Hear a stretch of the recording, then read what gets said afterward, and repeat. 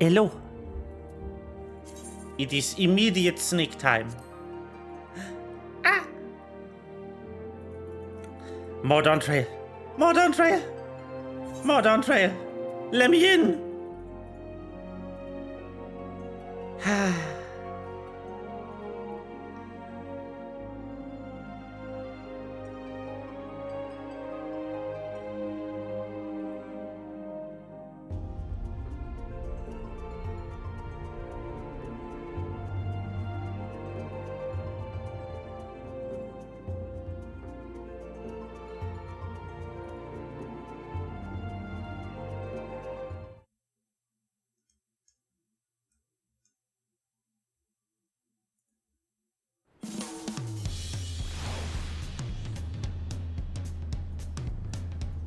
It hello. We're just going. We're just going.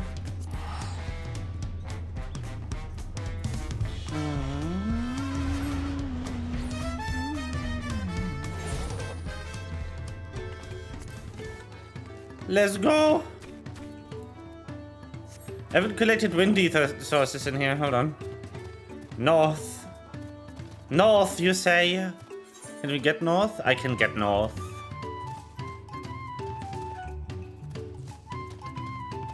How are you, Venrit? How is stuff?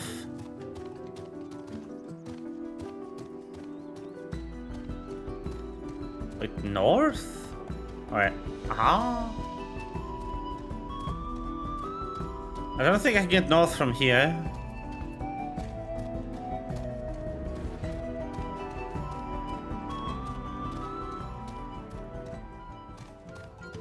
I think I need to get north from here. You're Dawntrailing? Very good.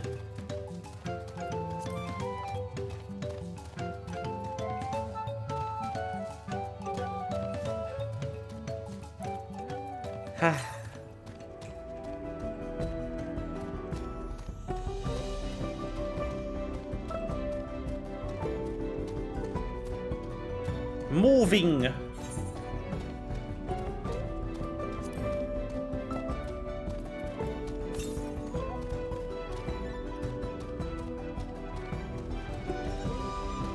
Ah, look, a viper. I can't believe we now have two classes with weird animations around them all the time.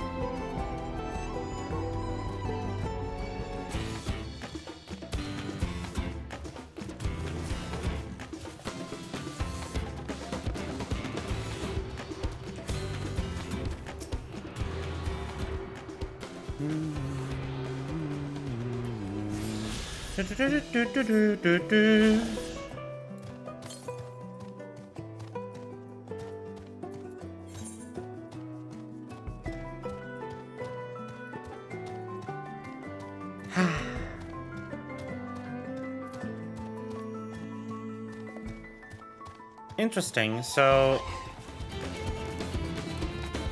we'll probably go through here somehow?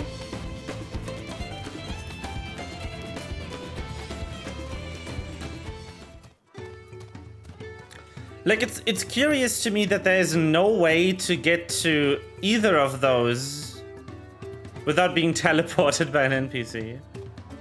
Huh. Odd. Mamuk?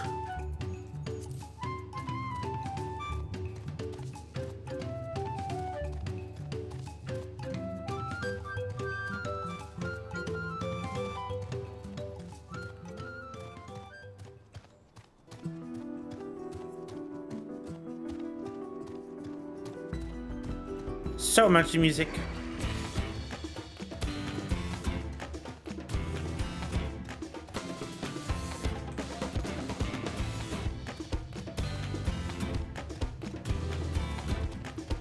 And here we are. Time for the trade quest. Whee! Leveraging connections is a sound strategy, but we should also consider supply and demand. An individual in need of a good poncho will offer more than a merchant simply looking to stock his shelves. That makes sense. But how do we know if someone needs a poncho? They aren't wearing one?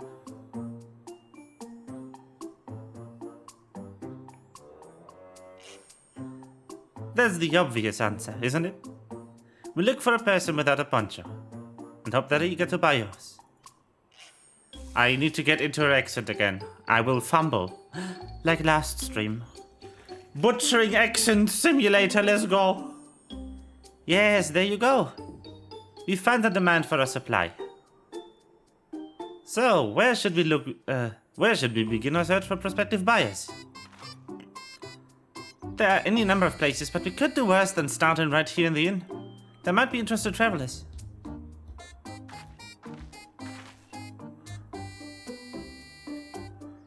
Who here needs a poncho? A lot of Mamuja hardly wear anything to begin with. Those are probably landscape of sellswords. Mamuja who soldier for a living prefer to not wear much above the waist. It hampers their movements. So even if they have bare shoulders, Mamuja carrying arms can be struck off the list.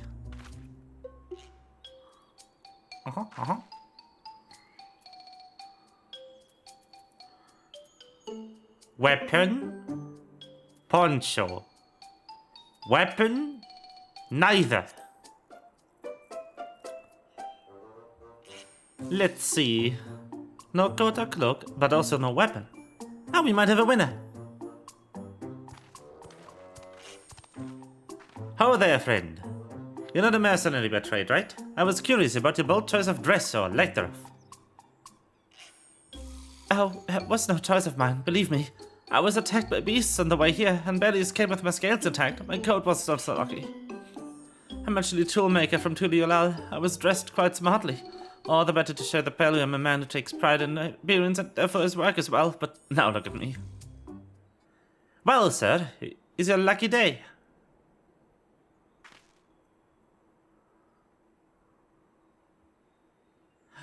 What a splendid poncho.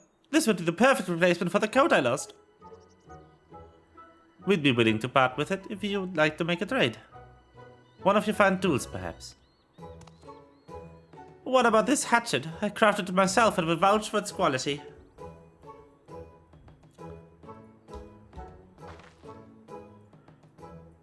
The blade looks sharp, the half-dull mate. It'll value at 1 pal in the thousands column. Ooh, doubling our value once again. Oh-ho, from 500 to 1,000. We have a deal. Wonderful. A fine garment such as this should put me on the even footing with any Pelu merchant. Like the eponymous owners of Miplu's mate garden for once, her field hands use hatchets to harvest the mate, and I thought to impress her with the tool I sold you. No matter, I have other wares to sell. Glad I am to have met you. Yay! Did you hear that? We've already found our next buyer. To Miplu's mate garden we go. Mate garden, I think even. This might be. This might be mate, which is a well, it's a South American shrub that is very high in caffeine content. Like, wow. And you use the roots to make tea. It's not called mate, it's mate. Yes, but it's a fair distance on foot. We should take alpacas.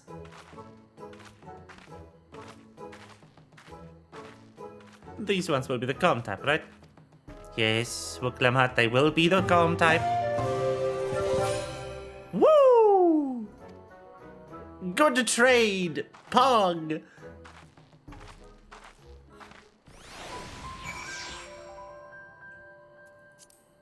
Woo! Eh? Eh? I am in the wrong class.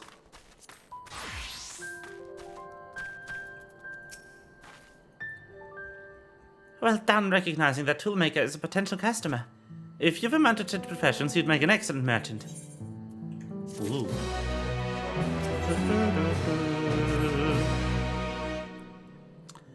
Before we get moving, you should be the one to hold this. Ah yes, the hatchet. With that, I suppose we should open the pack of smugglers the candy provided. Ready to go? Let's mount up. Yes. Whee! And off to the martyr fields we go. Please don't spit. Please don't spit. You'll be fine. These ones are accustomed to people. I still don't trust them. You have a knack for riding, no matter what you say. Without my Pakafins, we probably would never have come friendly merchants. Can you imagine with all the walking through?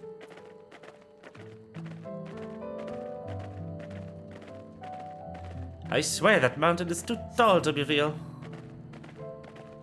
That is it. Wakazoma, was that the name? A forbidding sight, isn't it? One I've appreciated up close. Never appreciated up close. You have to take the long way around the cliffs to get there, to the highlands belonging to the Yakui.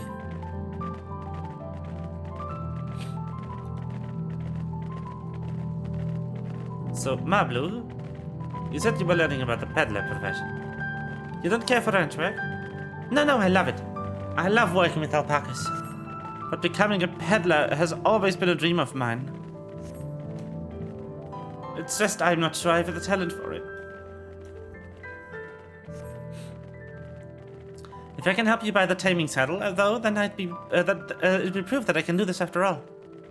In that case, you'd best get ready to be a merchant. Look, we're almost there.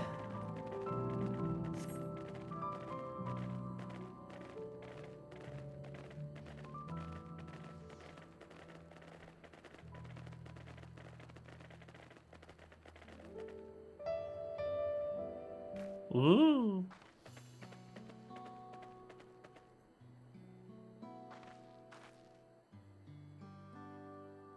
We made it, and without a single smelly incident. I sent the alpacas back to Ikuvia's Inn, so we'll walk along the main road when we return to the village. Speaking of roads to travel, you've adopted a Dawn Servant. You were adopted by the Dawn Servant, weren't you? Is that promise? That I was. Then perhaps you understand. I was an orphan too, you see. Turbly took me in. He took in all the ranch hands, actually. All of them. Yes, and everyone works hard at their chores, grateful for the opportunity to repay the head ledger's generosity. Yet here I am, the only one wanting to go off to be a merchant.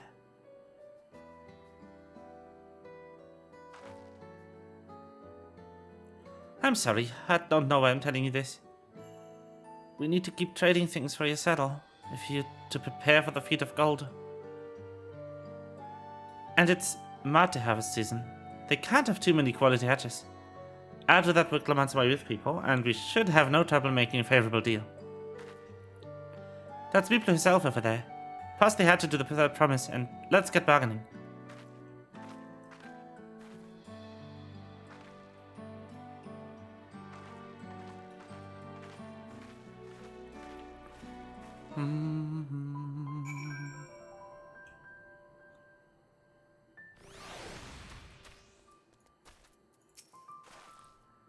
You have that little X for me? Yes.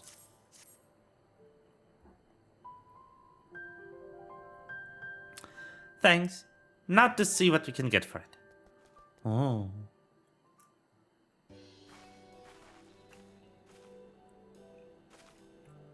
Yermiplu, the owner of these fields? I do have a man to trade if you're interested. Well, the third promise. I might be convinced to entertain a proposal. What do you have on offer?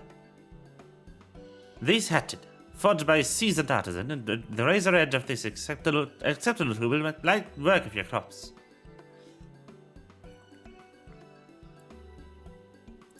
The quality is acceptable, I suppose. I offer you a large sack of martyr leaves in exchange. A sack of martyr leaves is valued at 1 pel in the thousands column, the same price as the hatchet. The steel would bring us no closer to the mascot. If I may, Mistress Miplu, it's harvesting season, is it not? Does it not the demand for hatchets afford them a higher value? It is indeed the season. which is why I procured an ample batch of tools well in advance. We've missed the window for demand. In that case, we'll have to fall back on connections.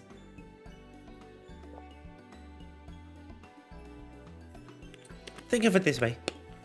A generous deal will put you in the third promise's good graces. Surely that's worthy of consideration.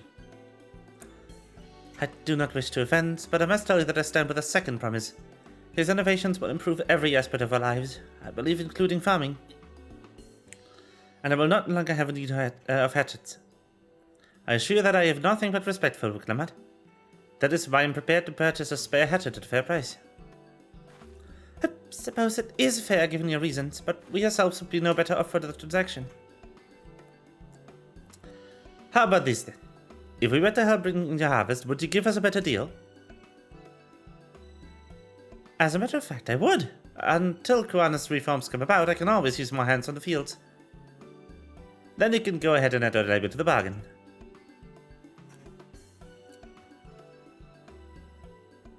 Added value to tip the scales? How could I have forgotten one of the most basic rules of trading?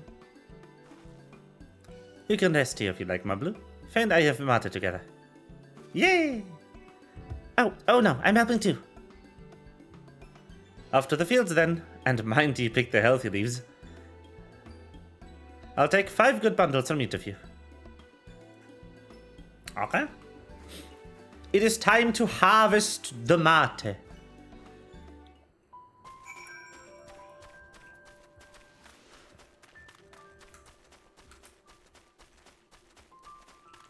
Mate is a very bitter drink, by the way. Or mate tea.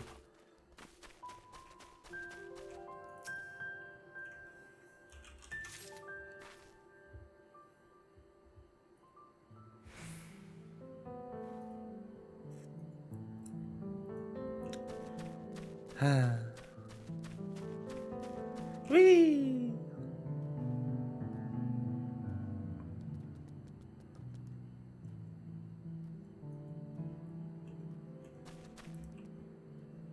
Oh, they modeled this really well. Damn.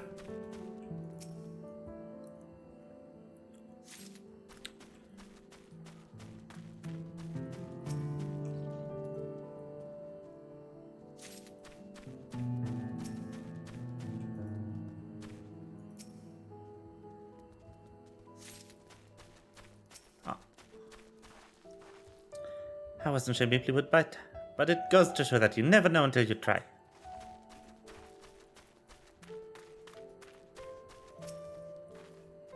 Did you see how Wicklamat came to my rescue there? She's really good with people. Yay. This is, after all, the journey of Wicklamat becoming worthy of being Dawn's servant.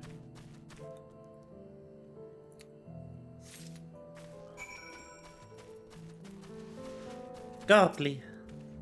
Have you ever seen someone picking mate leaves? I imagine the opportunity to see such few and far between.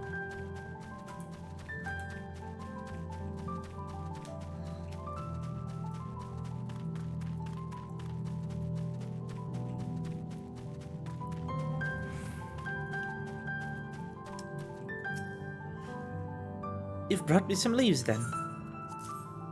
There you go. An acceptable harvest. We'll see how your companions fared before I make any decisions, though.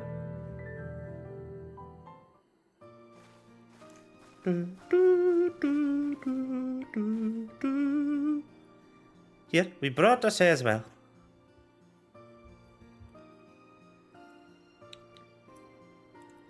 Thank you, that promise. This is more than enough to hold up at your end of the bargain. Now it's time to honor mine. After adding the value of your labor to the price of the incense, I'm prepared to offer you a full sack of the highest grade mate leaves. Premium mate. Brought at the shop. One sack of those leaves would cost no less than £5 in the thousands column. Quintupled value, Pog! Then we can bid farewell to this hatchet. Whee! Excellent trade! I'll give it a good home. Talk of the contest aside, I'm glad we come to a mutually agreeable trade. As am I.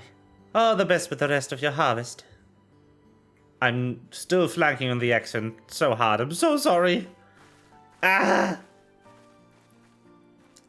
Accent difficult.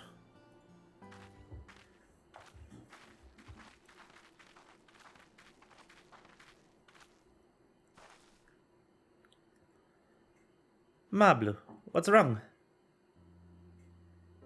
It's as I was saying before. Even after everything Toby has done for me, I'm planning to abandon it all and become a merchant. But then I needed your help after getting a basic rule of trade. How can I expect Toby to accept my decision then?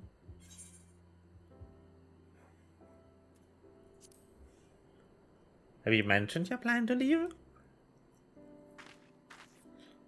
Not exactly. I wanted to prove I could succeed as a peddler before I declared my intentions.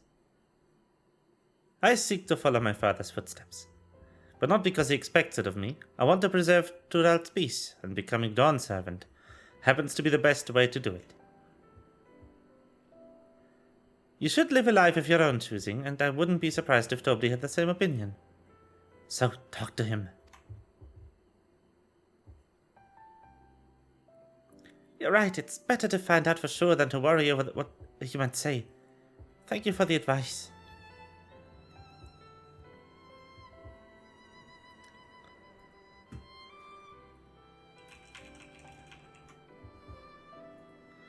But first, we have a saddle to buy. I want that success under my belt so I can be sure of my decision. What's next, then? We try to try to leaves for something halfway to 10,000 pel?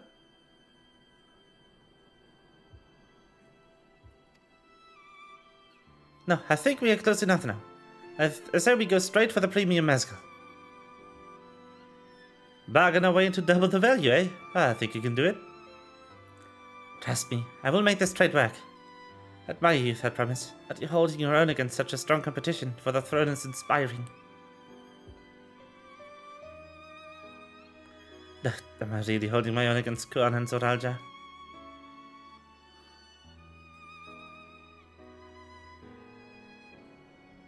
I mean, of course I am. I am Muklamat, the Dawn's promise, after all.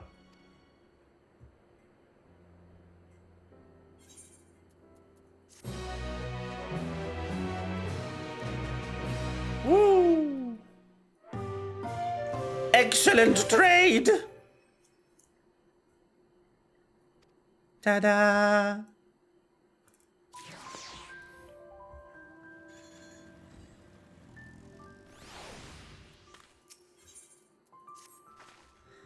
Before we go, let me give you the matter leaves. I don't need to risk proving Everville's point.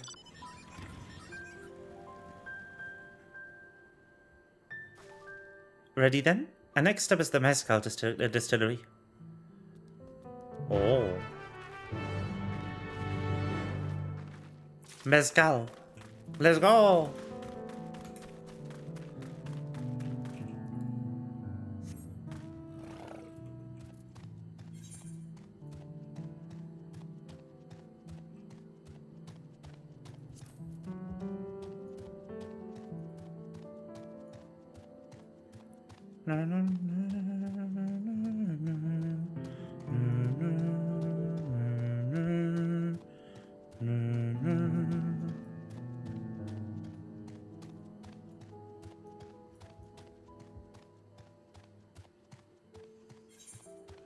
Actually, I should probably check for ether currents before I leave here.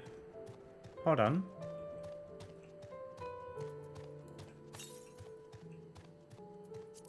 What? That. Yeah. Oh, it's up there. No.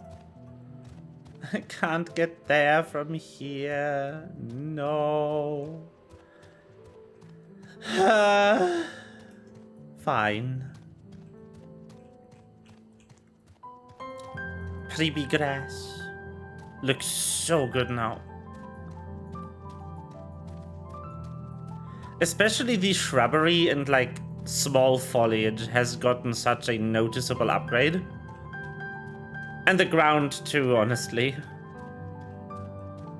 As soon as I can fly, I want to like compare the ground texture here to the ground texture in the Azim steppe.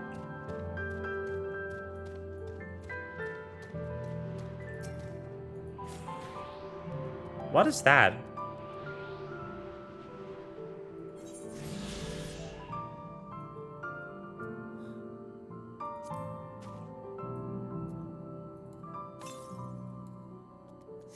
Oh, west. Oh, I forgot one over there then. Oops. That looks like a Mughal thing. These are funny.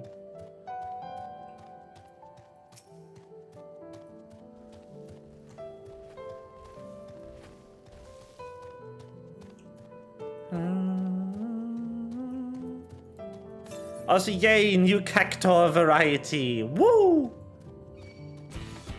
Oh no.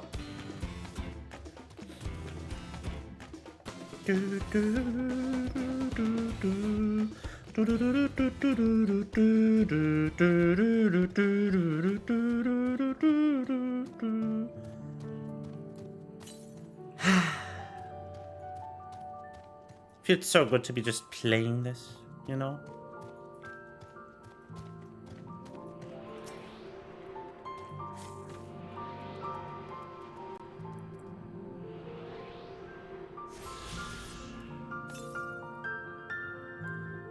Southeast. That could still be on this map.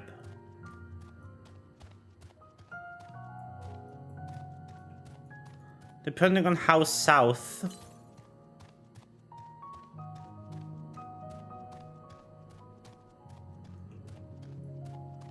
If it still tells me to go south at the tip there, though, it's on the other side. Wait, actually, I could just check how many I have already. I'm at 4. There's one more here, then. It's still south of here, though. So it's not that one. It might be over there, actually.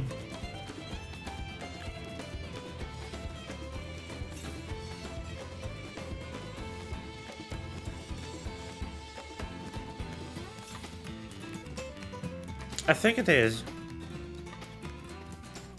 Oh, the fighting... The battle music is so good. I can't wait for the first dungeon. There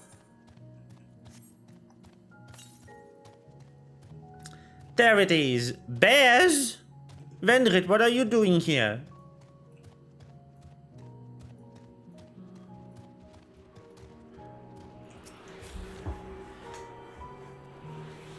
It's just bear. Bear! My voice is still a bit dead from yesterday.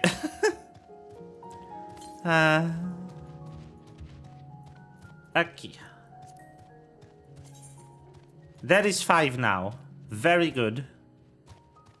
I would love to know why they are in the weird-ass cluster configuration they are in. Maybe it's 3 near quest targets and 2 off in the field or something? Those are really weird, though. Like, why isn't it just the first 5 instead of this weird-ass pattern?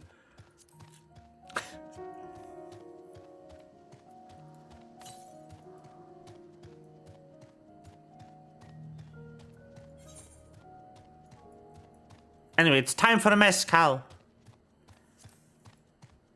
Let's go.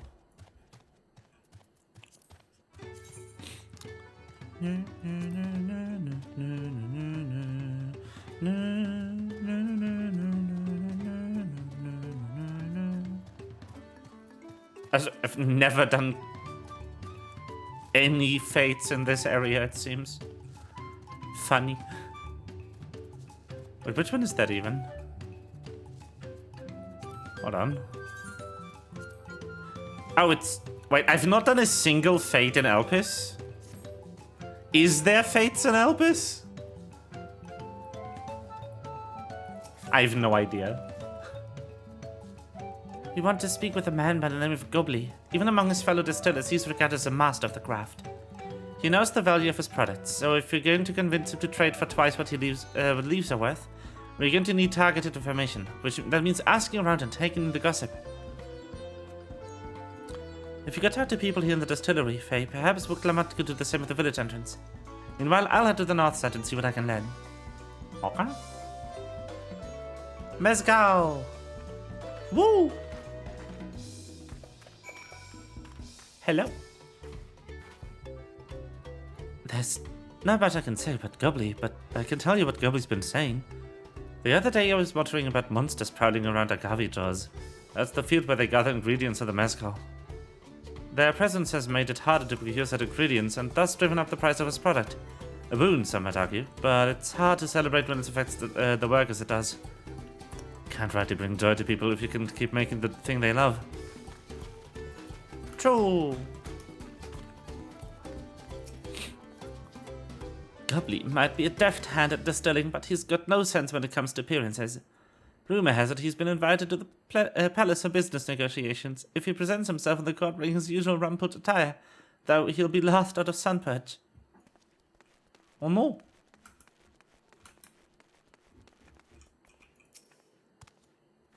Me? I'm a chef from Tulialal. I often come in to buy Golby's mezcal, the finest in Tural, according to my customers. He always brings out a jug during our dealings, but I can't handle the stuff too well myself. I take small sips, not wanting to be impolite, but understand he will end up so addled as to agree to whatever price he quotes me. It would be nice to have less potent refreshments during such conversations, else I might have to seriously reconsider our arrangement. Oh no!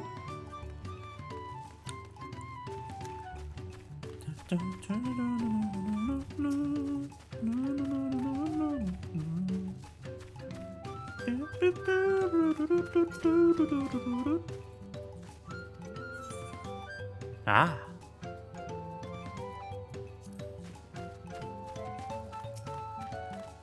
Pineapple.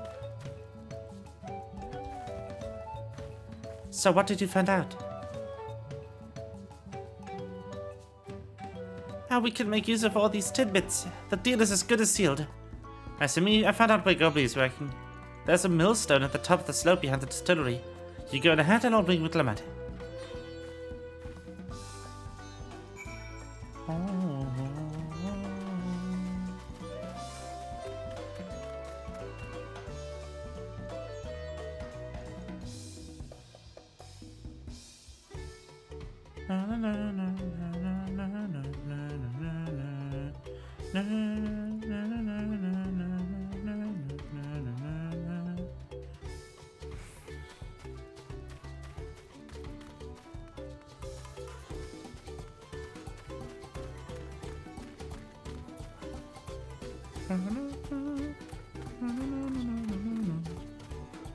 Hello.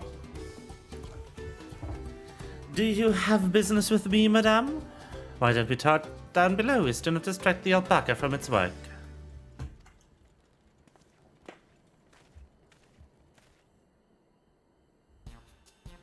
Go, go, go, go, go, go, go, go, go, go, go, go, go, go.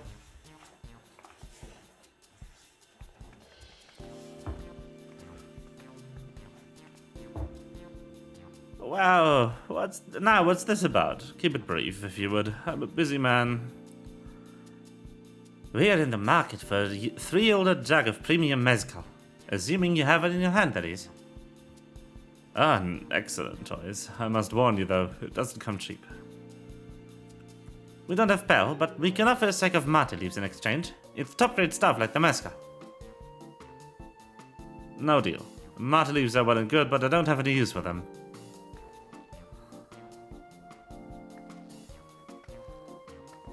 No deal. Just like that.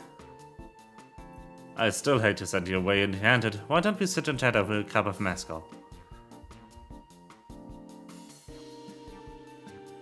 Now the real bargaining begins. Which of cards do we want to play first?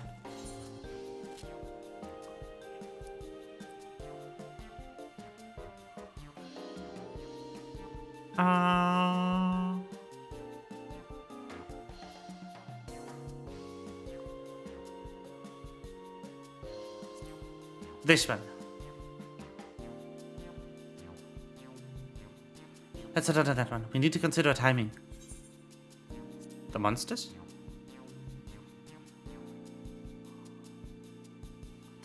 Ah, okay. I wanted to keep that one for later, but fine. I appreciate your hospitality, but I'm afraid I can't hold my drink. I've heard one of your regular customers, Hobiga Chief, is the same. Seeing as not everyone can enjoy mezcal, I wonder if you might benefit from having other refreshments to offer. Something like mate tea, for instance, and brewed from the finest leaves, of course. You're right, absolutely right. I had noticed a growing reluctance on the part of my Hobiga friend. I did not realize I myself was to blame. I must endeavor to be a better host, still. Even after even with that added value in mind, no sack of leaves is worth the mezcal you're after.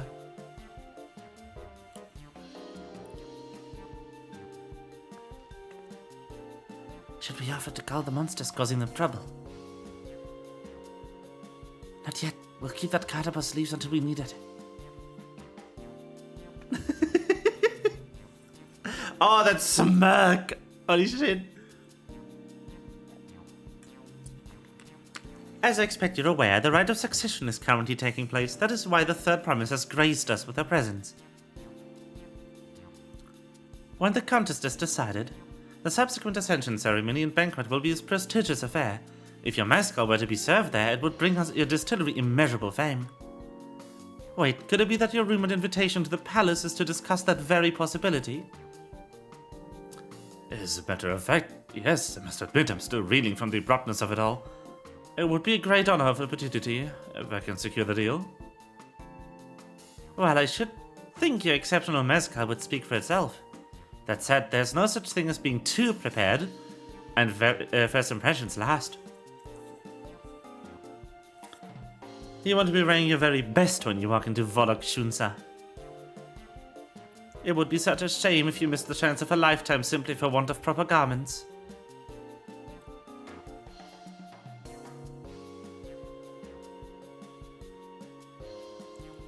That it would. Are you saying you have garments to offer? Something ideal for court?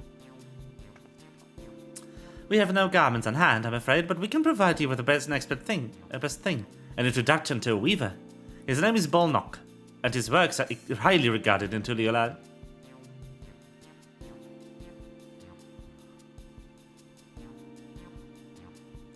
As a supporter of Buklamat and keen observer of palace politics, he will doubtless be happy to guide you in the selection of an outfit that fits the golden occasion. That is certainly a tempting proposal. One of which I should like to take full advantage, but the scales still aren't quite balancing.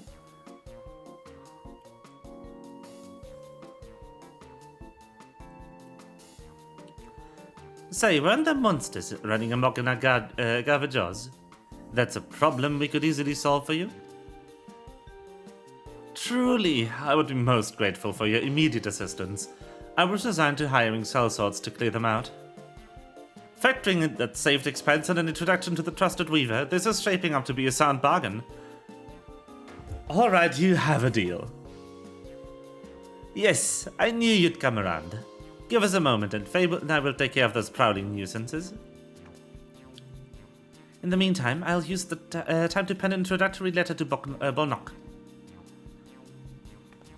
The fields you're looking for are just north of Wachimpello. Be safe. Woohoo! Finally, I get to punch things!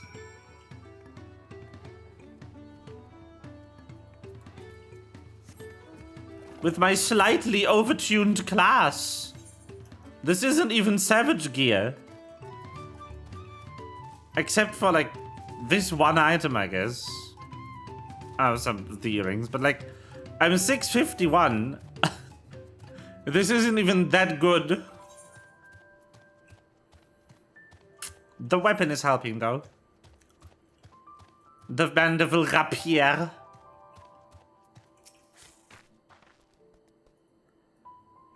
That should be a Gavados just over there. This'll go faster if you split up. Come and find me once you've finished clearing out your share of the pests.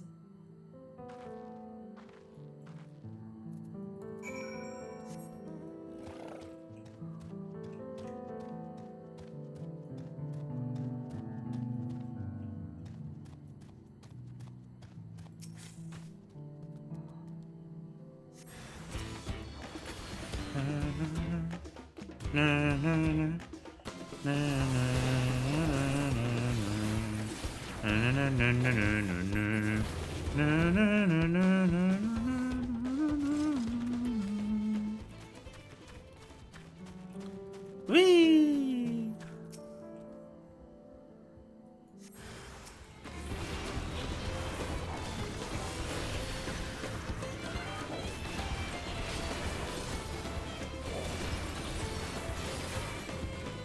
Death.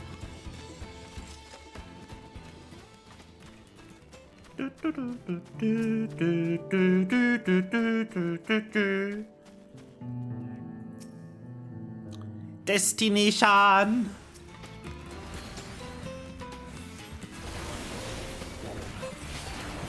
Destination. Bonk.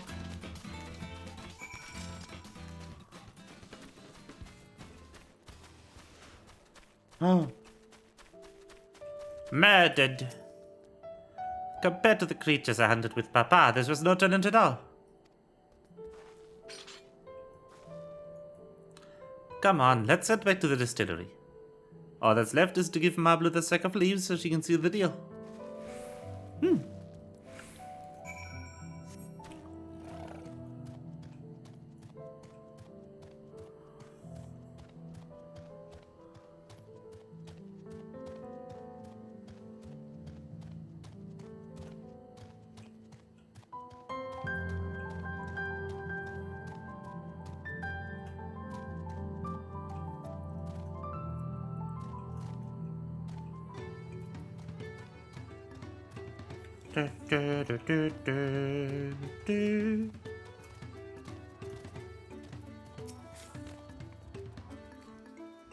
Those monsters were no trouble for you, it seems. Now if you could just have the sack of leaves.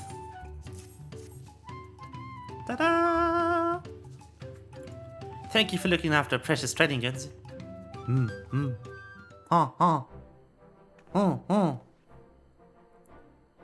Your monster problem has been resolved, Master Gobbly. Here are the matter leaves and written introduction to Bonok. As agreed.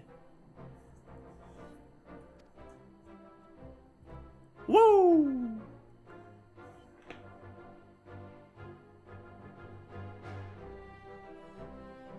Then the deal is done. Here. Your jug of premium mezcal, aged 3 years. Please accept it with my compliments. We did it! Woo! Yes, we finally have the mezcal. Great work, especially you, Mablu. You are the one that inspired me to come this far, third promise. But let's not celebrate until we've settled in hand. Mablu, is it? You have a hard bargain, young peddler. I look forward to doing business with you in the future. Thank you, but truth be told, I'm just a ranch hand, for now. Should I ever become a proper merchant, though, I'll be back to strike more deals with you.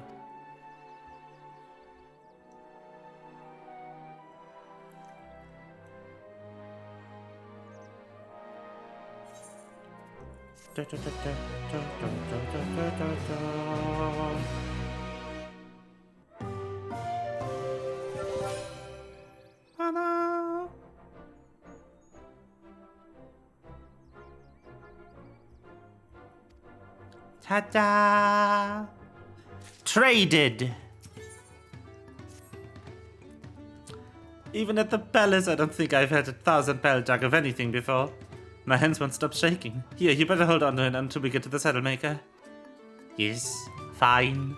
I've held more valuable things. Can you imagine if we dropped it and had to start over again? Luckily, Havli's place is not far. We just need to head across the plaza.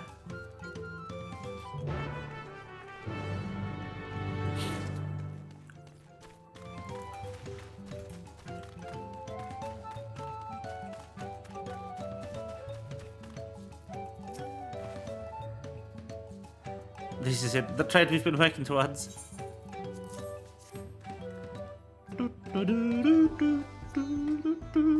Phew, still in one piece. Right, time to make our deal.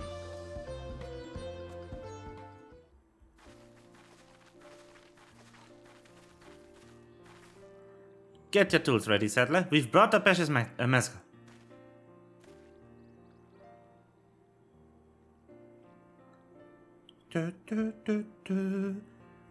Wait, you actually got your hands on a jug? But yet nothing, a few measly clumps of wool. What we had was an inspiring trader with a gift for negotiation.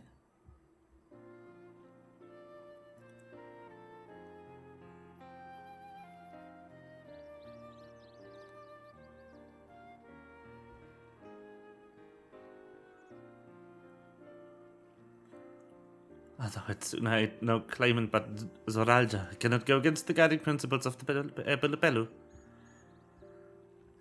A trade is a fair one. I will craft your saddle, that promise. Great! Stay and wait if you like. I have all the requisite materials, so this won't take long.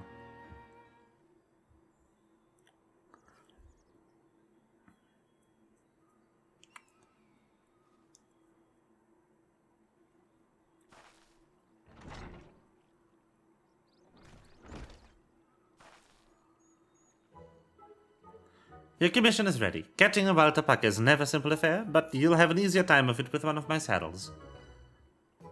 Ooh! Now if you don't mind, I have another work that needs finishing. I can taste the smooth mezcal already.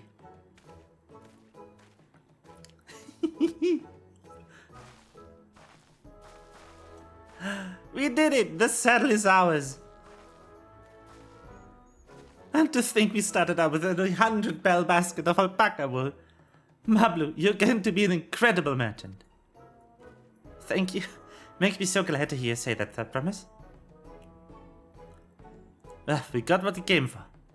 So let's return to the ranch. The others will be waiting. Ta-da! We did it! I really like the new screens they added. So they're so funny.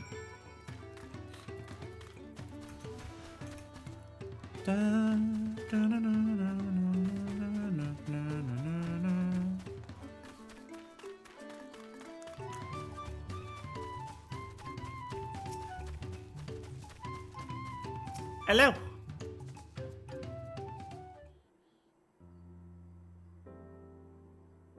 You've acquired the saddle, then?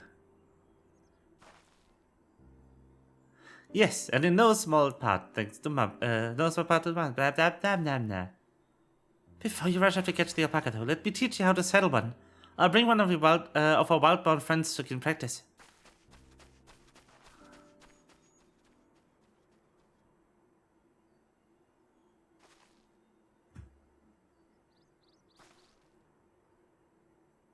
I know. This is something I need to learn.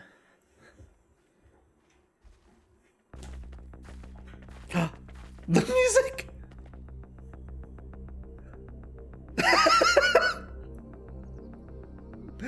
No, not the alpaca.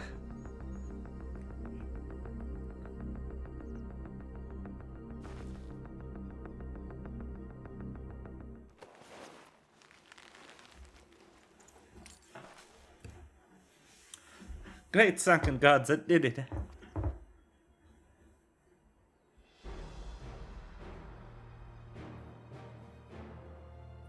He hardly seemed bothered.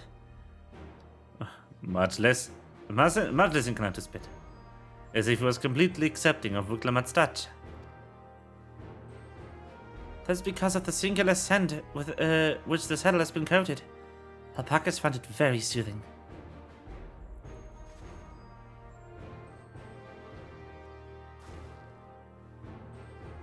You know, I've never taken a good long look at you before, but you're actually kind of cute. Ah, you're only now noticing that? Zoraja, he's back. Golden alpaca! Having done exactly what he set out to do. That alpaca he brought, is it just me or is it glowing? I've heard tales of such a beast. They said the golden alpaca lives in solitary existence deep in the valley, where it shuns the company of both men and its own kind.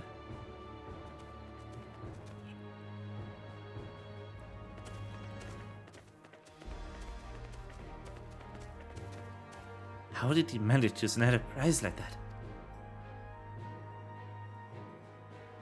A beast knows its battles. Faced with overwhelming strength, it will yield rank and risk death, rather than risk death. An apt illustration of how greatly the power of the first promise exceeds yours, Wuklamat. Strength alone won't win him our father's throne. I'll be the one to find the Golden City, and then Tural can remain at peace. An everlasting desire for peace can only be forged in fires of war. To unite as one, the people must be taught. They must suffer the horror and the hopelessness firsthand. Exhaustion from prolonged conflict, the wages of war, merciless nature. These are what moved the clans to join the founding of Tuliolal all those years ago.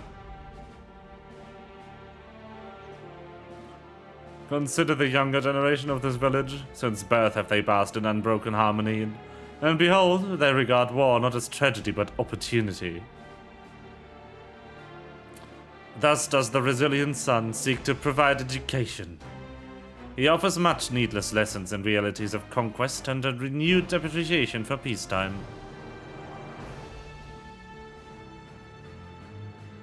'Tis true that war's misery breeds a longing for peace. But I've seen with my own eyes what becomes of an empire forged through the violence you propose, the rebellions it spawned, and the ruins it left behind.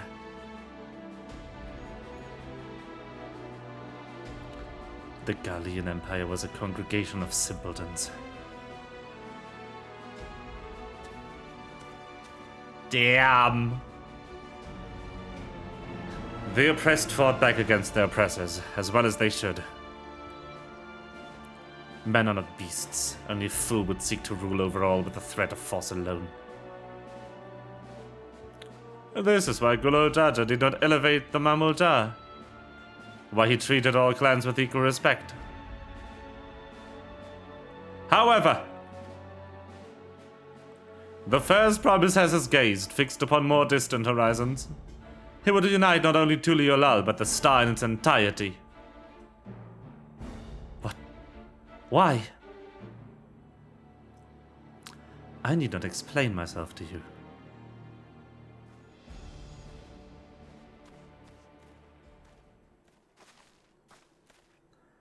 Oh, well done indeed.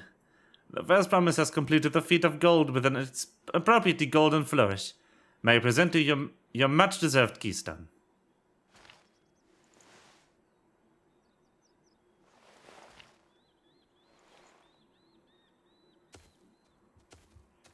Huh. He's always been like that, never sharing his innermost thoughts with me or even with Guana.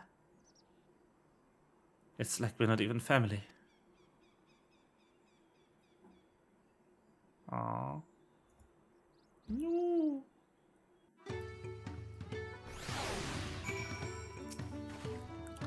I'll ponder the Raja and his mysteries later.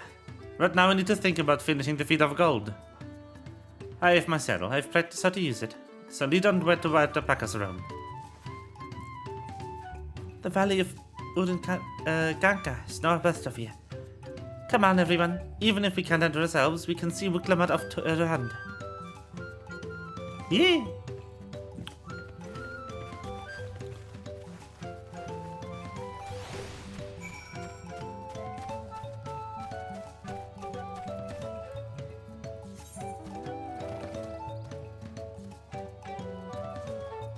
Are we going to the area that I wondered what that was earlier?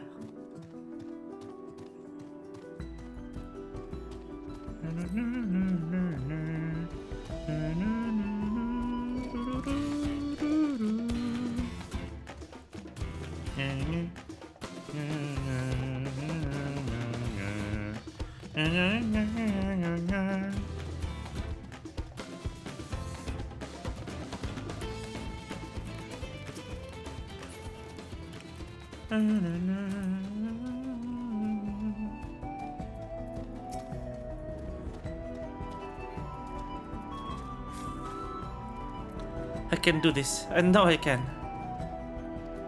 Cheer! Cheer. Way! Woo!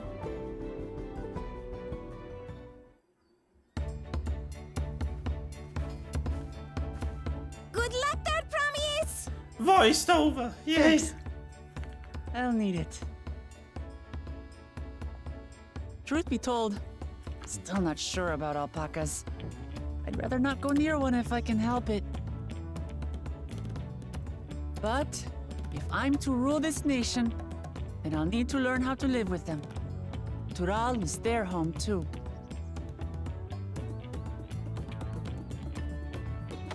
Right. I'm off.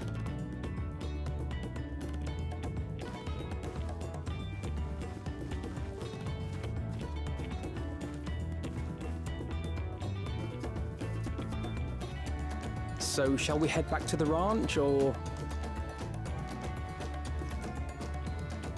I'm staying here. As will I. Wooklamart is alone in this. The least we can do is stand watch and await her return. Yes.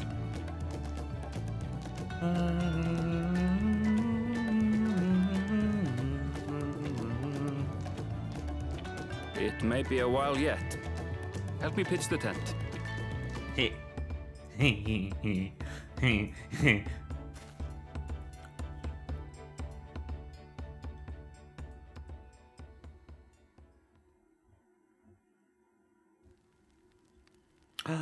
Tent.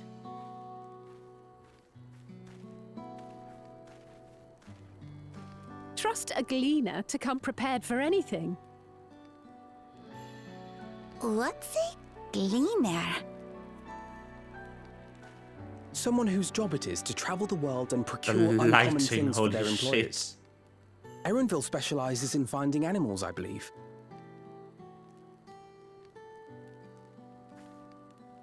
But aren't you a Shaitana from Shaktural?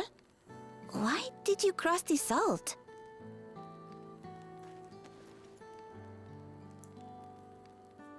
When I was much younger, the thought of leaving Tural never even occurred to me. But then, some years ago, my mentor tasked me with a difficult hunt. Something I could never find, she said, so long as I clung to the familiar. She suggested that I leave home, leave Tural, and join the Gleaners of Sharlayan. As one of their number, I could experience the world, immerse myself in myriad cultures and customs, see the many faces of nature. And once I had learned what is truly important, I would find that which I seek. My younger self took those words to heart, and off I went to become a gleaner. Her words alone moved you to leave behind everything you'd ever known? You must have great respect for your mentor. As it happens, gleaner work was much to my liking, and I all but forgot why I had pursued it in the first place. Yet, events conspired to put me back on the trail I'd abandoned. Wait, are you saying you were tasked with finding the City of Gold? I was. And though my hunt is now entangled with the right of succession, I mean to see it through. Well then, I understand completely. We all have our reasons for seeking the Golden City. Which is all the more reason for us to work together. Just so.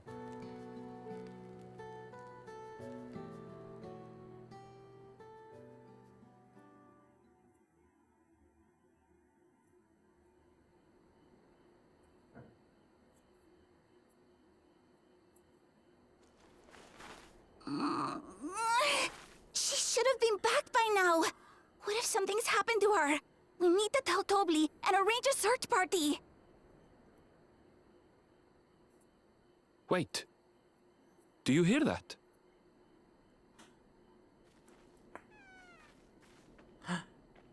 Hey, let's go.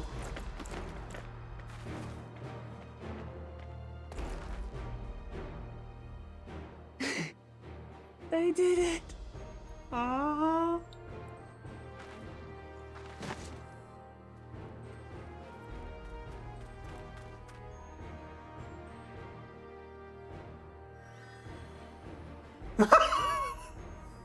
You're utterly spent, and small wonder.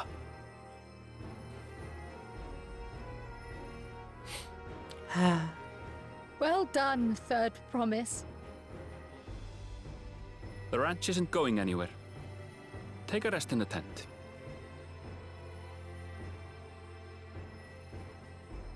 I think I will.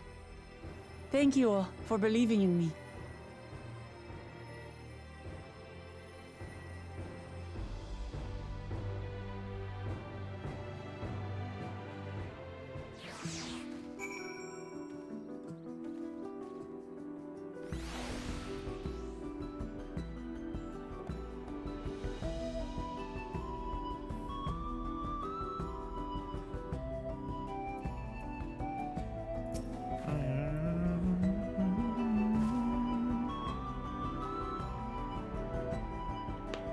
I'm so relieved the third promise came back to us safely. And the alpaca she tamed is a healthy-looking beast. Surely this will be enough to satisfy the feet of gold.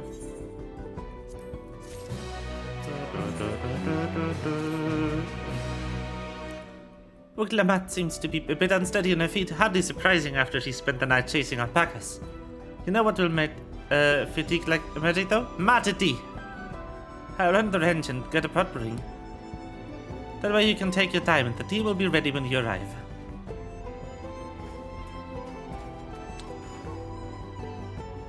As Mably so wisely suggested, we shall set a slower pace for exhausted third promise.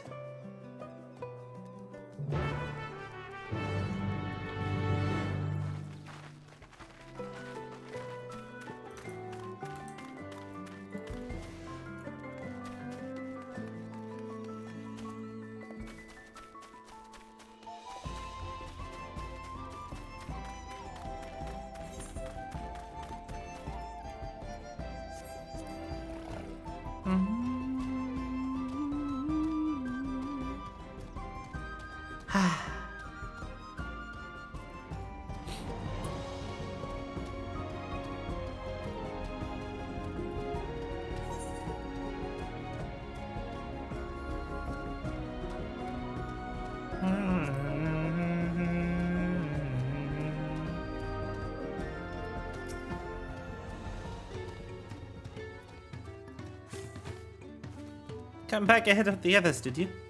I should hurry along with the tea then. Utlamat can't be that far behind.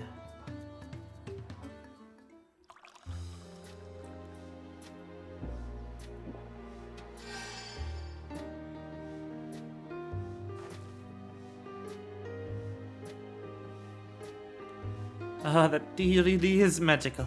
I feel better already. I see you've become more comfortable around our fuzzy friends. Watching this one taught me a lot about alpacas. What grasses and fruits they eat, what sounds they react to. Their adorable little quirks.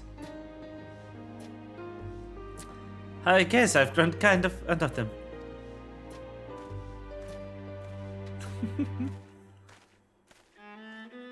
Welcome back, third promise. Accomplished the feat of gold, have you?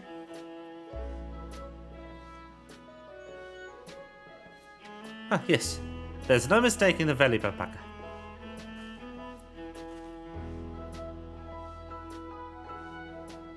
I comment you on your success. Well done.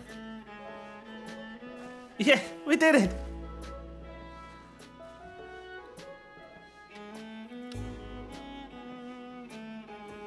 Although I couldn't find a shiny one like Zoralja did.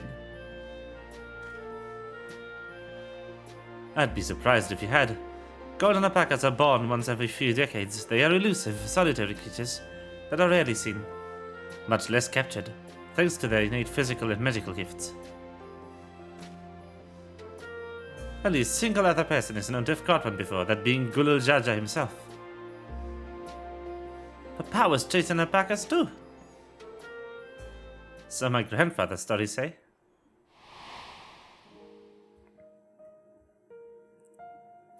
It was before the founding of Tulialal, in a time when the mountain giants, the Yokhui, held our people in thrall. Compelled by their overlords, our forebears would ride their alpaca mounts to the highlands to deliver gifts of food and the other tributes. Those were wretched days, to hear grandfather tell it. Then along came the young Gulul Jaja, yet unburdened by the mantle of Dawn Servant.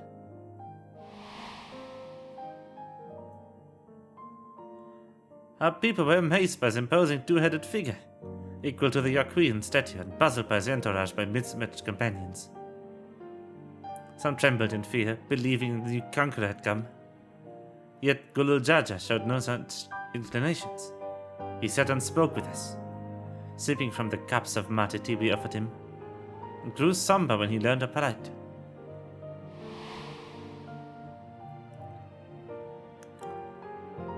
None could have anticipated what the visitor decided to do next.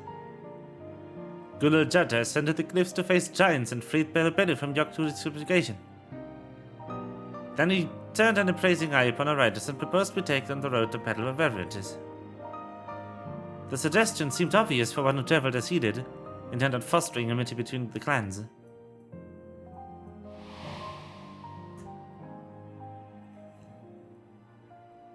So it was with a few words from Gulul Jaja transformed us into a clan of itinerant merchants.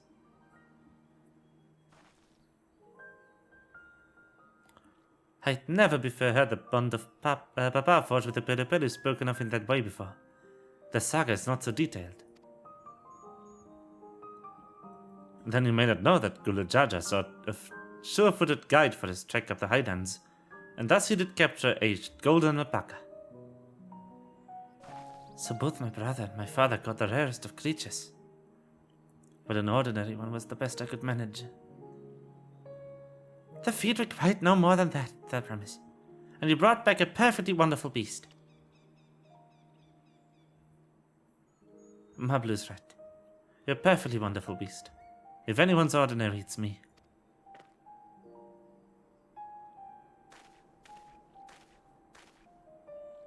Not only did you accomplish the feat of gold, you also made many trades and brought joy to many people in true Pele fashion. I sorely doubt your sibling could have achieved the same result. You should be proud of the accomplishments returned to your keystone.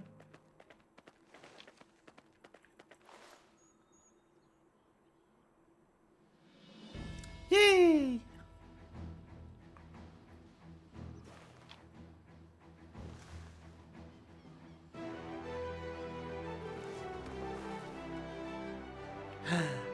Boop! Let's go! 5 more to go. Woo! You're well on your way, I promise. We'd have been lost without you, Mablu. Thanks to you, I've learned so much about the Pelu people and their customs.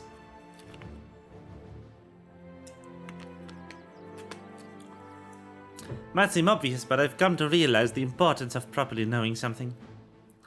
And it was because I didn't understand alpacas that I was uncomfortable around them. I'm thankful to you as well, Wuglamat. You've given me the courage to say that I wasn't sure I could ever say.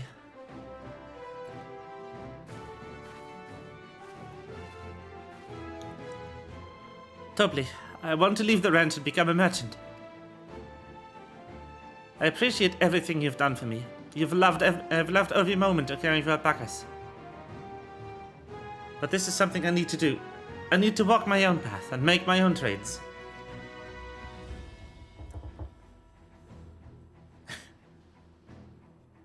As your parent, allow me to say one thing. I've always tried to give my wards lives filled with as much happiness as I could provide. Yet never once have I wanted that to be the only happiness you knew. You have my blessing to walk the path you choose, Mablu. It gladdens me to hear you found a calling you wish to pursue with such passion. You'll make an exceptional peddler, I'm sure of it.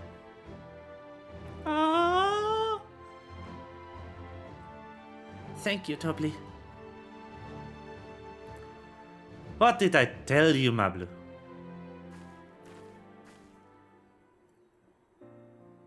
There's one last thing I can help you with, that promise. You need to find the Golden City, right?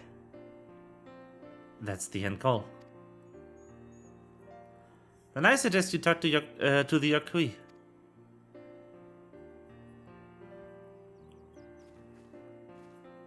They once ruled over far more than just Urqupacha and the Pelopelu. 1,000 years ago, they were the overlords of Yogg-Tural and all its peoples.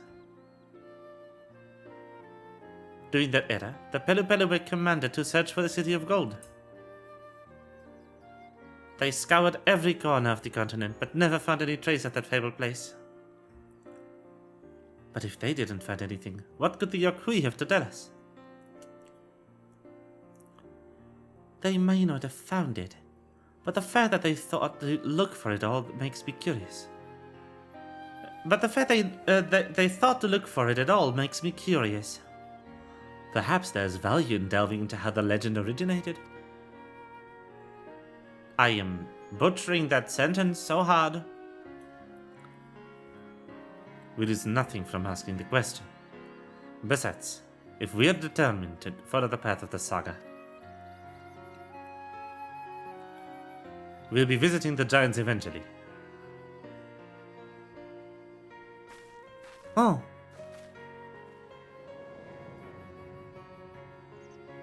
All the way up there.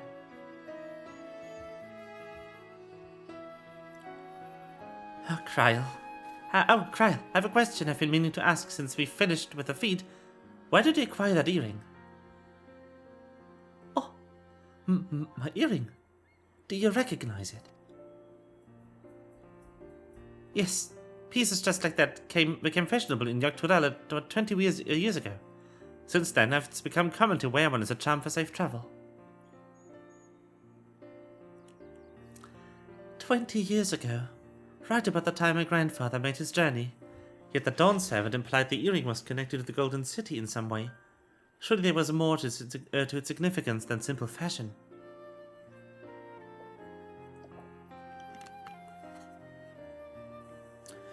If you want to know how it first came to be crafted, I could try to find out. Seeing as it's a regular seller for many merchants, I'm curious to learn about it myself. I would appreciate that very much. Thank you. Jumping feet first into the peddler business, eh, Mablu?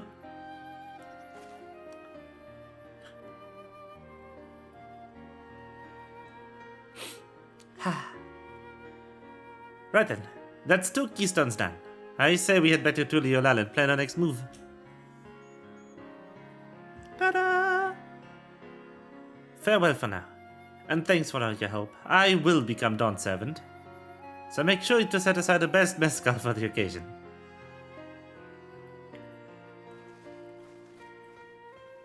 Yay!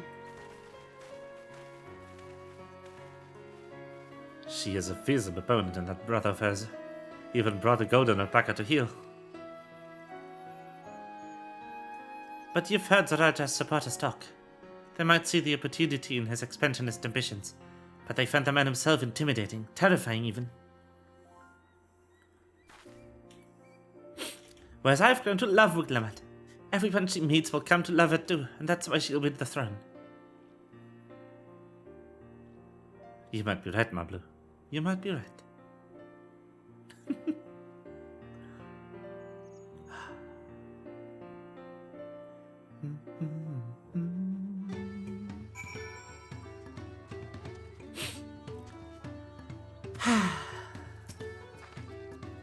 It feels good to have the feet of gold safely under our belt, even if my victory pales beside Zaralja and the shiny golden alpaca. I know I shouldn't let it bother me, and gods know you have all been so supportive, but I want to be strong, or wise like my brothers, to be a promise that protects respect. We're just not likely if I stand here carrying on about things. Let's move on. I bet to Jabrav here with us. Jabalyev Tie. Jabalyev Tie? Is that it? Is that how you pronounce this?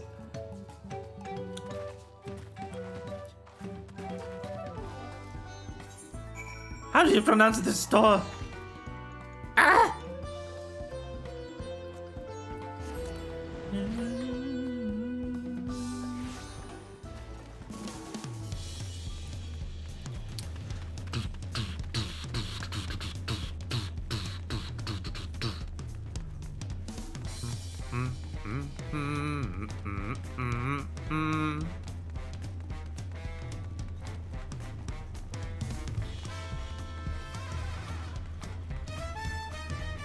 Ta-da!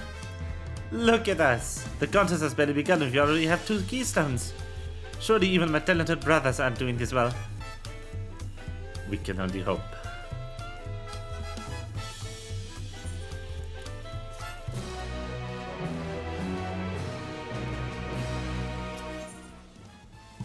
New quest! Woo!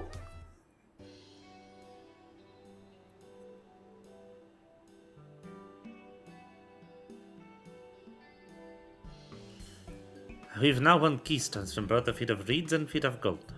Surely that means our approach with the contest was the right one. So it would seem. By continuing to retrace Gulol Jaja's journey as presented in the saga, we should find the remaining electors in turn. Then let's visit the giants next. Like Trial said, the fact that they were searching for the Golden City may mean they know something useful. The home of the Yokui is in the upper reaches of Urkupacha. Unless you're keen on scaling the cliffs, we'll have to take the long way around. Through Kuzamauka. This route will take us close to Moblin Village, which is another important location in the saga. Since we'll need all the keystones eventually, it'll make sense to pay them a visit while we're passing through. So we can call on the Moblins first then. Let's head there right now. I'm afraid right now is going to be a problem. That is the wrong R.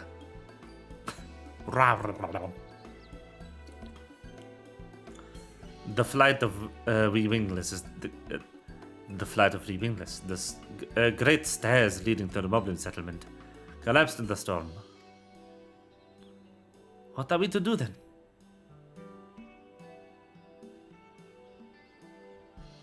There is an alternative, but it requires preparation.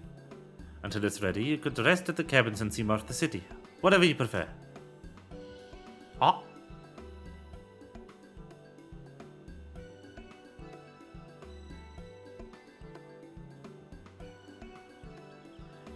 Just to be sure, you'll accept any method of travel as long as it gets us to a destination? Of course, what do you take me for? Then as your guide, I will see you through the arrangements. Well, it seems we have some few tramps on our hand. Let us make the most of it. Why is there so few voiced cutscenes in the beginning of this?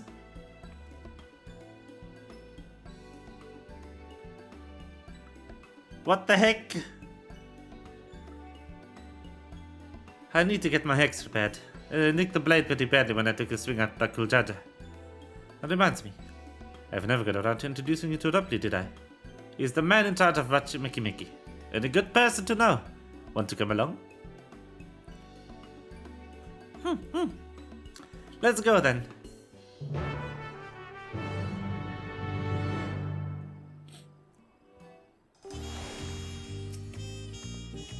Ready? The markets of Wachimeki are to the east, at the other side of Bay said Baby.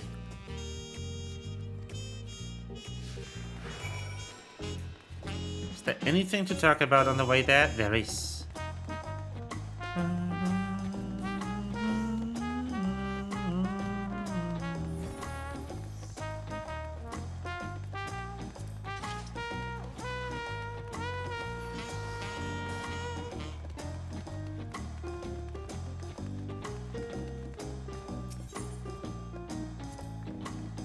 This is Auntie's Tacos. Named for Zona here. The lovely T-Sol. If you have the best tacos in Tulilal, this place sits at the top with Rabali The other one that I cannot pronounce. You say that promise, but you ever only eat at Obruk if his food. Come and buy mine for a change. Sorry, Tisol. It's been a while, hasn't it? I swear I'll stop by for a bite once the contest is over. F. Get called out, Ruklamat. Get called out. Oh no, the script exchange. It is Rovina time. Not Rovina. No. Not Rowena, no. My, the third promise. How might I assist you this fine evening? Well met, Roughly. I need to buff a nasty trick, a nickel of my X-blade. Yes, it's been chipped quite terribly. Trying to cleave rocks again, are we? Something like that. Think you can fix it? You stand among Dural's most prestigious gathering of artisans and ask this question? It is child's play.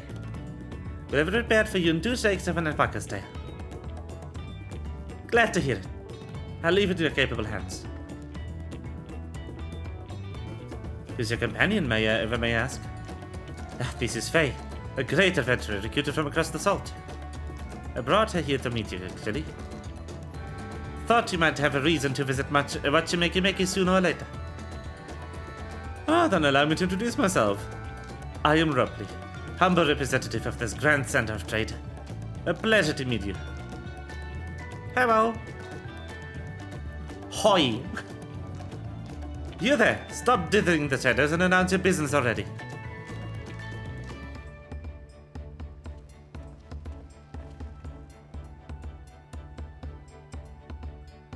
I've seen that man somewhere before. He was of the boat. Yes.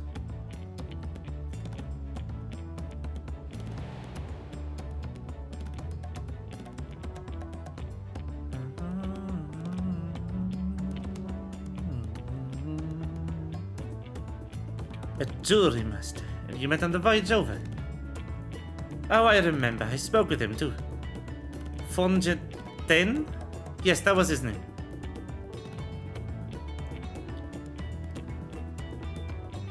You've been loitering like a frightly admirer who can pluck up the courage to confess his feelings. Out with it then. Why are you here? That is to say...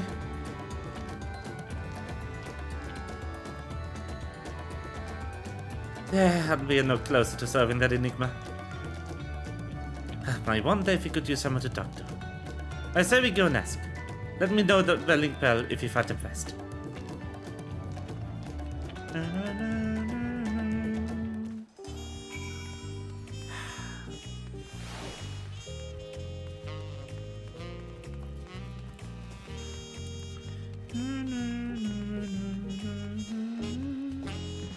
It's really exhausting how much I have to voice act in this.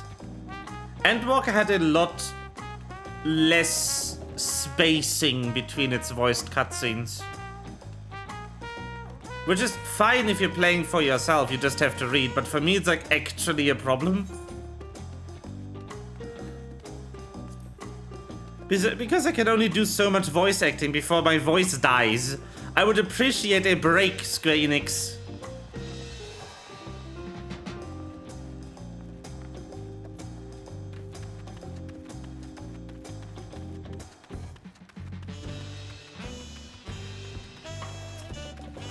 Fonjenten.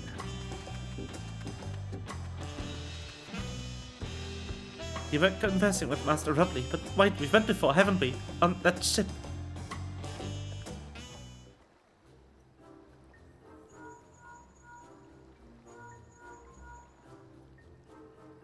You found him.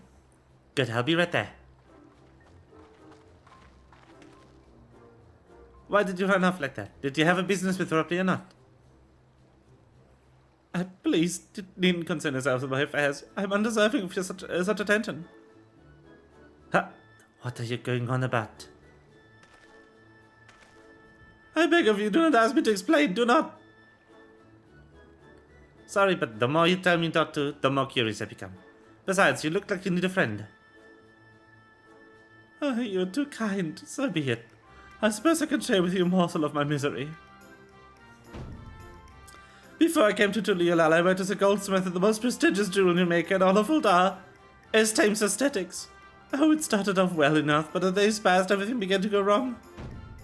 Compared to the masterpieces of my talented colleagues, my products were lacking. Mediocre, I lost all confidence. Crippling doubt had possessed me, and any veneer of bravado tried to put forth soon cracked beneath its weight.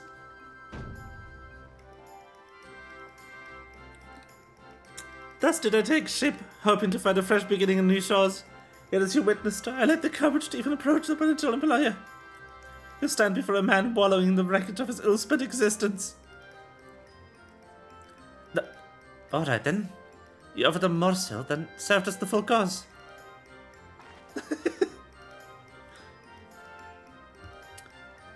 You must have really wanted someone to hear your story. If you like, I could try to give you a few words of advice.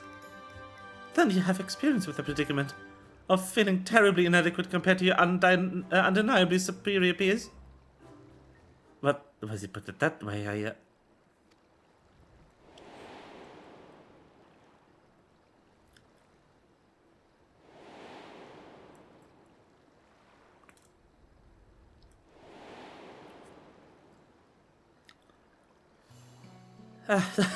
Not me.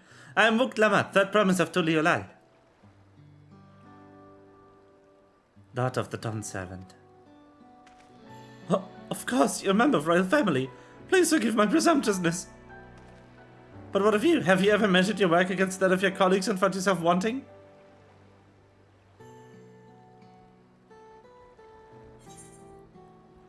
On occasion. You can measure your worth by the success of others, though.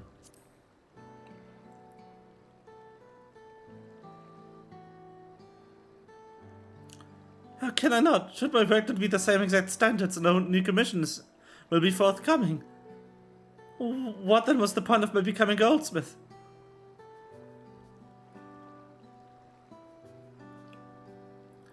Looking back, 'twas my father who inspired me to take up the trade.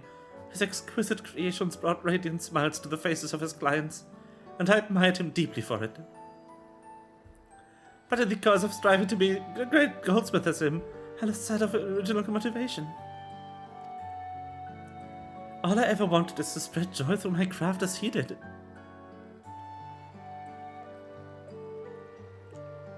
Perhaps I will give this one last try. Thank you both for reminding me of what was truly important.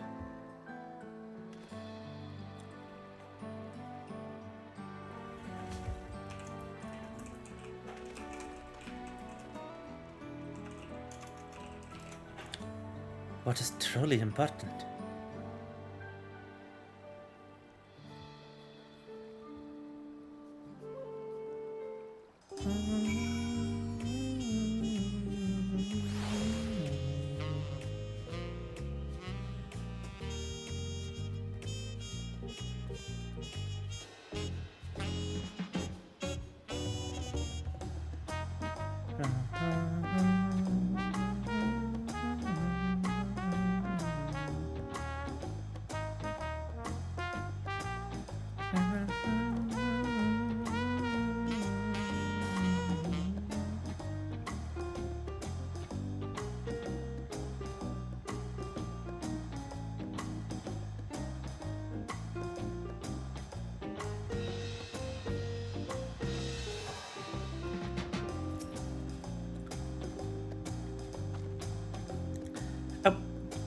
Oh, sorry, Faye.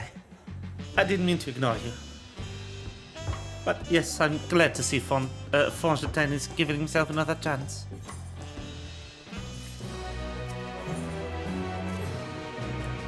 I can't help but wonder if Fontaine will follow through.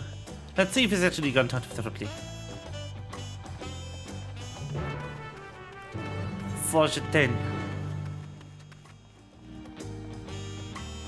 These guardian names be like Fontaine. Ah yes, ah oui oui. Fontaine. Ah oui oui.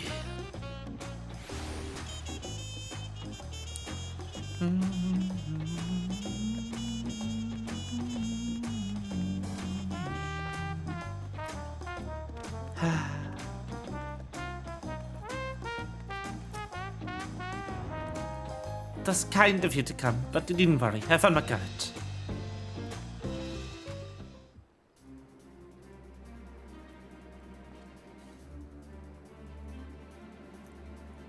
Pray accept my apologies for my earlier behavior. My name is Fontaine. I'm a goldsmith from Muldan, faraway Asia.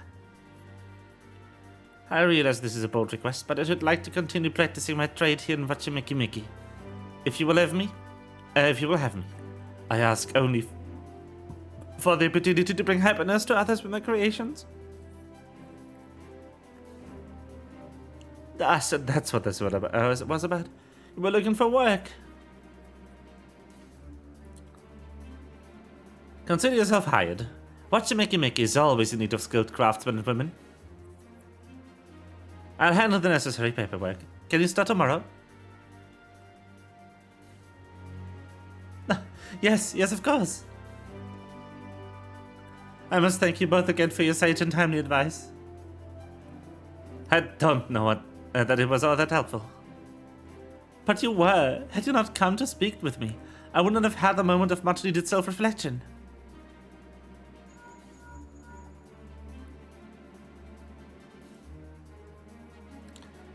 The arrangements have been made.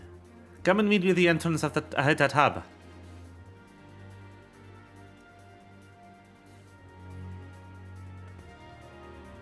Ah, I almost forgot. Do you have my eggs ready, roughly? Ready and waiting. Behold the sublime touch of Wachimiki artisan. Woo! Oh, it's as sharp as deadly as the first time you held it. Thank you.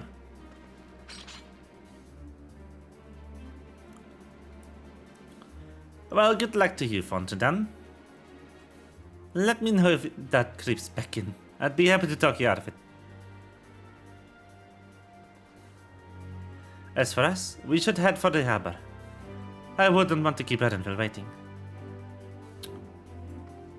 Losing the accent once again. Ugh. I don't understand how voice actors, like professional voice actors, do it. Like, for the ones in this game, it's mostly just their natural accent that they're doing. But like... ugh, difficult.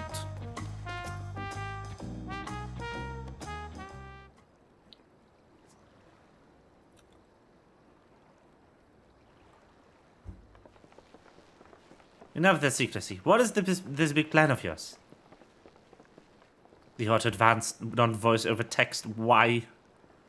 Look there. That is my big plan.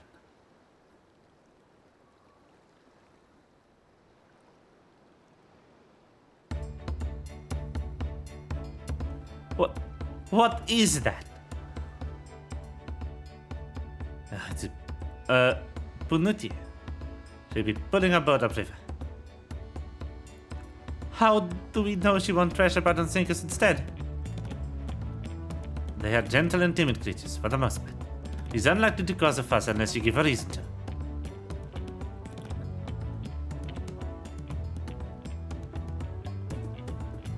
First alpacas, now Punutis. We're relying on a lot of animals for this journey. We should be thankful that we have an animal expert as a guide then.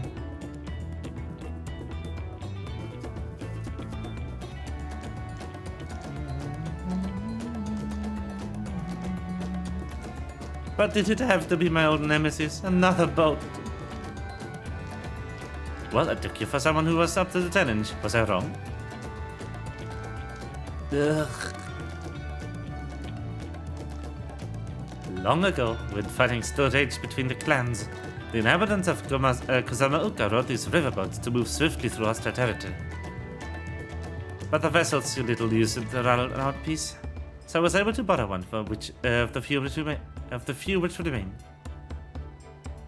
I did consider it dirigible, but the pilots warned me that updrafts near the falls could make landing difficult.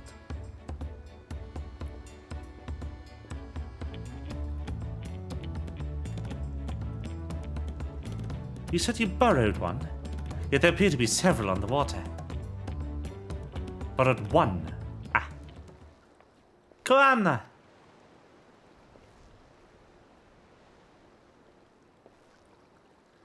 Lamachi, traveling up the river, I presume. It seems that way. Does this mean you've earned 2 keystones already? I can't believe how well you've managed despite undertaking a contest alone.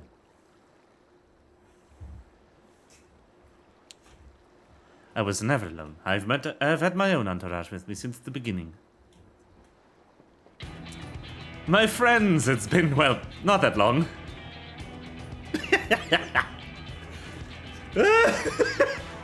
Thancred, Uriante, what are you doing here?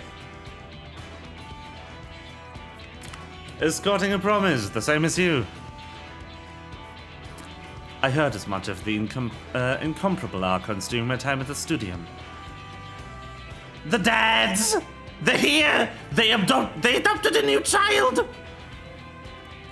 As soon as the contest was confirmed, I thought who better to recruit to my cause. I contacted the Skolak, who arranged an introduction to these 2 gentlemen.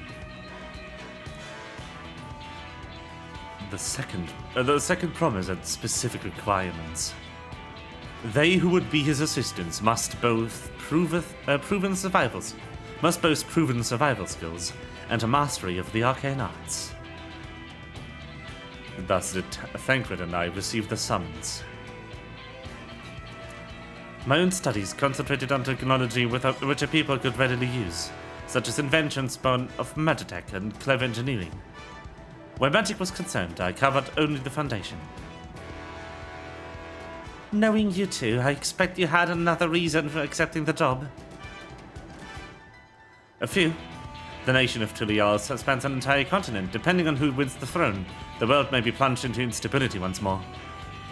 Even have we striven to preserve peace? Where is our place if not here now? We did our due diligence, of course, and made sure of who we were working with before agreeing to this endeavor. He's even more opaque than Orion J at times, but is surprisingly... That's quite enough of that. We must be on our way. Wait, I have one question before you leave. Kuana and Wiclamad are vying for the throne. As Kuana's entourage, does that mean you resolve to defeat all of his opponents, including us? We've sworn to do all in our power to win this contest for Kuana, even if it means competing against our own comrades. We intend to hold nothing back and expect you to do the same.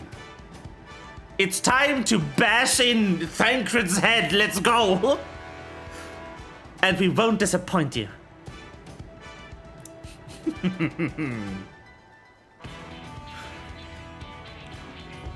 Let's fucking go! I thought you were talking about. Even you have to be forced to travel on water, then the others will be doing the same. I would rather war than risk confrontation on a leaky barge with no possibility of retreat.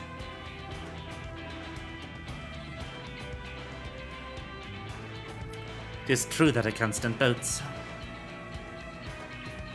but I trust the route Arendville has chosen for us.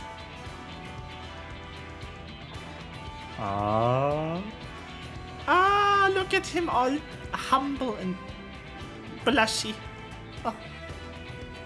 Leave the handling of the punity to me. Should our wildlife attack us, however, I may have difficulty keeping her under control. Do your best to draw them away, as far from the front of the boat as possible.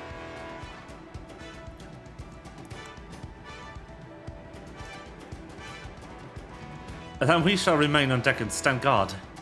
Although it may be wise to have at least one of us sit up front with Arendville just in case. I'd like to stay in the deck.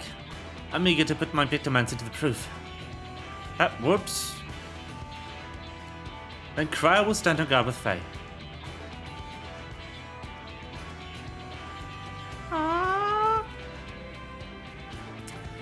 I'll keep Arendville company then. With my blade, I can respond more quickly to threats than off, you know. Thank you. If a fight breaks out, I'll try to stay out of your way. Then I shall endeavor to provide aid where it's needed. And I can do that as well. That should cover the most eventualities. Secure her gear. And board the boat with you ready. This sounds very dungeon, if you were to ask me.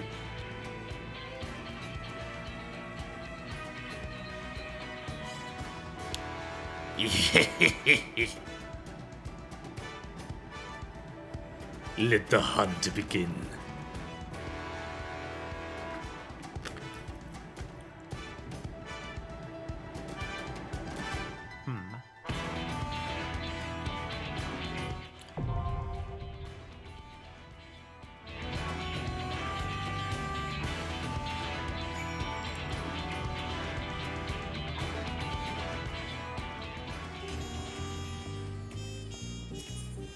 Yes.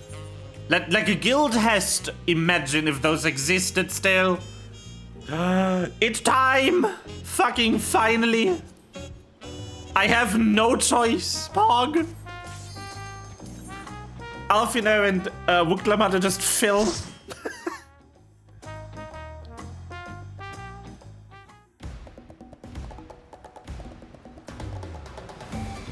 Ihuyak Tumu. Woo!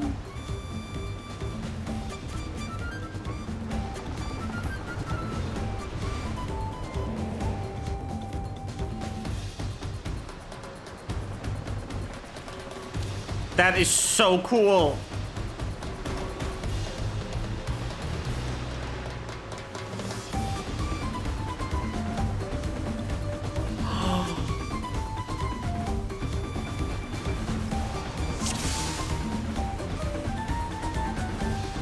Woo!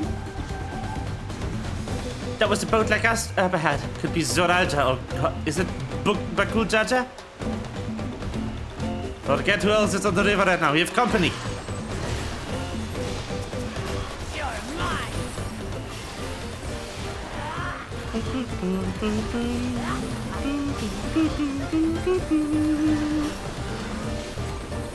You're mine.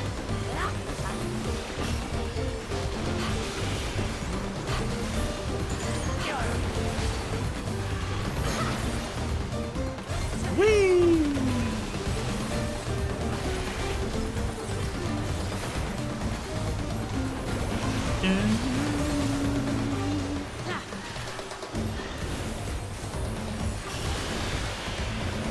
Try this.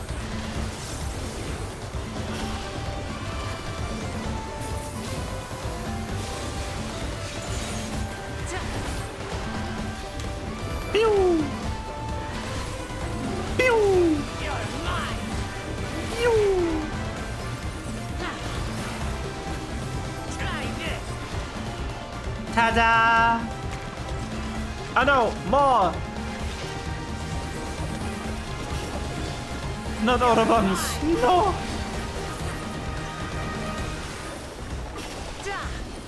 Try this.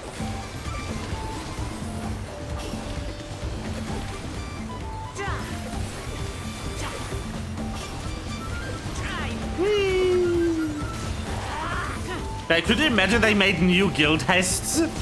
Wouldn't that be wild? You're mine. Bonk. Bonk.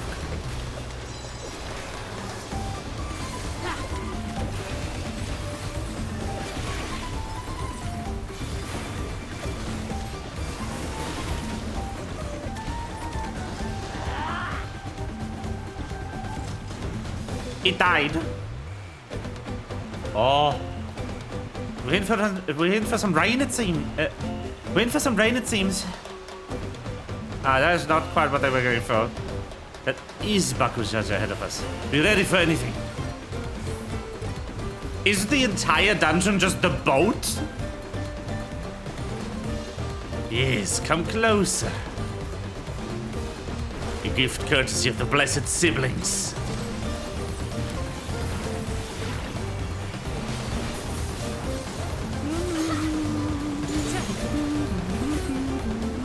I have you.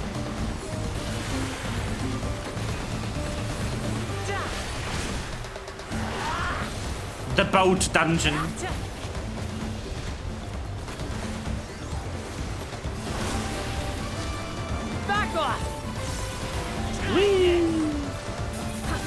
boat, John. Dunge boat.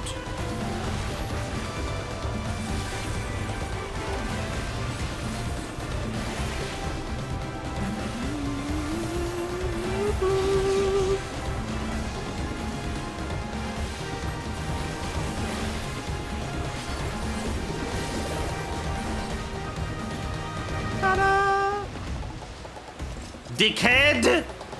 I got a plan, we just have to improvise. Uh-oh.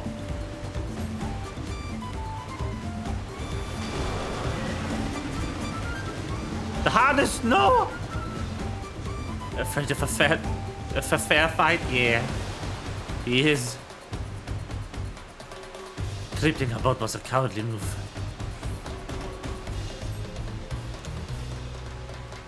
Aaronville, we're losing speed. The harness is broken. I'm sorry, but we'll have to pull over to the back. No, it's blinking. We won't be going anywhere until we make repairs. See if there's a route overland. We'll try to get up to you later. Okay, it's not all boats. The manatee.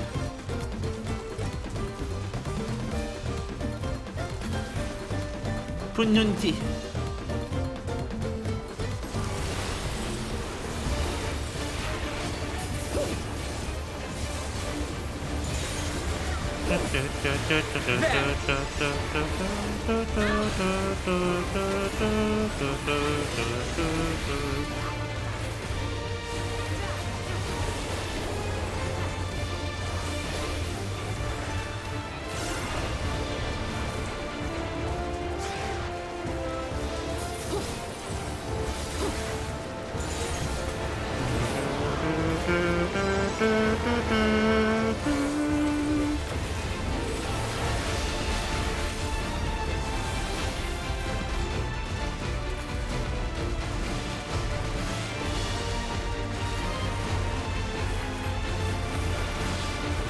Hey, yo!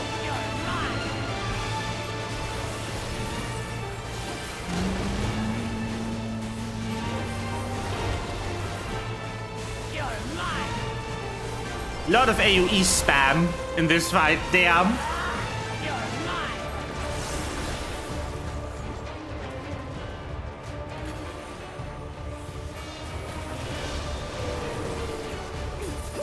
There's more. Oh, what?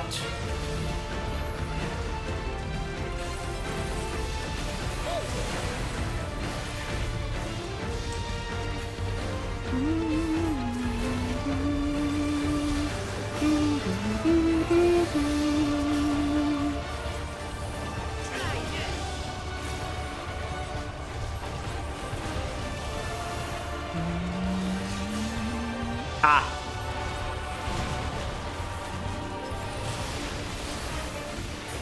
Oh, the NPCs are using advanced strats. Let's go. Got you.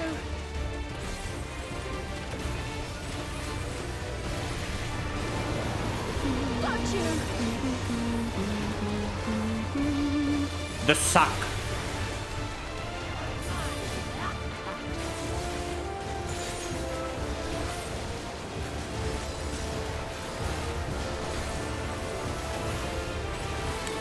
The suck has been employed.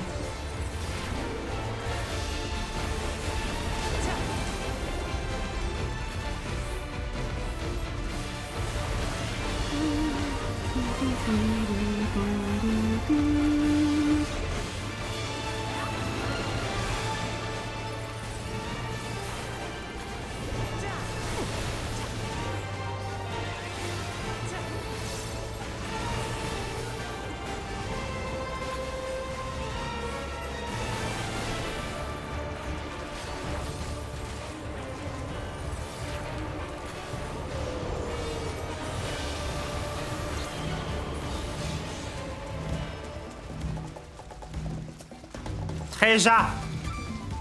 Aiming. Oh, come on, man.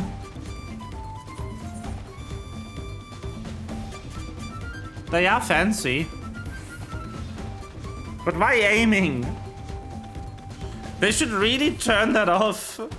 And you can't drop items that you don't have the ability to equip if you're in trust. Unless you already have all of the other ones. Oh, that's a cool enemy design. You're new. Damn.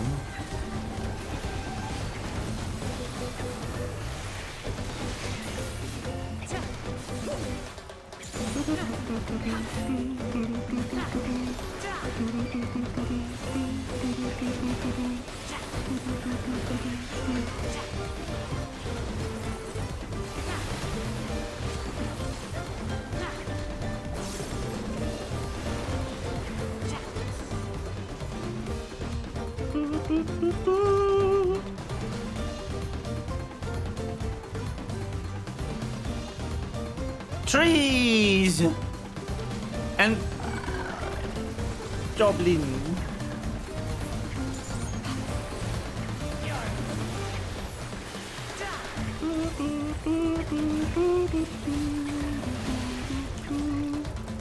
It's Arboreal Storm. Ah, the good old ability.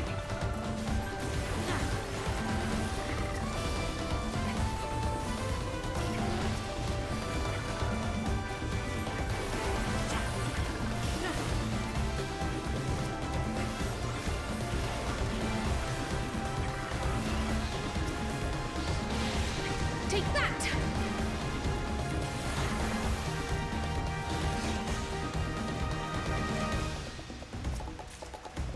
Slaying the ring too. Oh my god, a ladder. Damn. We have unlocked ladder technology. Hello. Hath some misfortune befallen thy vassal? No, you fucker. Fuck you, Thancred. Fuck you. God damn it, Thancred.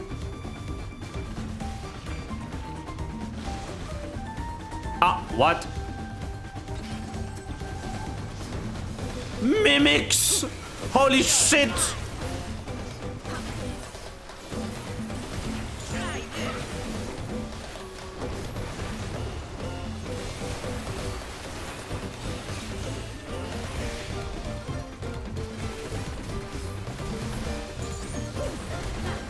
The mimic!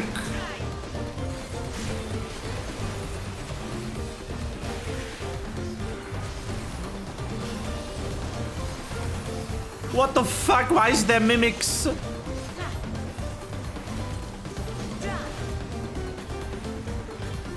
Holy shit!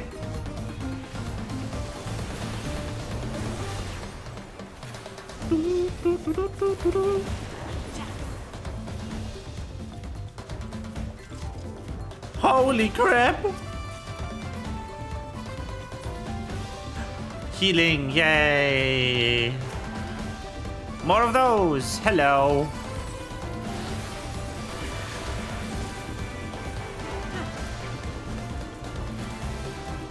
I'm taking damage. Why?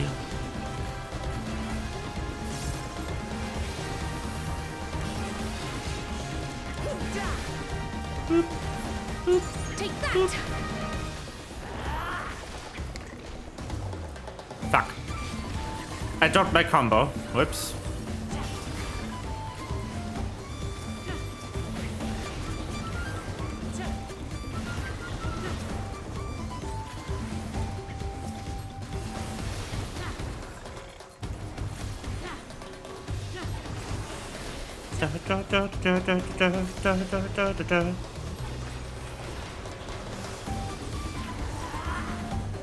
Wee. Those are so well designed, damn. It's time for ladder. I'm actually using it to, like, what? We have functional ladders with actual ladder animation now? What? crazy. Hello.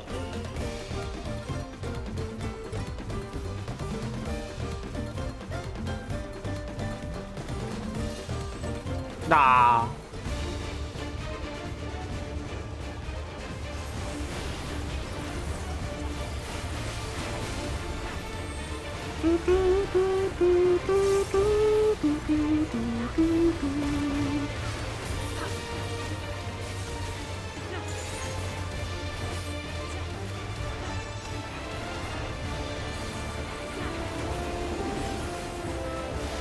So, what are you sewing? Ah.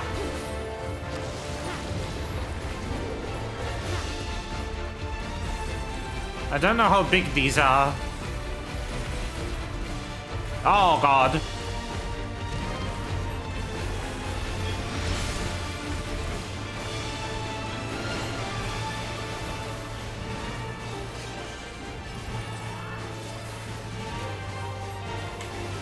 Yo. Okay. Big.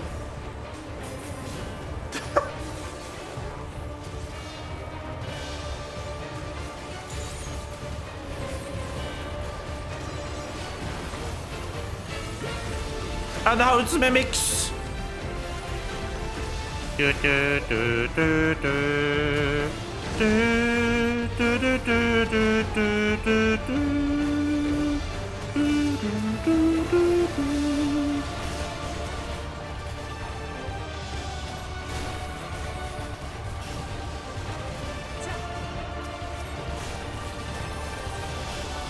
You'll not escape this! Hey, yo. Hold still. Both bosses had like an ad phase. That's interesting. I'm starting to understand how you could no heal this. You cannot stop With us! how much a warrior could heal up on those.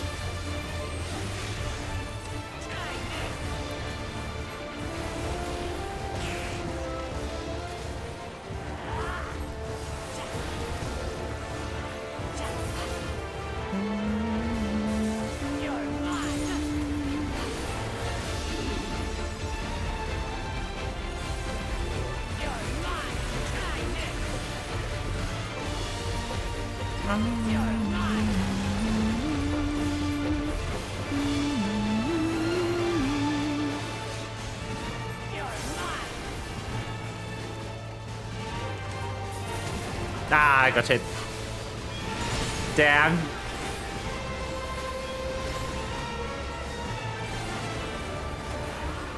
Should be fine here, right? Yeah.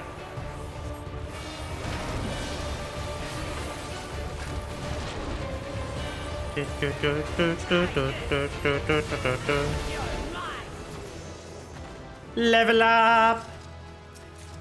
Scouting. Enhanced Embolden, it is here. I've unlocked the ability. Climbing. It's not what I'm talking about, but I've unlocked that too. I have unlocked, this shit. Vice of Thorns. Oh. Those.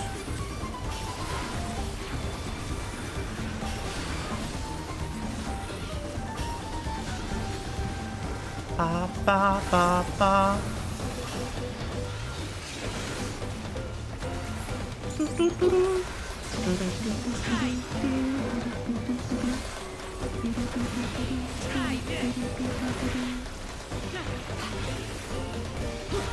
We mustn't hold back!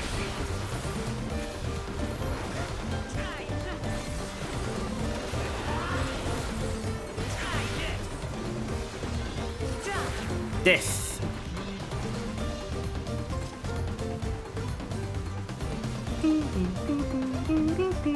Oh, wow.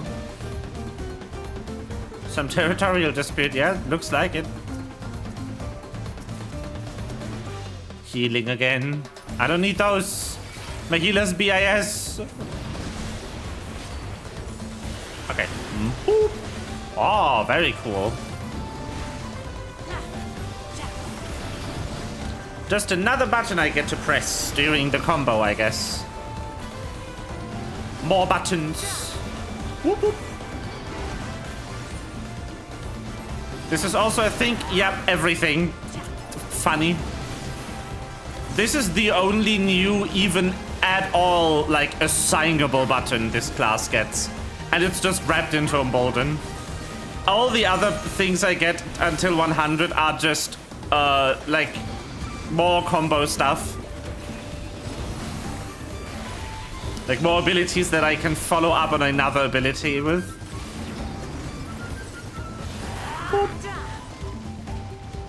Oh, hello.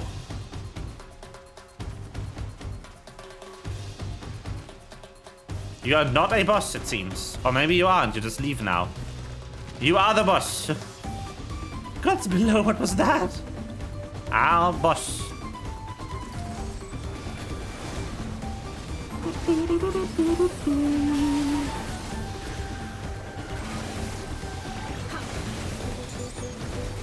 I screwed up again.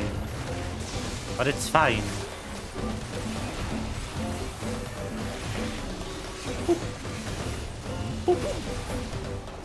There. Now I really screwed up. Ah, I miscounted. Back off! You're mine! The new manification is still throwing me off a bit.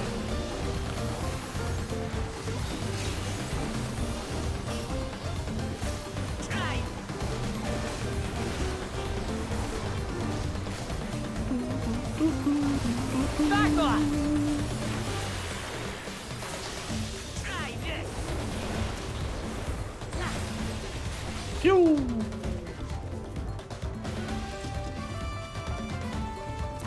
And the last pull of the dungeon. There it is. Dungeon.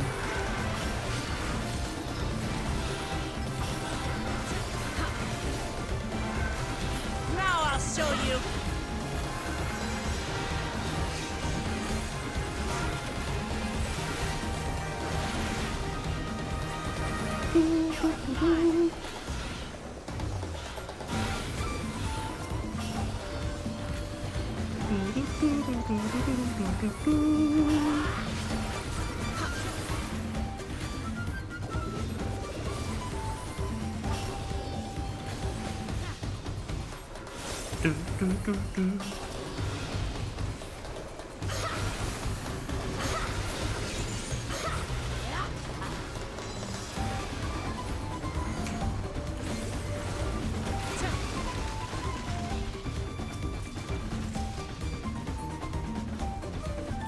Final boss.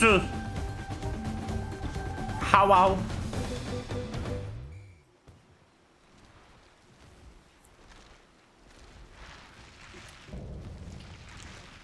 Apex Predator Apollyon.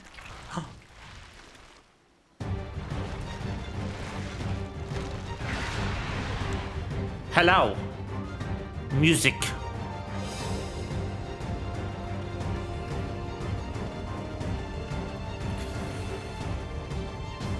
Max for giant boot.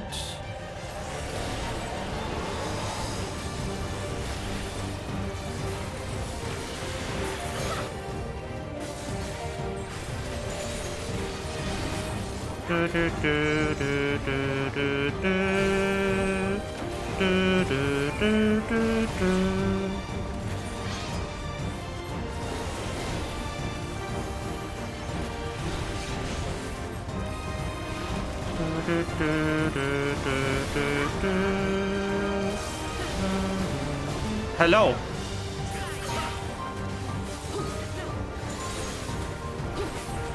The animals are helping us. Are you all right? Wah. Now it's eating them. No.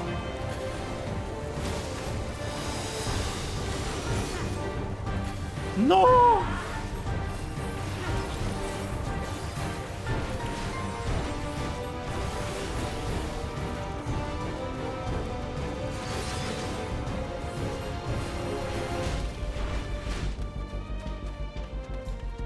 I understand. To some degree, at least.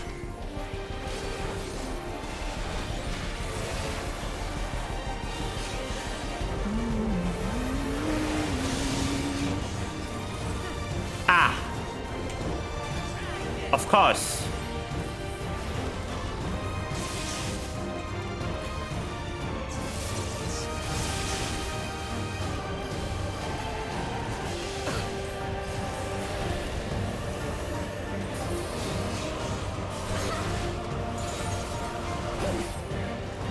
More worms.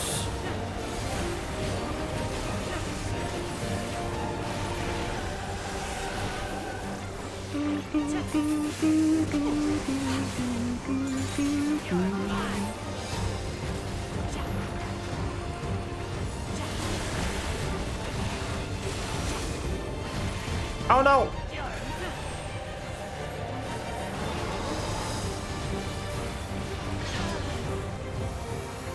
Ah.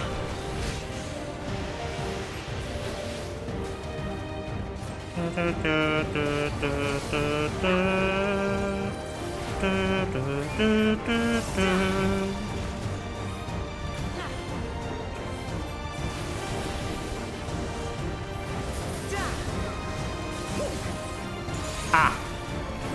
Yes.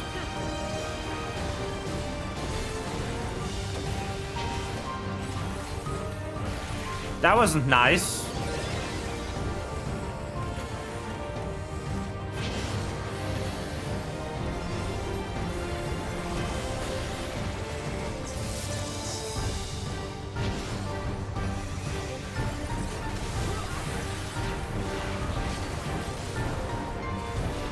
Very, very caster unfriendly AoE right there.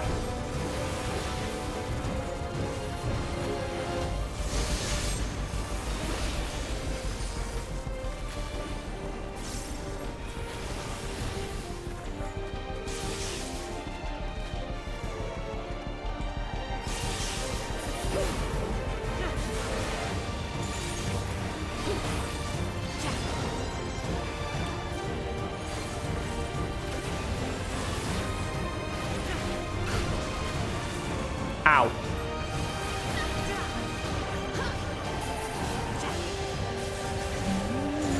We mustn't hold back.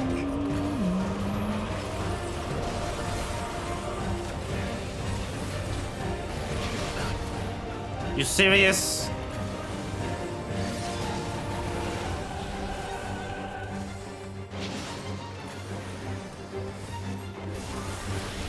Okay, there we go.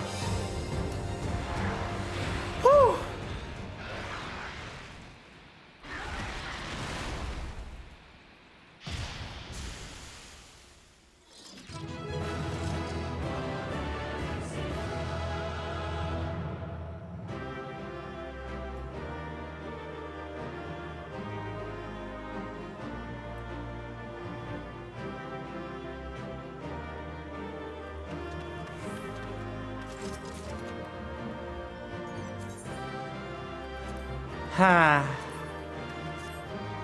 Well, exit.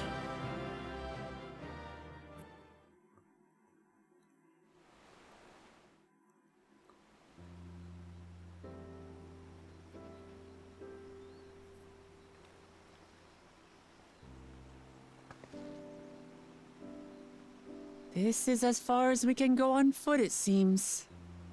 We'll have to head back and see about fixing the boat.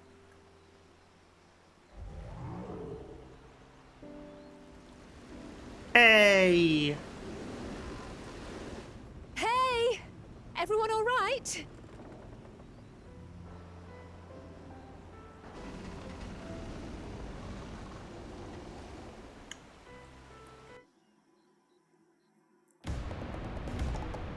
Ah, let's go! The best area! It's so pretty!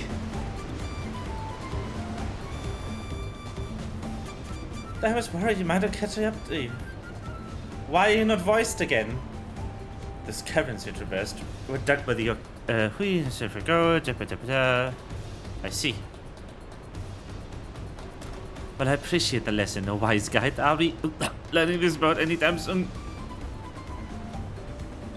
Why was just the first part of this voiced? Our journey is almost over, but proof of that, you only need to look ahead. And why does this auto-advance? This sucks. I don't like this.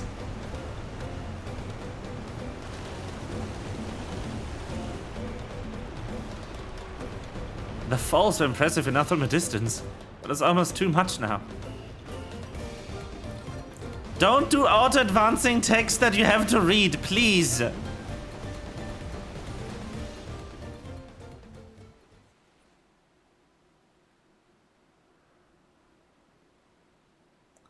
Please. Stop doing this. This is not nice. No, no more bots.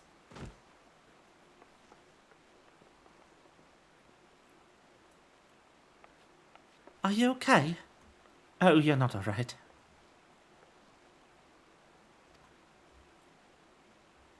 I should be surprised if she was, even without the nausea we all spent. There is a mountain shelter nearby. A resting spot for those who've ascended the stairs. I suggest you make use of it. That would be a welcome respite. Have you the strength for a short walk, Clavat? We can rest along the way too.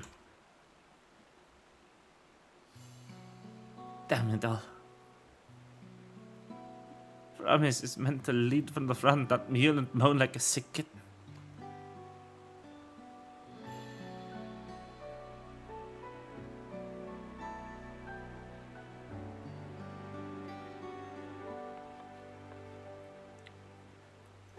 Wuglamat.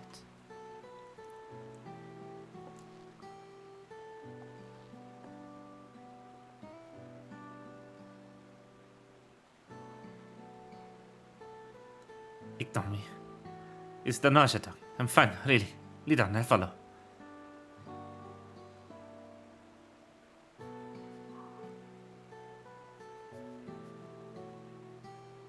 Very well, but if I might say one thing. Just because you're a promise or a claimant for the throne doesn't mean you can't be seen to struggle. You needn't bear this burden alone. So please don't hesitate to talk to us. We are always willing to lend an ear.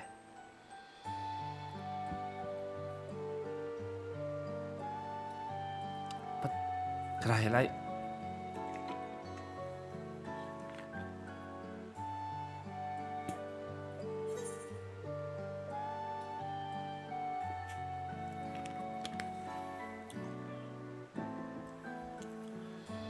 everyone's allowed to be weak sometimes.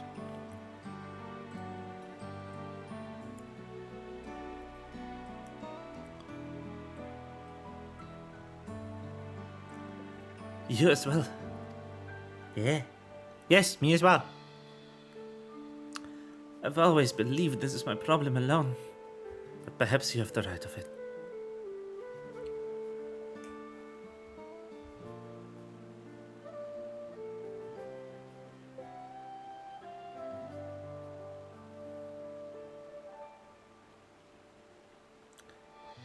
Alright, I'll talk about things.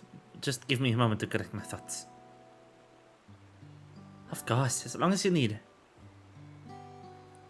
We'll be waiting at the shelter when you're ready.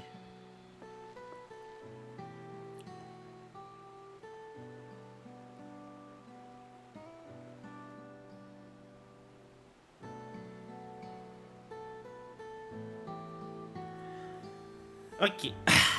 I am very hungry and my drink is empty, so I will be going to the kitchen. And I will get myself some bread. I'll leave you with the idle cam. I will be right back.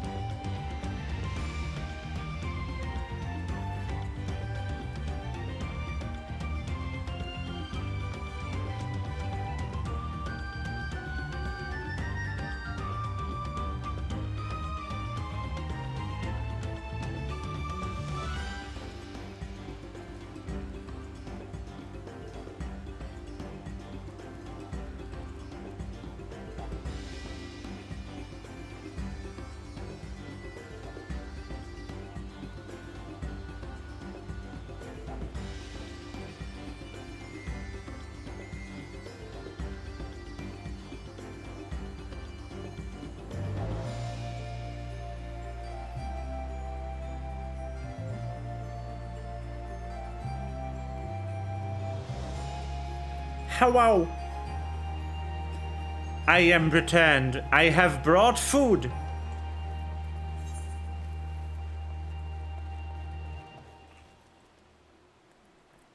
Ah.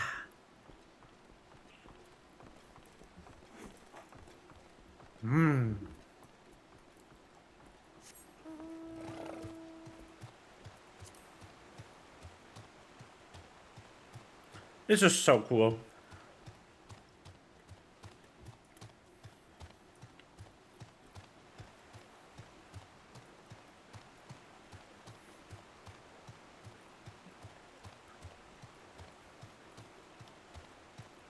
Ba, ba, ba, ba.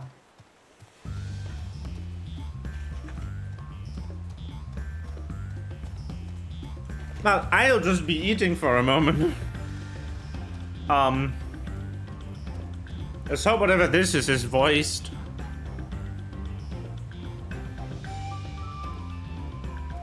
So I can eat by watching it.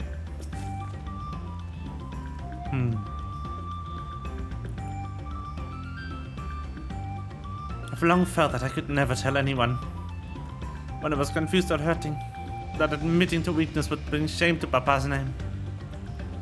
But if you say you're willing to listen, then there are things I'd like to talk about.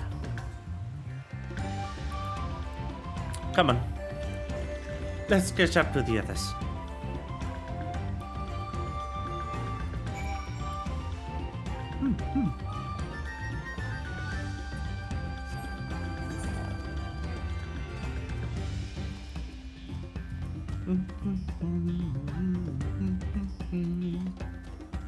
Oh. Hunt target.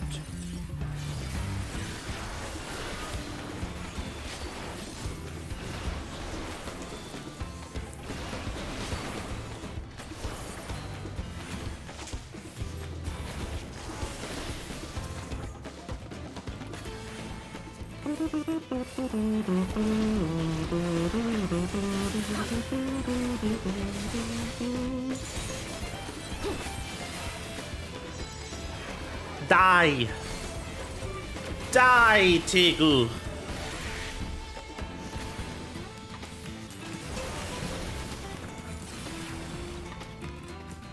We did it! Nuts!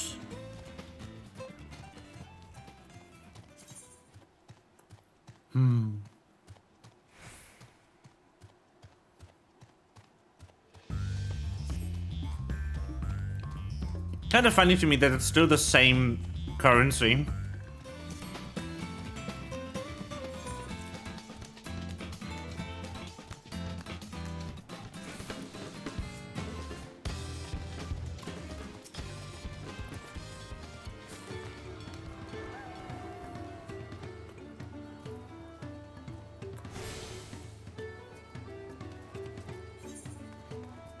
Boop.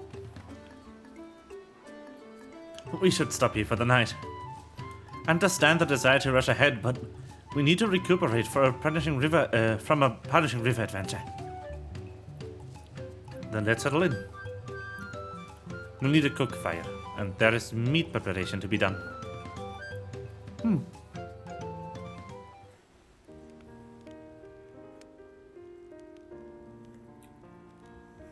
I've been meaning to ask, but how does one become the adopted child of the Dawn Servant? I was but a ball of fuzz at the time, so I don't remember much. My earliest memories are of life in the palace. All I know is that I was born in Ikbrash, a village in Yaktel. But I've never bothered to return there. As far as I'm concerned, Ulul Jaja is my only parent. I quite understand. I have no memories of my birth parents either. For a while, I wanted to learn who they were. But over time, that curiosity waned. Galuf was my dear grandfather, and he was all I needed. So our situations were quite similar.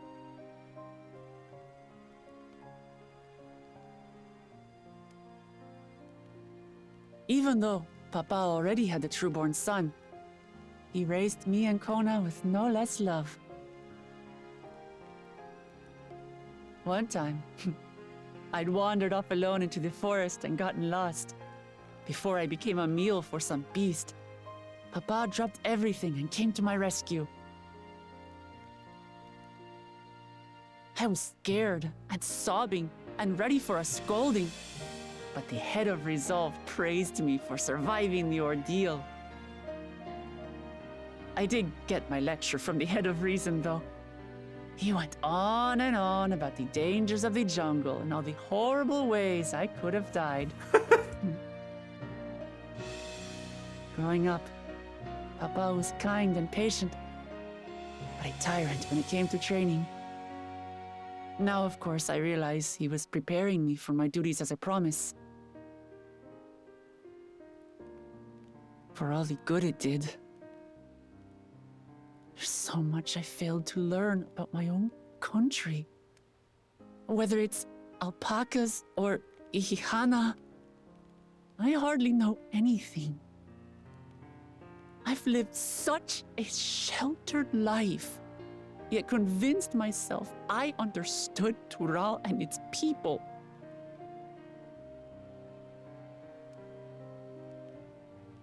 I don't have Kona's education, or Zoralja's strength.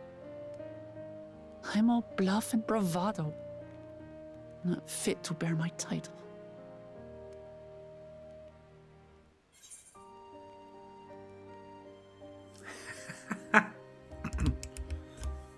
You can measure your worth by the success of others.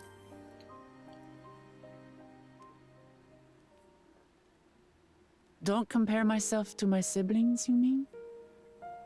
Same advice I gave the goldsmith.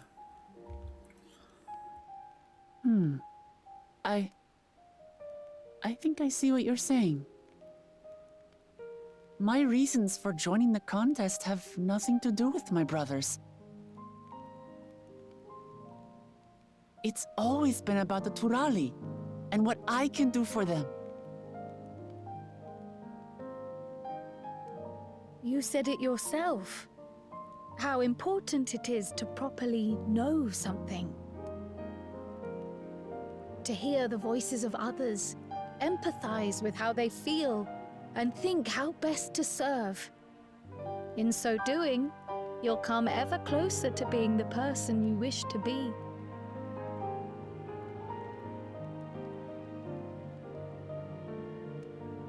I'm sorry, everyone. I've been a fool. From this moment on, I'll stop trying to be the promise I'm not. I won't feign strength to hide my weaknesses. Step by step, I'll learn all there is to know and love about Tulihyolal and my fellow Turali.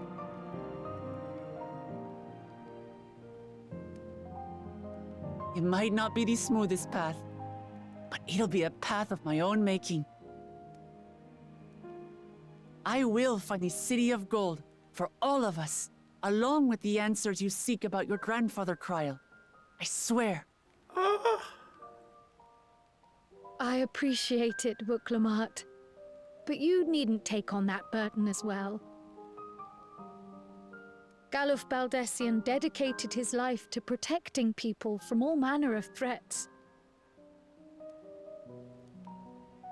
As his granddaughter, I wouldn't wish to endanger others for the sake of a personal investigation. So let's just concentrate on winning the contest.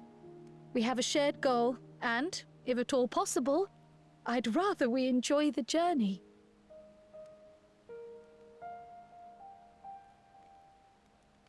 Hear, hear. We are companions on the same road, bound for the same destination. With our combined talents, nothing will stop us from reaching the Golden City. Thank you. Thank you all. I am proud to call you my friends.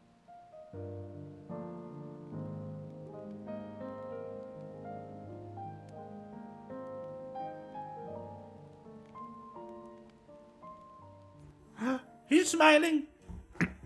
Yay!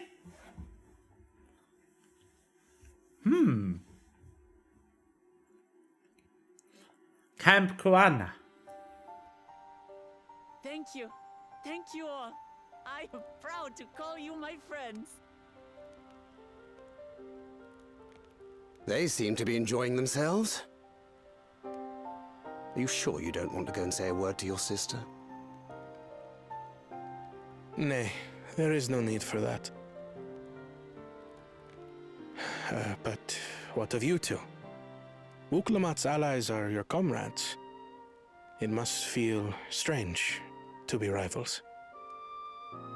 Helping you has made us rivals, aye. But we're not about to break into fisticuffs over it. Unless, of course, it is a matter of winning or losing the contest. Then I'll have no qualms about putting Alize on her rear.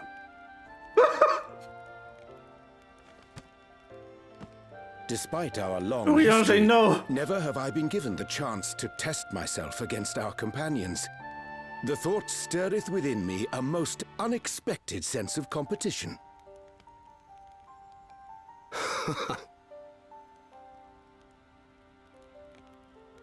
Lamachi has surrounded herself with distinguished figures indeed. One of the Studium's finest graduates, the head of the students of Bardessian. And then there's Eorzea's vaunted champion. If she's half the hero you say, then the odds are stacked against us. Yep. Not that I've any intention of bowing out.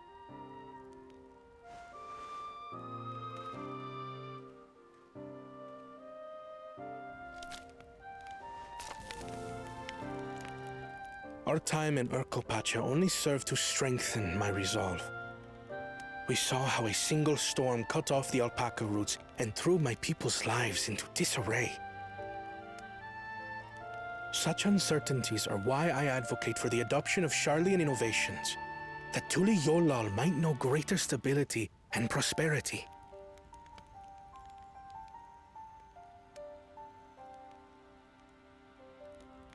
Our nation can change for the better.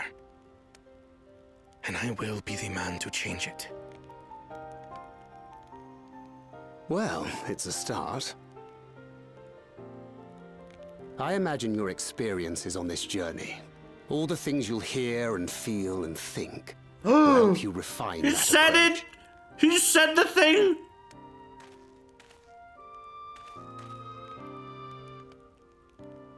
But to return to the subject of the rite, I'm a touch concerned by the condition for victory. The claimant who breaks the seal becomes Dawn Servant, not the one who performed the 7 feats first. The would-be victor need only possess the 7 keystones.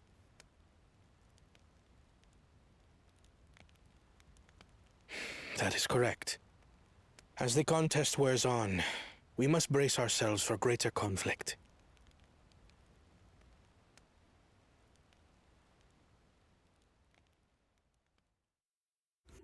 Mm-hmm.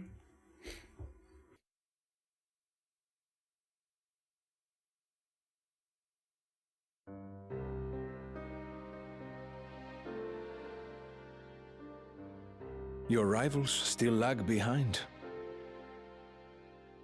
The second and third promise may have recruited competent lackeys, but none compared to you. We will see about that. How can they hope to compete with the resilient son? The only child ever sired by a two-head. Only the ignorant or foolish could fail to see that you were born to be Dawn's servant. Such titles mean nothing.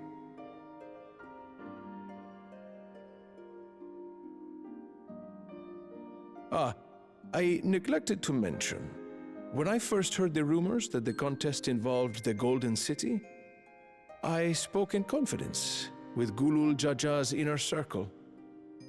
They all agreed on one thing. Oh. Whoever reaches the City of Gold will attain a power so great, it can dictate the course of history. Oh.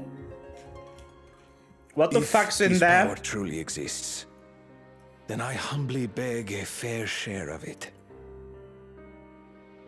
Time is passing, and I would put my plans in motion without delay.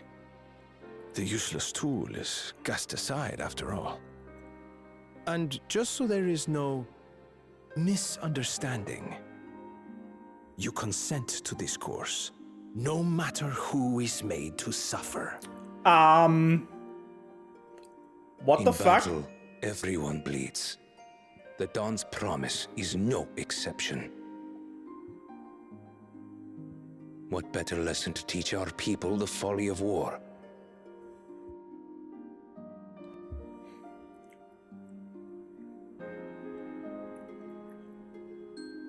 Sus?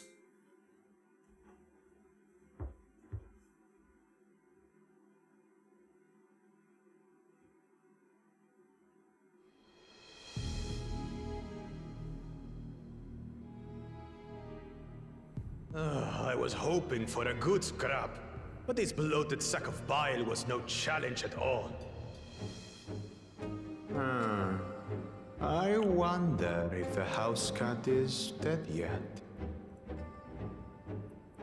Be a shame to lose a plaything, but we'd still have 2 more.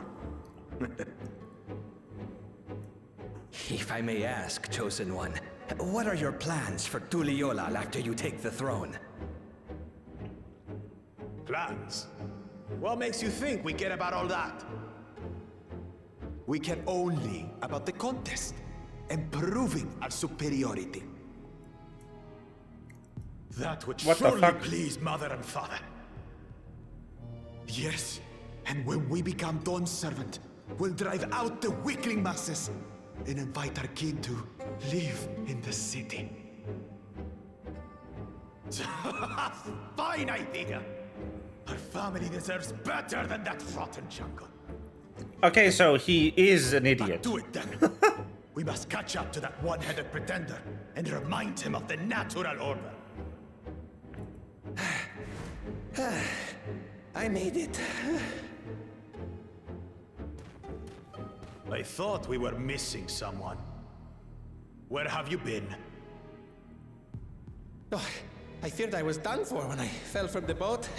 Yet somehow I made it. Oh, my arms, I can barely lift them. If I could just rest a moment. You expect us to wait for you? Those who can't keep up will be left behind. My brother has spoken. March, or be fodder for the beasts. But I followed the teachings. Everything I've done, everything I've sacrificed, all has been for the blessed seedlings. Wait. Don't leave me behind. I'm begging you. Wow.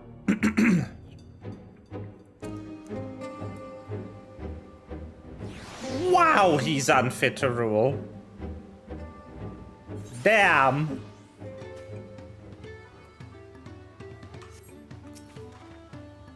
Being able to say those things has brought me such relief.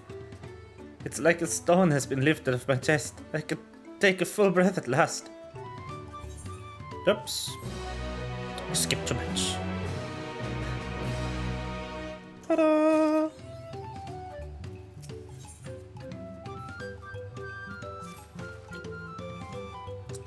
The Moblin settlement of Earthenshire is not far from here.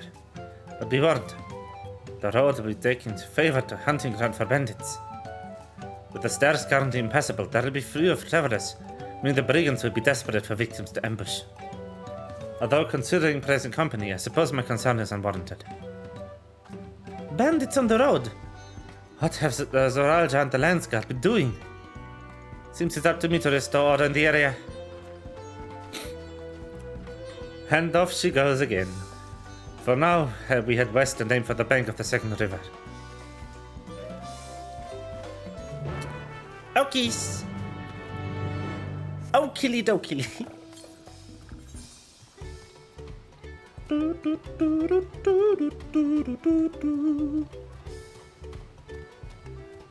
Soon I will be able to fly.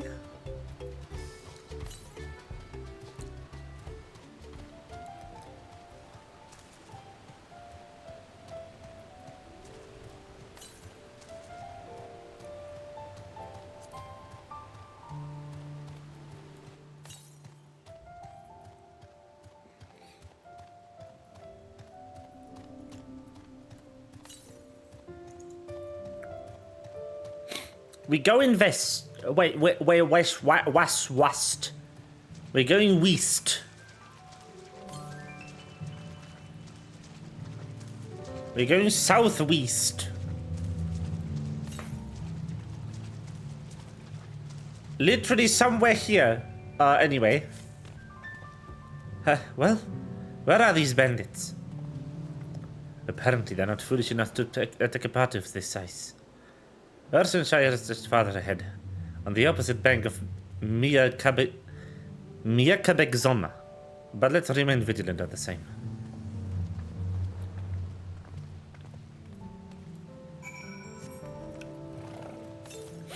Ba ba ba ba ba ba ba ba ba da da da.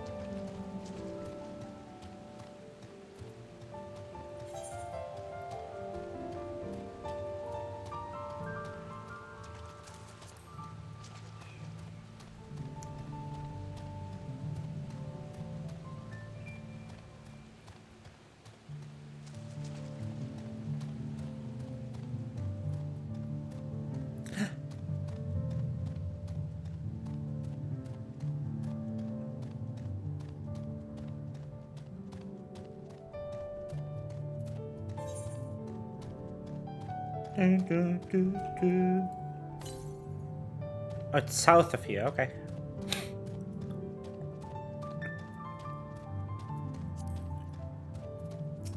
Edinburgh.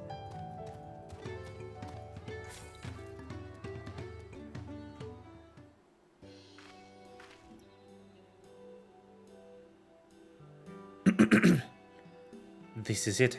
The village where the lay of pots from the Tulliola saga took place. Earthenshire, Idleshire. Might the similarity be cultural inclination, I wonder? The settlements themselves couldn't be more different, though. This shire appears custom built to resemble pots, while the other was a repurposed town.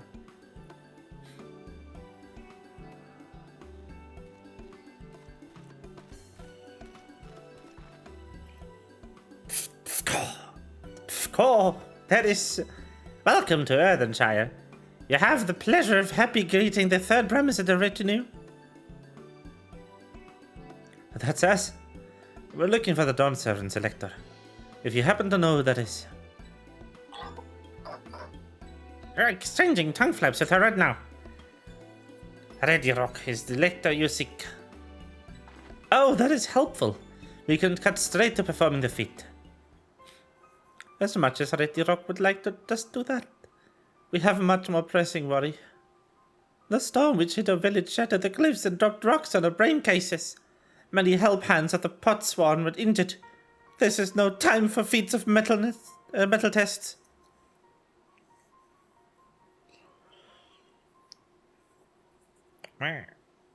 I'm sorry to hear that. After learning what the storm did to the stairs, I feared you'd been caught in its path. Not to change the subject, but what are the potswan? Goldsmiths. Concentrated to work for the moblins. The word comes from the pot-like workshops where they practice their craft. The moblins provide these potswan with tools, materials, living quarters, everything their artisan could possibly need. This allows them to concentrate on producing what is widely known as the finest gold and metalwork in Tural. This is unacceptable. I was promised no distractions. If the best they can offer, I should have never left much of Mickey.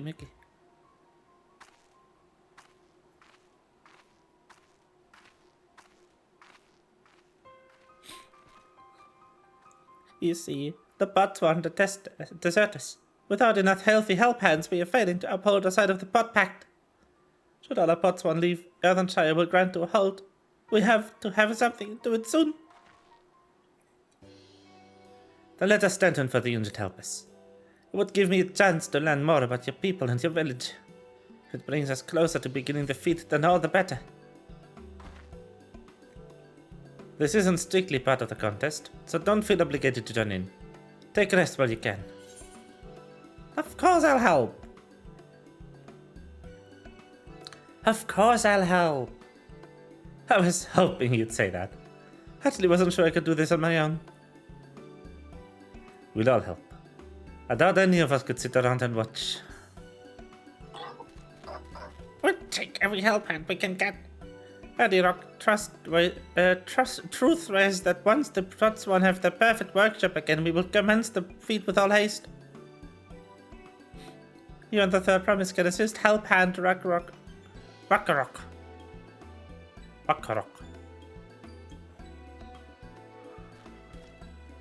The other four follow Ready Rock. There are other help hands in need of hand lending. Oh. I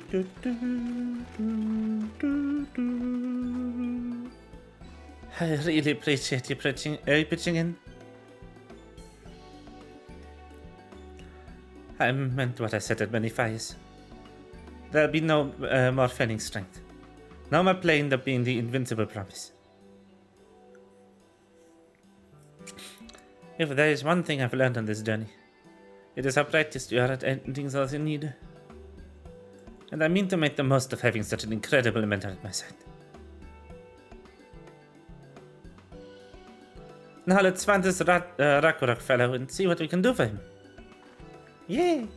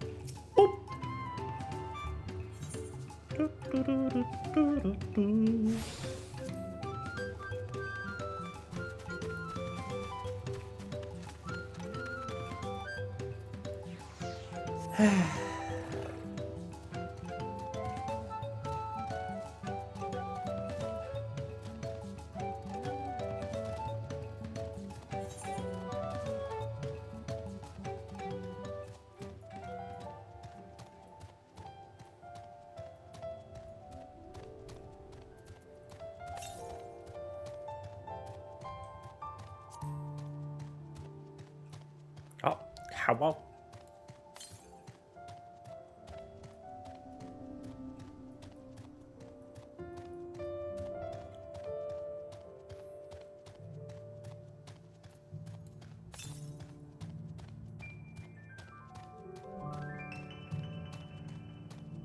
Glowy.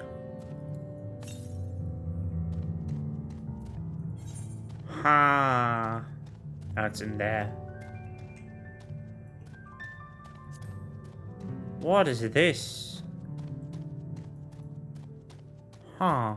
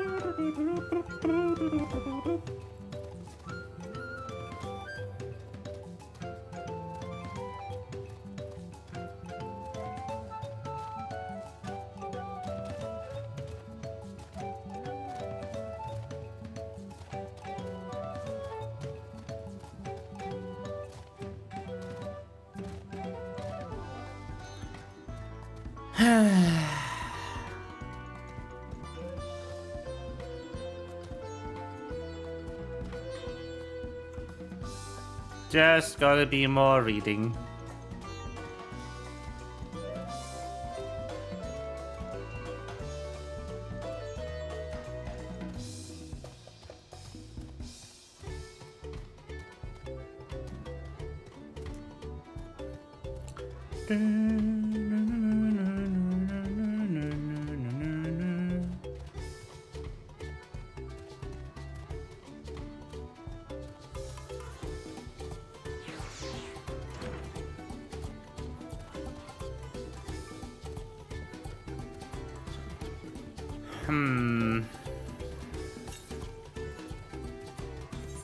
Southeast, so there.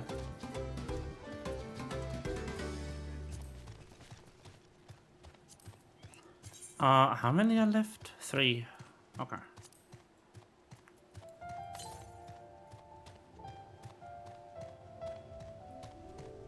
Do I need to go around? Yes, I do. Great. Ah.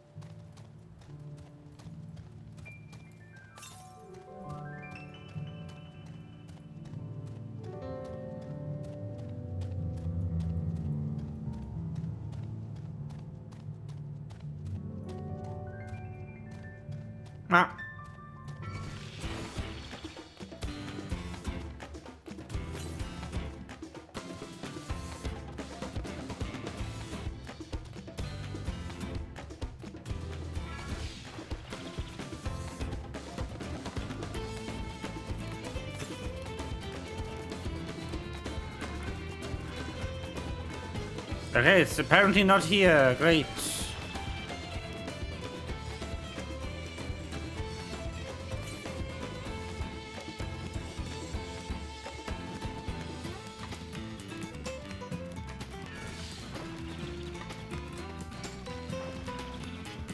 Like, you can get here, but then you're kind of fucked.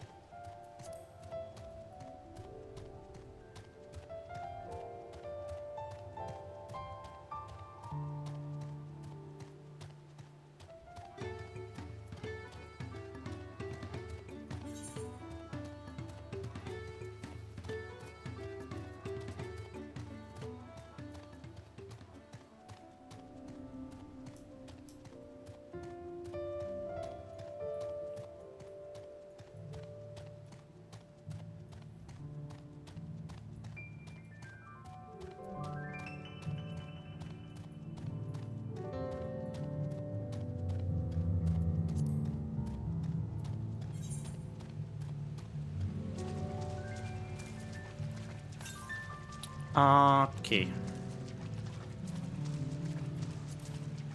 Is there a way up here around that section? Maybe.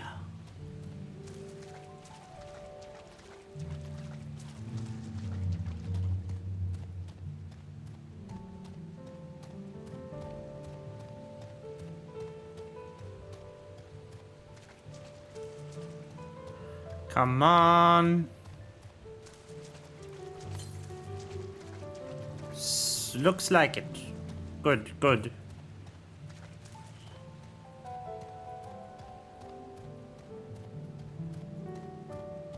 We are getting to a place. Eventually. Because mount speed is not a thing yet.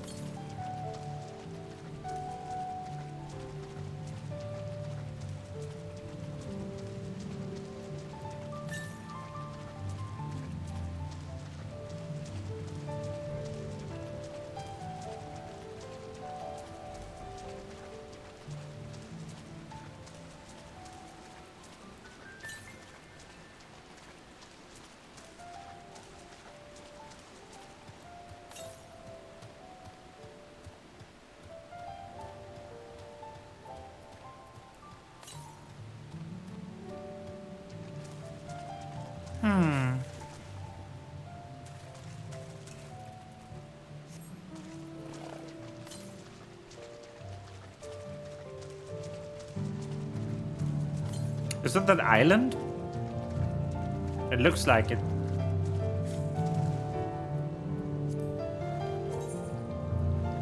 There's two more. What's the last one then?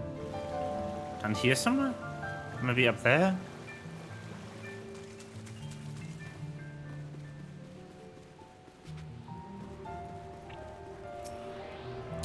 Ether current.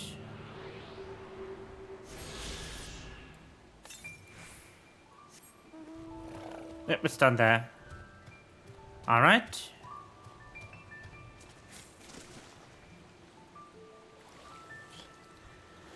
I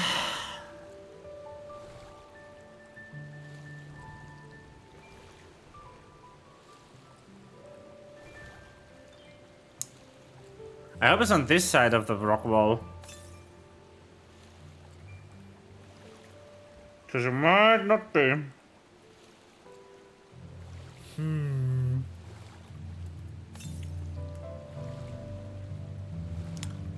Oh no. I think I can get up there here. Oh my god.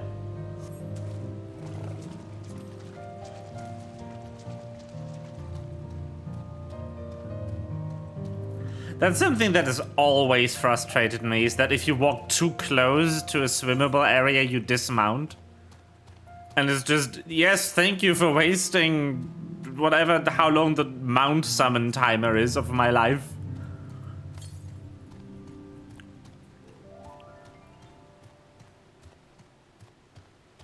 Hole.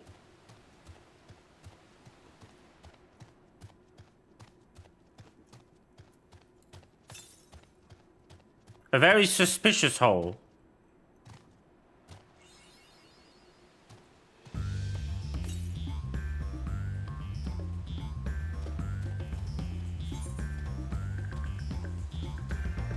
I wonder if I'm supposed to be here yet. But it don't matter, I want the thingies. Oh, south. South then. That is the last ether current. I found it.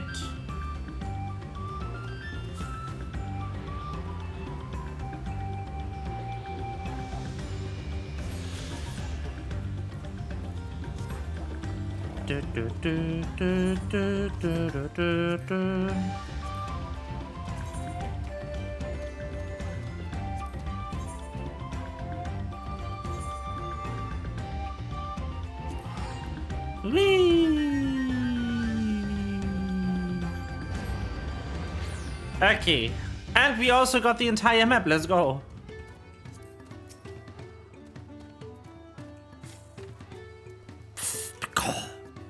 How would you pronounce this?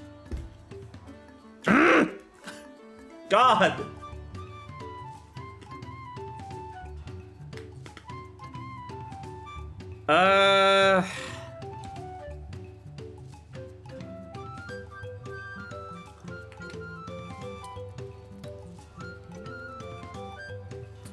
Akora can meet his obligations without my help hands. The pot pad is broken and the pots are emptying. Cool.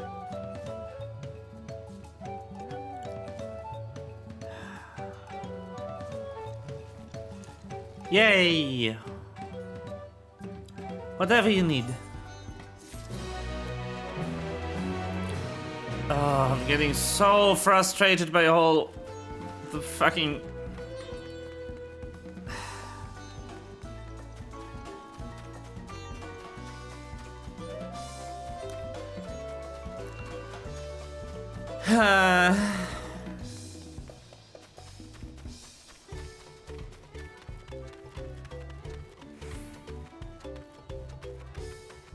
I really prefer hearing something before having to voice act it.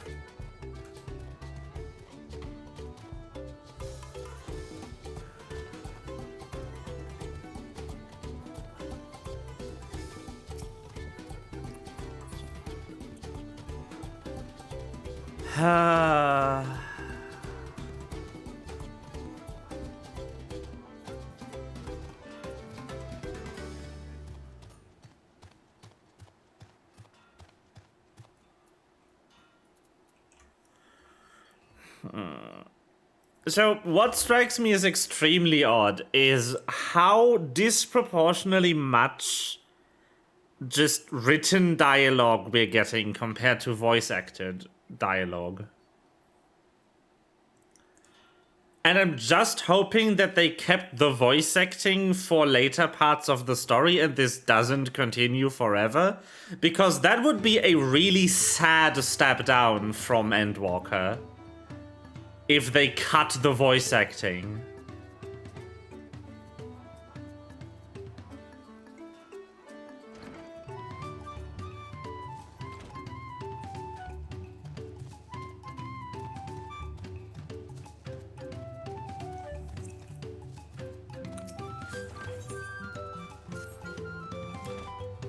What Kakarot needs is for new help hands to create good living for Birdswan, Kahi.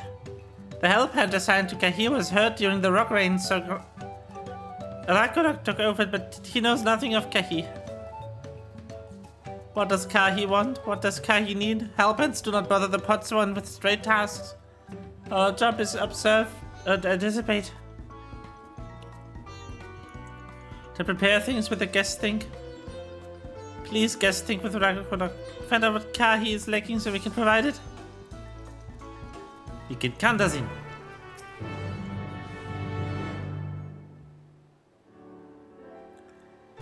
This is where Kahi works, is it? Ah, boy. Let's take a peek inside then.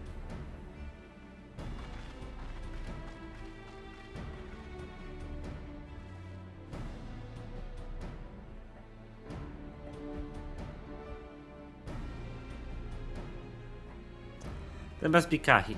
It'd be luck with a quick figure to start him. But that's not the way they do things around here, apparently. We'll have to leave him be and try our hand at some guessing. Oh.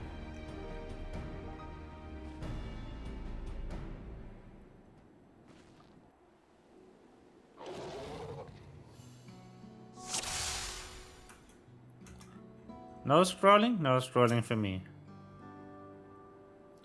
Well, he has no shortage of crafting materials. There must be something else he's missing.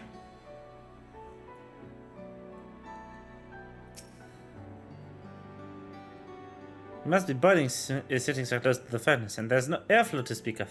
How could anyone work in something heat?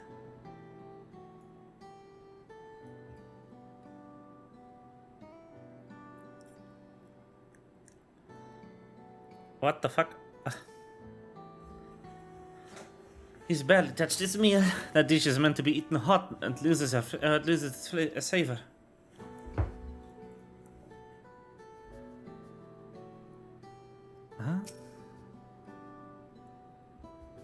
Those tools are looking pretty worn down. Maybe it's time for some new ones.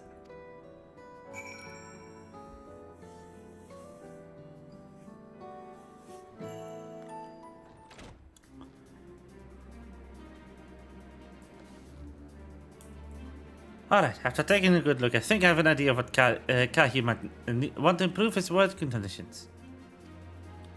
Oh, yes. Let's tell the gobble.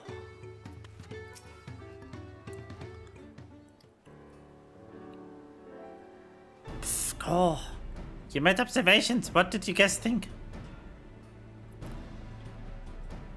First off, I noticed Kahi hasn't touched his food. An empty belly can't be good for his concentration. Maybe the cooking isn't was lacking. But the food is very mouth-pleasing. Why wouldn't he want to eat it? Ah, but Kakorok is sure of nothing when it comes to Kahi's taste. I can help you with that. My brother Kona is also his sorrow. And while everyone has their personal preferences, there are some they tend to share.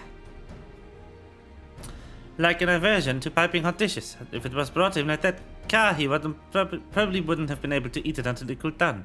And by the time he came back to it, he might have found it cold and unappetizing. The simplest solution is to serve dishes that taste good no matter the temperature.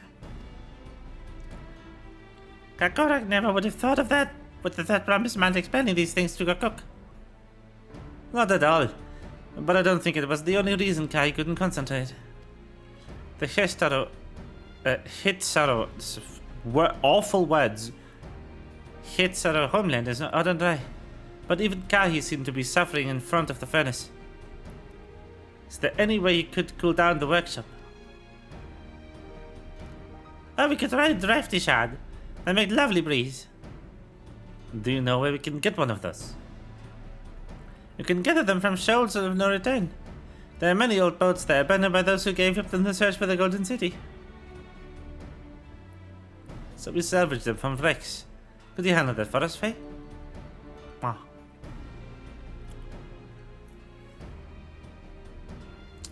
Oh, and one more thing. From what we could tell, Kahi's files and saws and other things were very well done. Maybe a new set of tools is in order. Akarak was too preoccupied with stocking materials, a serious oversight which we rectify. Supplying good tools for good living is help and responsibility. And we all have work to do. We can meet back here when the tasks are done. That is not the correct accent, but I fucking lost it again. Because there's too little voice acting. The shoals of no return are past the crags. Through the tunnel of southeast of here, you should be able to spot the passage from the rest of the village. I can't get into her voice because she's not talking often enough. And I keep drifting every time. Which again is more of a problem to me than to most players, but still it's frustrating.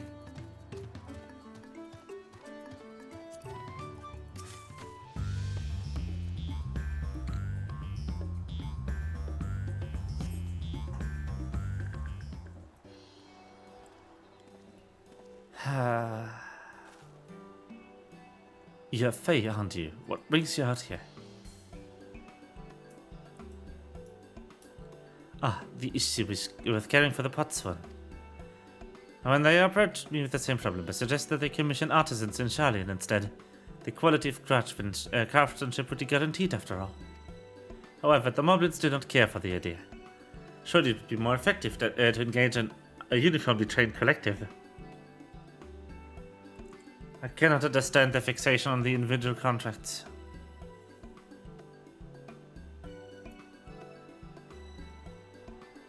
Perhaps the custom will make more sense once we begin the feat of pots.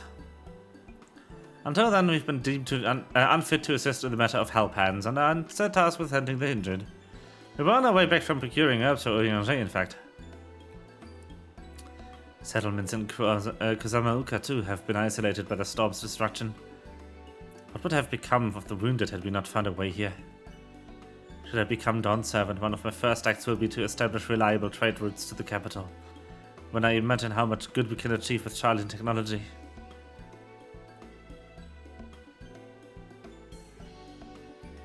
My apologies, I have much to consider. If you will excuse us. We'll meet again soon, I'm sure. Take care, Faye.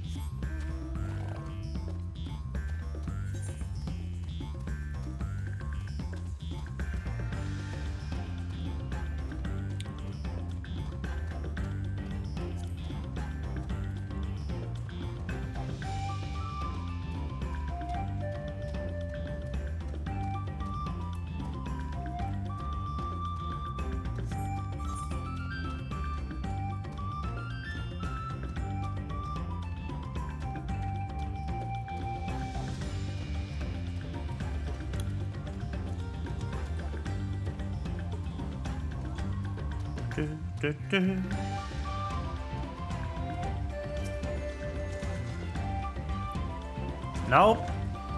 I want a wind shard. There we go.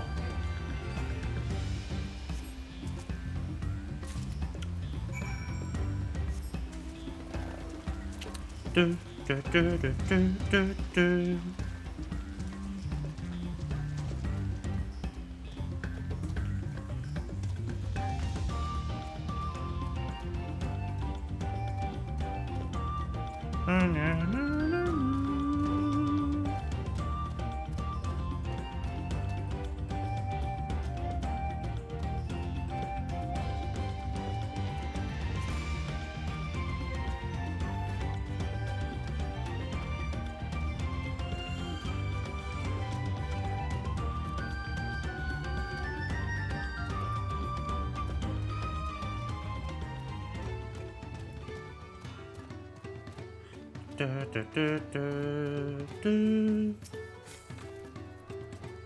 It's a cool breeze, Rakodak feels.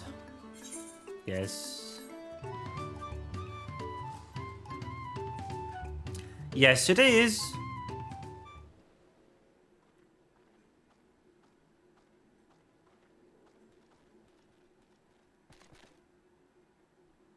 Yes, thank you for Zeke finding a drafty shot.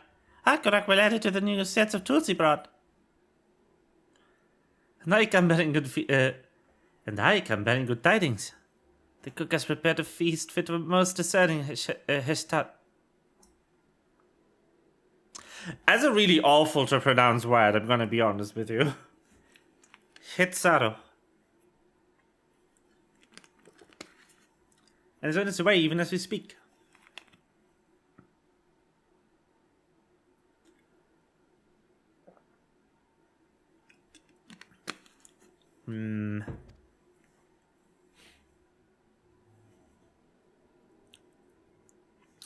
Let's go in and see what Kahi thinks of it. Kahi? I don't know. I would love to know how to pronounce his name, though. Please.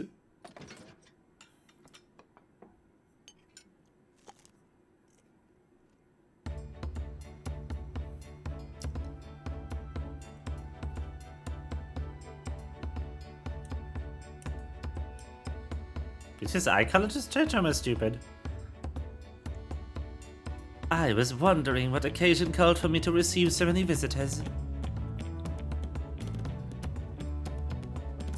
A fine meal, new tools, a welcome source of cool air. Now I remember why I signed the pot pact.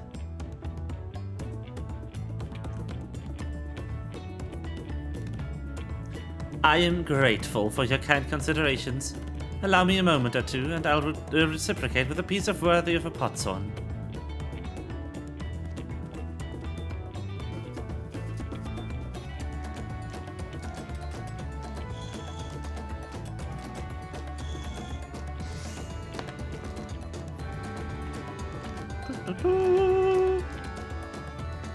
Bowl! A lamp! An oil lamp to brighten the halls of Volok Shunsa. The craftsmanship satisfies Earth and Shire's reputation for quality, I trust. Oh, such luster, such brilliance. Truly a gift fit for the Dawn Servant. I'm glad you like it. Considering the time I've wasted till now, I hope to continue crafting at this improved pace. I have a contract to fulfill after all.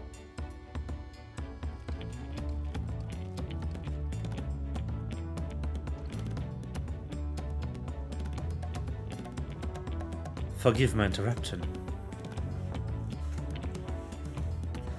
Lamachi, I'm told the Elector has deemed the crisis past and is prepared to task us with defeat. That is great news. Thank you for letting me know. So this is the craft of a potswan. It is indeed a masterful piece. Thank you for your words of praise, Second Promise. I drew inspiration from Kusamaruka's natural beauty and sought to capture it in my work. I wondered why the Moblins did not simply build a workshop in the city, and now I have my answer. Even Sharlayan goldsmiths could not really replicate such exquisite artistry. One cannot create great things if one lacks creative impetus. Tuliyola unfortunately doesn't want for inspiration. Anyone wishing to learn the basics of her craft would do well to study it here. I was raised among it might be she. I'm not sure how to pronounce the double H, because they have not given us voiceover for all the names yet. More traditional than most, and the shared ingenuity of Tural's various peoples was eye-opening. You lived as a traditional Tsaro. I have a few fond memories of a nomadic life.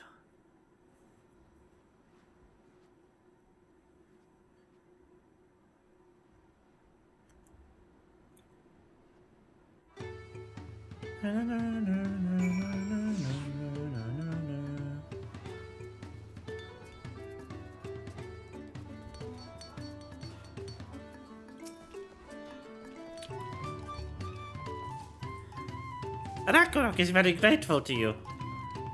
Thank you both for your hard work and clever guesting. When it comes to help handing, knowing the potswan really is important. Well, that's true for pretty much everyone you meet.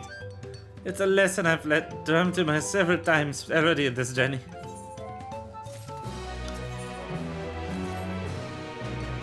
The Elector bids the claimants assemble in the large building in the west side of the village. We'll head over after finding Thancred and Urianjay. And I also ran into the Levillier twins on the way here. I took the liberty of directing them to the venue. Thank you, Kwana. We're rivals. It's not his job to make sure the feat is starting. But even now he's conscientious to a fault. Anyway, let's all keep ready waiting.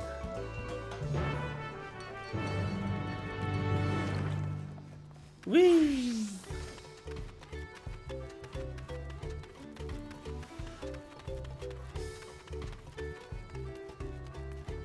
Hello! Skull! Lady Rock thanks you for assisting Hellpent Ragnarok. She will announce the feat once the other claimants arrive, so please be patient for a little while longer.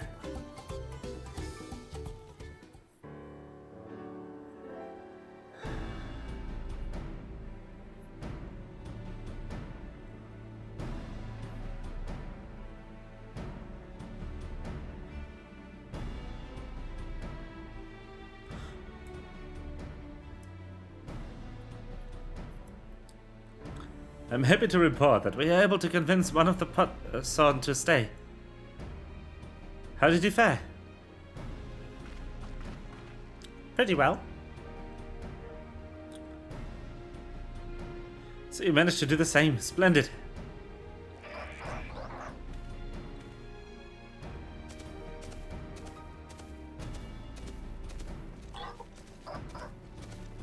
Welcome to Earth and Shire, First Promise.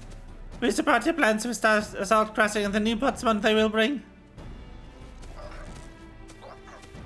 Hail the mighty Zoral Jar. He cleared off many parts of rockfall as if they were pebblestones, the resilient son of the Dawn Servant. So Halja was leaning for on rocks. I'm surprised he would volunteer his time for anything unrelated to the contest.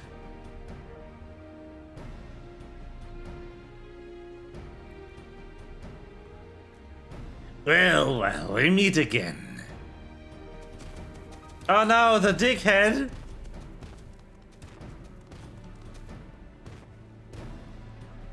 Just in time for the feat to begin. I'll bet he was already here laying low while the rest of us did all the work.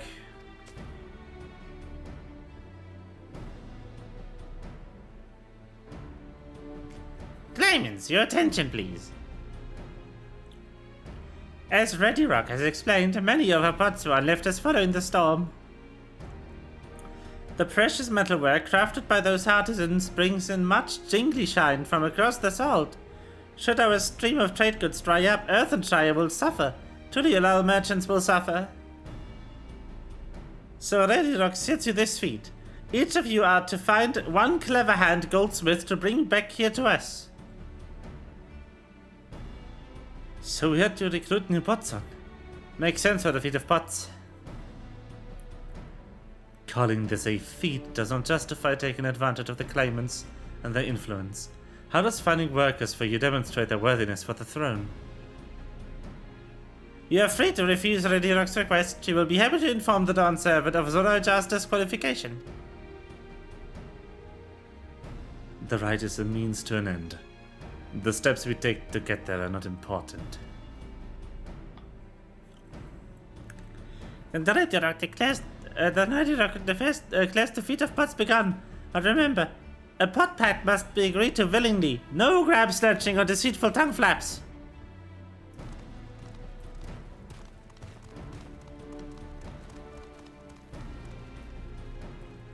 The Elector said nothing of taking a willing artisan from a rival. Which is exactly what we should do.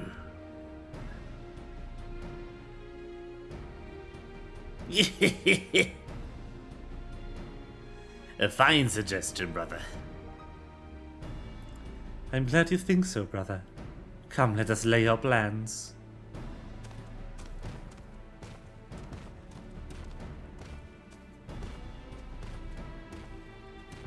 That nasty brute is up to something. That nasty brute is up to something. Aye. He may seek to delay us again as he did on the river. We can but remain vigilant while we plot our cause. What do you think, Wicklamat? Have you any candidates in mind to satisfy this feat? I do. I know some artisans amongst my supporters, but they are all in the twilight years. I could ask them to give up the comforts of Tuliolal to live in this remote village, no matter how beautiful the scenery. Meanwhile, Koana probably has 100 young craftspeople to choose from. Not that I'm comparing us, you understand? It's just a statement of fact.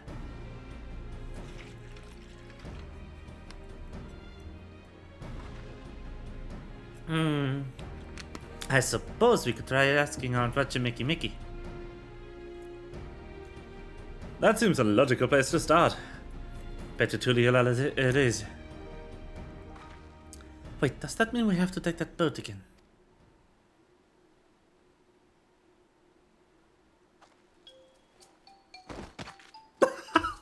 No, I can't do it. I can't stomach another boat ride.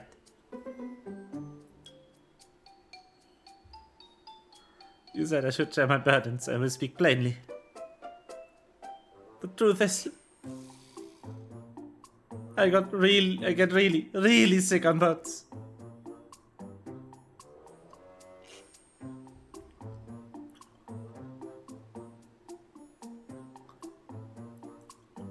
Uklamat, this is hardly news.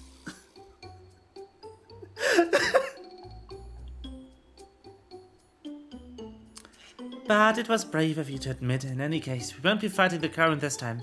Heading downriver will be much smoother. We have ether rides, just use it. It will. Are you sure? No!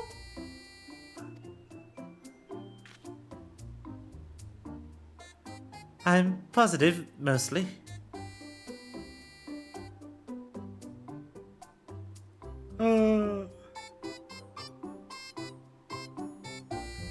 Why isn't this voiced?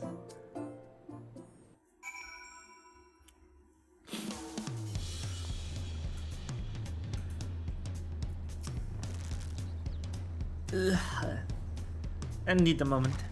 Abriva downriver. If we could, Khatum is too rough for me. Nausea is a bit more bearable now that I've stopped trying to hide it, but I'd still rather not set foot in the boat if I can help it. Alright, I think I'm ready to see if Master Opti can help us recruit the Patswan.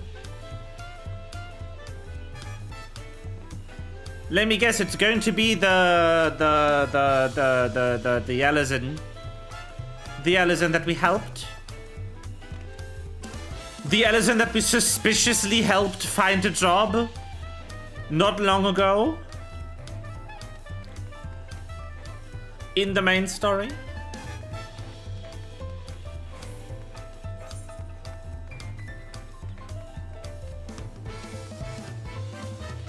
Big fat tacos, big fat tacos.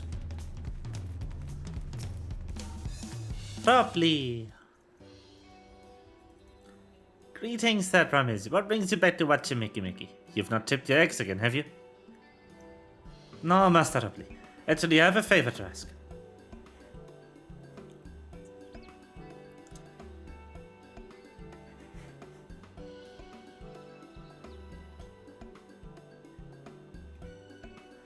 So what do you think?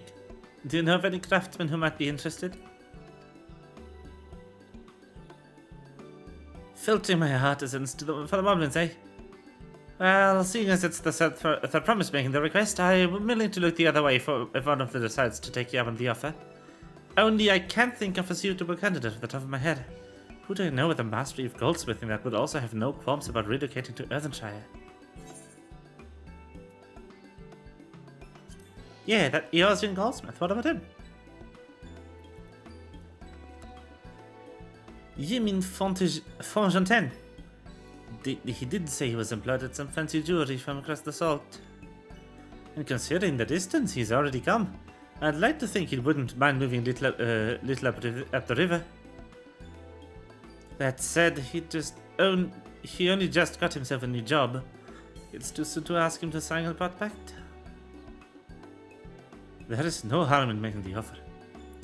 Once he hears how well the Potswan are treated, he may even jump at the chance. Either way, you won't find Fontaine at his workbench at this hour. He's finished for the day, probably enjoying a meal over a Zbaljev. What? No, what's the X? I forgot. Then maybe we should go ask and talk to him. Okay. At the cabins if you like. Yeah.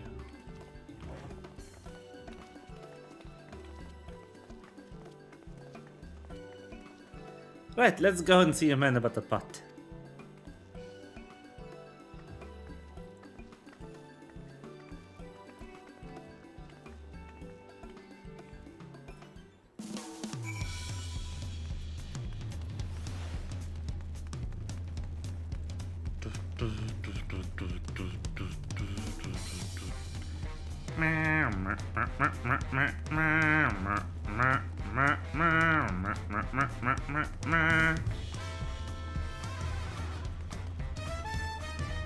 I spot a medba. It's time to pet.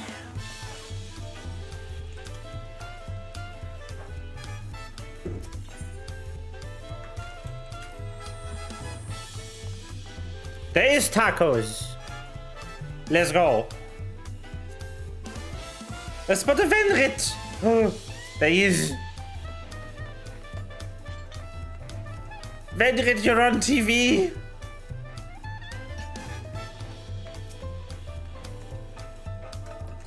Boop. Boop, boop.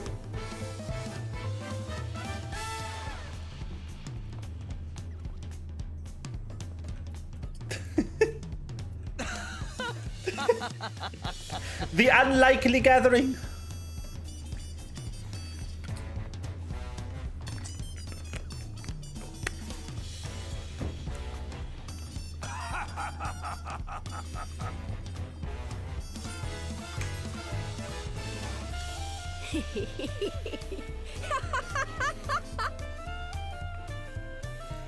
Now we all lost. Let's go.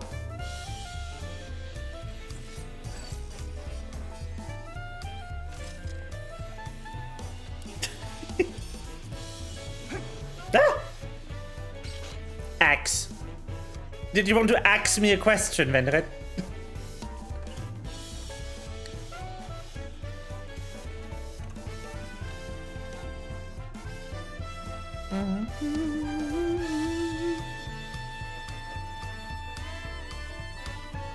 Now we stand in here.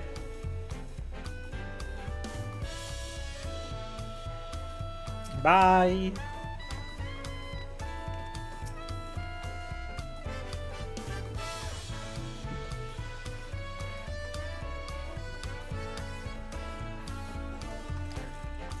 Hug.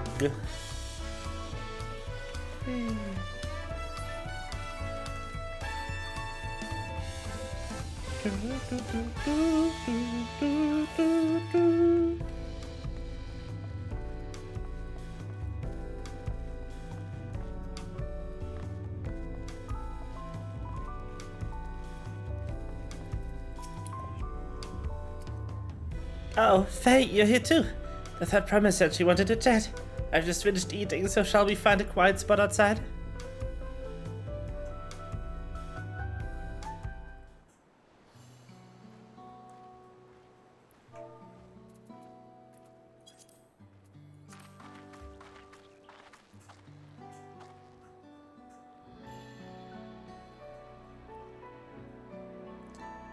The last time we talked on this beach, you were in a miserable state.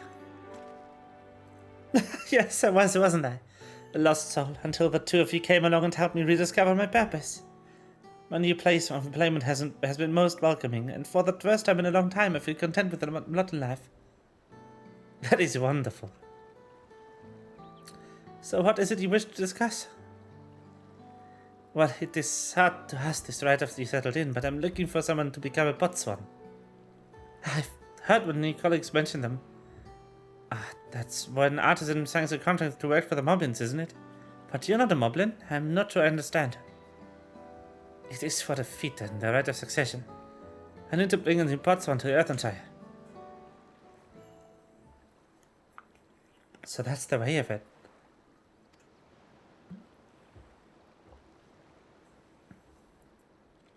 We've barely met. And after pushing you to work at the Watchamakie and not demanding that you throw that away inside the pot pet instead. It's a selfish request, I know. I have something to tell you, that promise. The other day I completed the necessary procedures for immigration. I'm pleased to say that I'm not officially subject to the Yulal.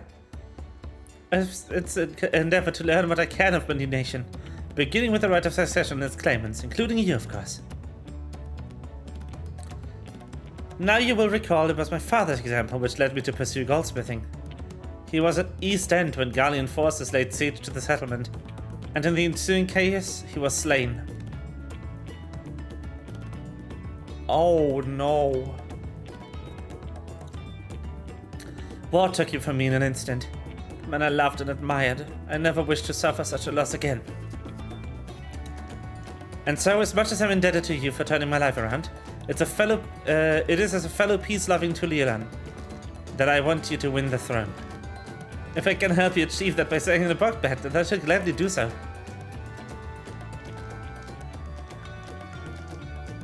Fongetain, thank you. I shall return to Master Ripley and inform him of my decision. Allow me, I'm the reason you're leaving, so I should be the one to deliver the news.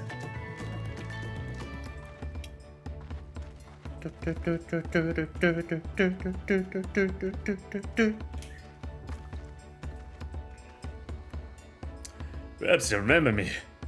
Mhukev. Anav. Shibayev Tia. I'd like a word if you don't mind. Your Whitlamans I like from across the sword, right? And the heroes are around too, if the gossip's to be believed. Well, it so happens I could use some heroic help. It doesn't need to be right now, but it could come when you have a spare moment. Sure. Much appreciated. I'll be waiting for you at my shop then.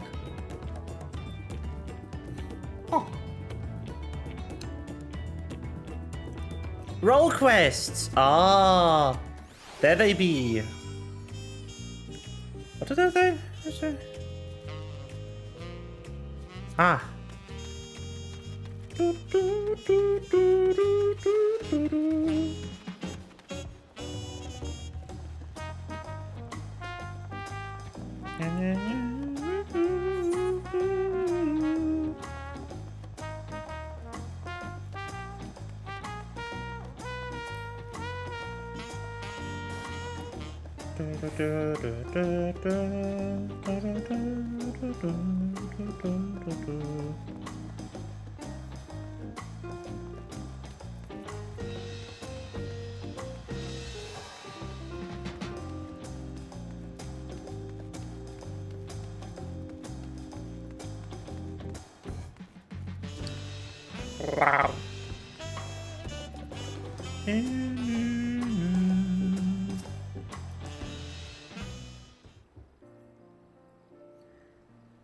Master Ripley, I'm sorry to have to tell you this, but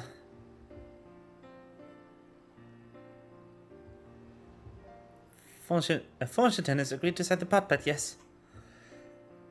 Well, it's a shame to lose a capable goldsmith. To have one of our own handpicked to serve the third promise is a great honor for Matcha Mickey. I appreciate your understanding. Of course, if you happen to know any other talented artisans, regardless of their expertise, I hope you send them my way. You could even be yourself if you're so inclined. I'll keep that in mind. Though my time here was brief, I will not forget your kindness, Master Ripley. I am blessed to have these workshops be my first home in Tuliolal. Come back to us if the moblins cut you loose. You'll always have a job at Matcha Mickey. Ah, I'd expect you'll want to leave the Earthen Shire as soon as possible. I'll go and pack my things.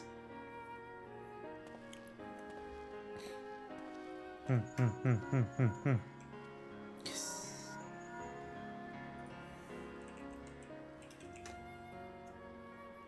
What became of Fontaine? Were you able to find him? We did, and he's agreed to become the Potson. We leave when he's ready, but you still have a little time. Splendid, we shall meet you anon.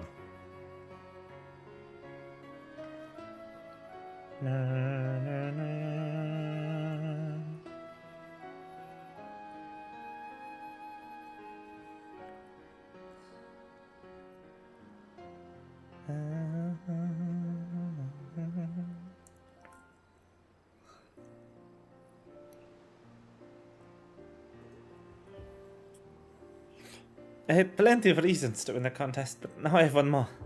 Fontaine putting his faith in me. I won't let him down.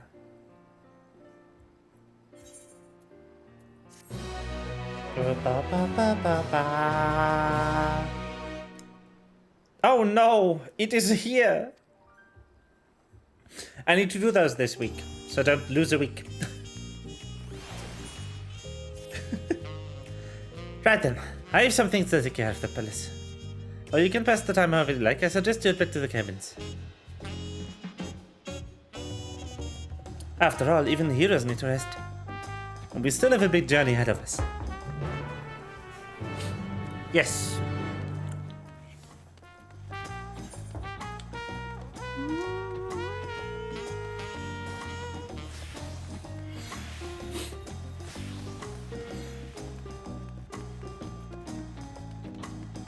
Are they going to do these chapter ends again that they did in Endwalker as well? Because it sure does feel like it.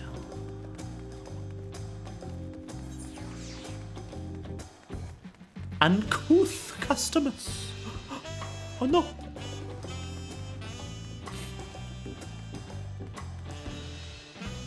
How uncouth.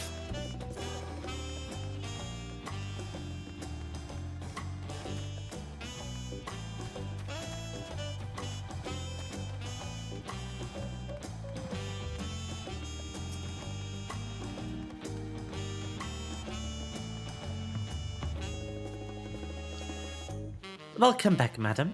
You've had a Landsguard messenger most anxiously waiting. Faith the Third Promise Entourage have been all over the city looking for you. The Dawn servant summons you to the palace. You are to present yourself to the gate guard stationed outside Sunperch at your earliest convenience. Oh, and one more thing. You are not to mention this visit to Buglamat. Okay.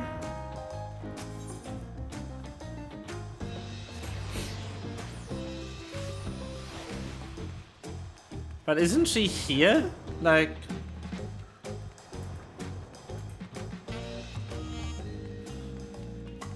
It's gotta be a bit hard, isn't it?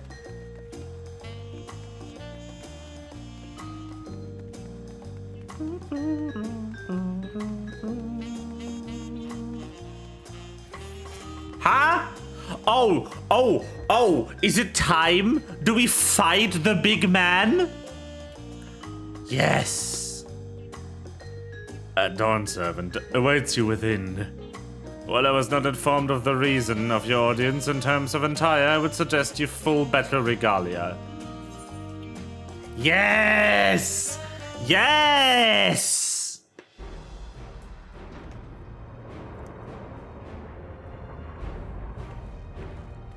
Hey, I'm here. Hello.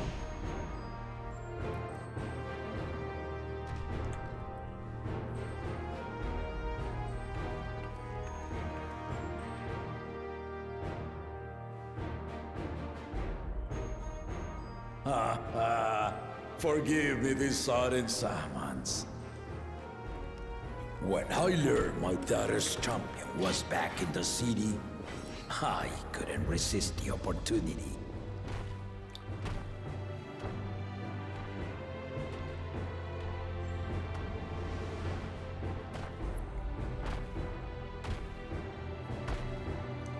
Hello there.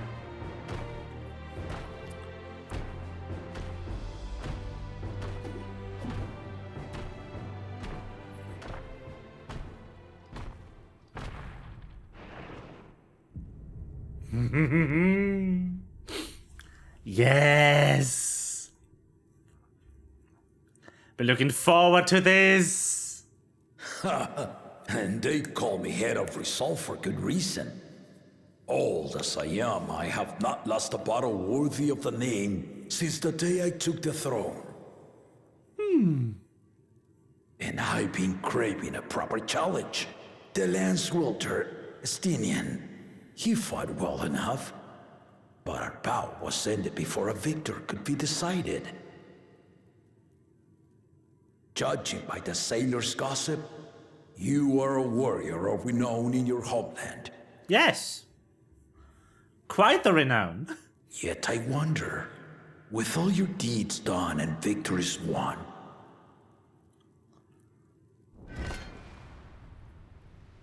are you warrior enough to stand against me?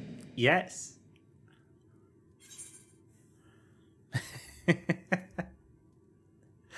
As long as neither of us gets too carried away.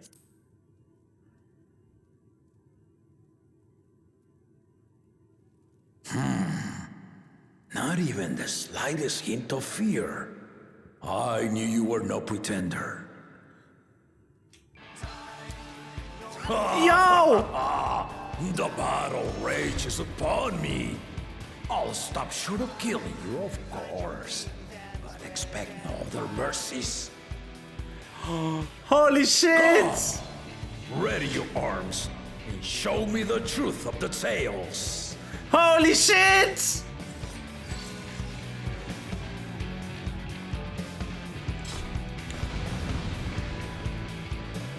Time for the journey of our lives. One second. Need to turn up the music. Okay, ready. Ah. Yes. Give it your all. I am. Don't worry about it.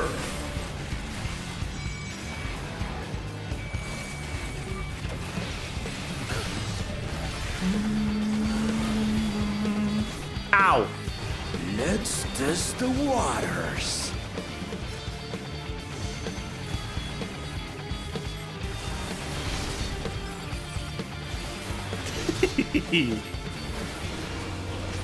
Ha ha! They didn't even blink.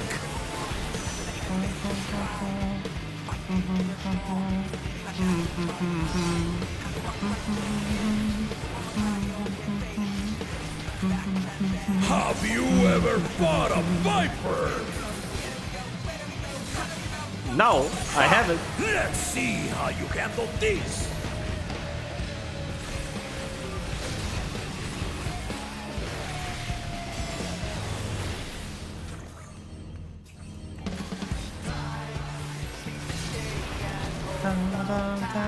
The sun is rising. The spearman did not lie. Very well then. Oh, this is so good!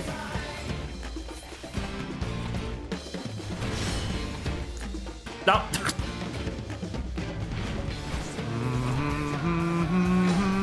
Resolve and reason kingdom.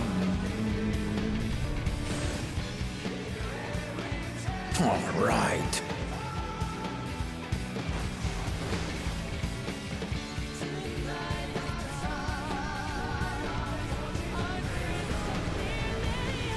This is so good!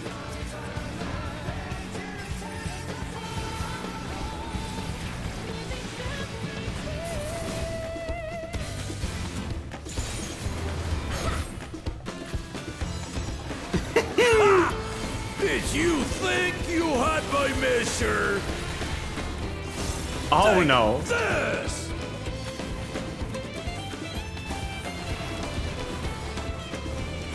Ah, I see.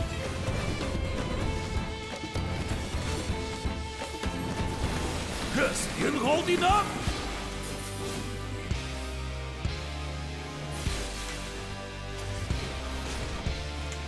Nice. Oh, this is so good! Finished.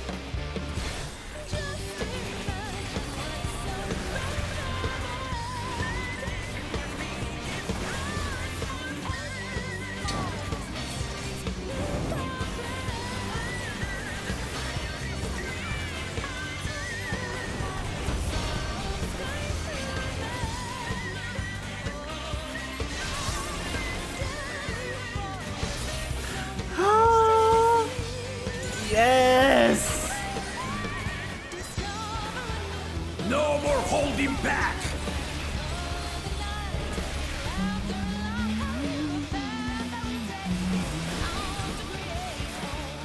Stay alert.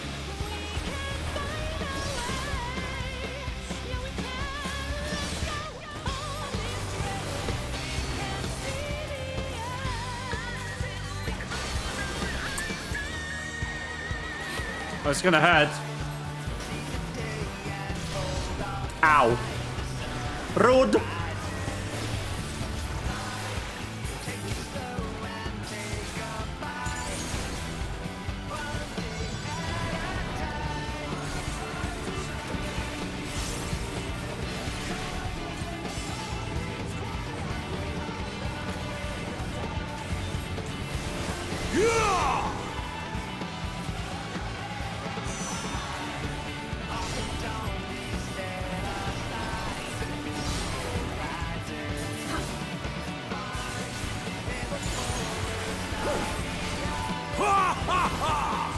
You fight well indeed. Thank you. Okay, still safe. Alright.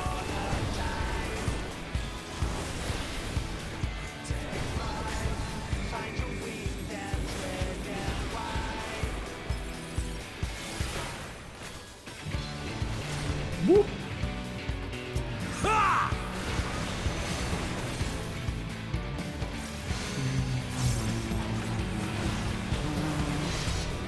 Ha! This feels so good.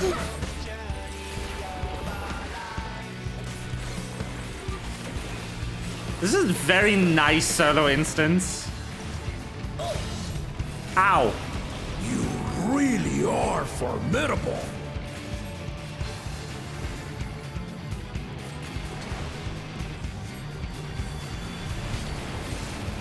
Not the biggest fan of the damage he's dealing.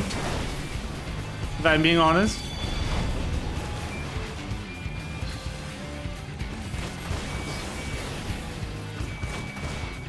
Okay. Now we'll see what you're truly made of.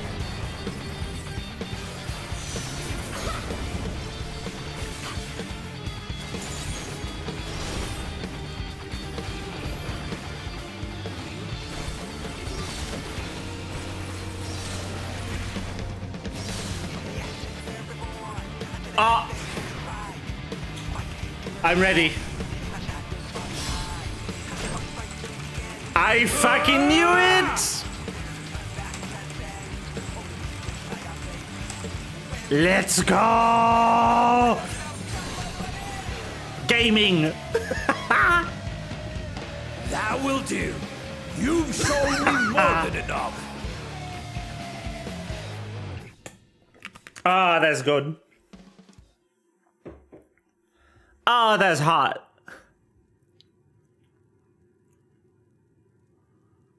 I brought my full strength to bear against opponents before, but you are the first to withstand it. Even with my head of reason asleep, I never expected you to give me so much trouble. Wow. Estinian did not exaggerate. You are a force to be reckoned with.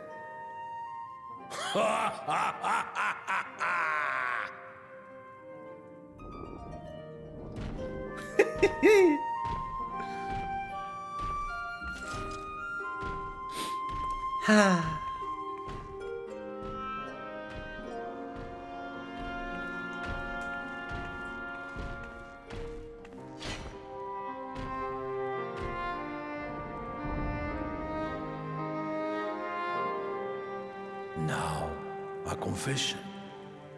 I said I crave a challenge, and that was no lie. But I had another reason for calling you here. Oh?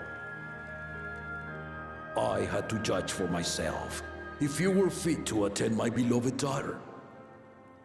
Aww. In some respects, she is much like me. Hard-headed and prone to rush into danger. But one with your talents could readily dispatch the threats that bar Lamachi's way.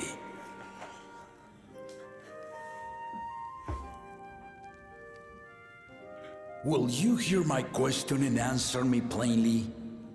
Address me not as the ruler of Tuliyola, but a concerned father. Of course. Thank you. Then tell me, given your journey together thus far, what is your impression of Lamachi? Whether he be as their promise or just a companion on the road. Speak your mind.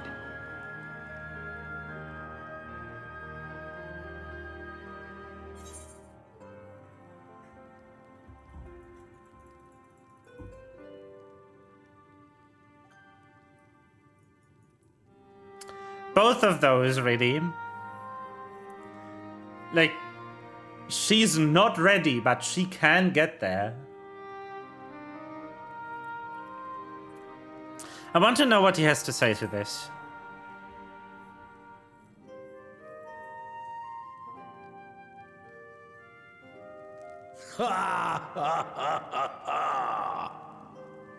Well, I did ask you to speak your mind, but agreed, she is not ready for the throne. Not yet. Lamachi thinks she understands our many peoples, their histories, their cultures, their beliefs. But she knows only what she's seen in the capital. And it's not only her who concerns me. Even this early in the contest, you must have realized. Yeah, none of your children are ready. As potential rulers, all 4 claimants are lacking. Yes. None are fit. This is why I elected to hold the right of succession. Not to choose a fitting candidate, but to cultivate one. And if no one has impressed me by the end of it, then to no one will I yield my throne. So it's all fake. As a parent, Damn. I pray that my children rise to the occasion. Shit. With outsiders dragged into my game, I am also hopeful that the different perspectives you and your companions have to offer will inspire them to grow. I imagine you in particular have traveled many lands, know many peoples and cultures, loved them and being loved in turn. Guide Lamati as you think best. Walk at her side and, when needed, push her to walk ahead.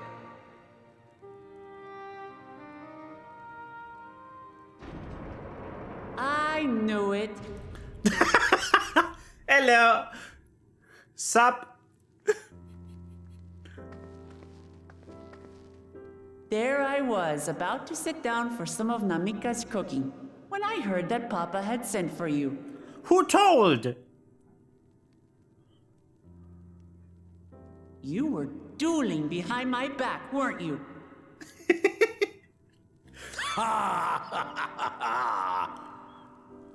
I see there is no point in denying it. You needn't worry, daughter. I took care not to inflict lasting injuries. You almost lost, buddy. You and your ally may return to the contest without disadvantage. No harm done. I swear, just as I was learning newfound respect for my father. Let's take our leave of this battle-mad oaf before he calls on the rest of my entourage.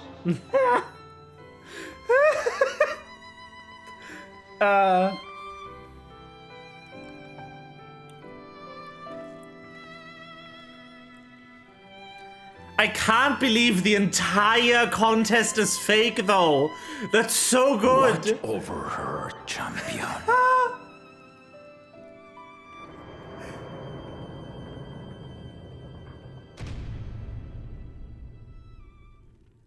That's so good. Kona's recruits are no less sharp, as one might expect of Galof's countrymen. They saw the flaws in our claimants from the outset. I mean, yeah, but it's like the whole contest, like what the contestants think, also hi Limp, is that when they reach the city, they will become the ruler of Tuliolal, which is fake. It's not a contest. It's a lesson.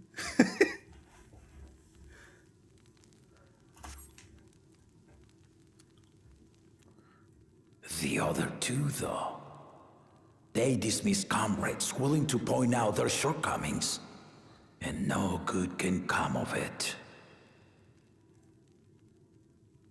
Yeah. Like, he's... Yeah.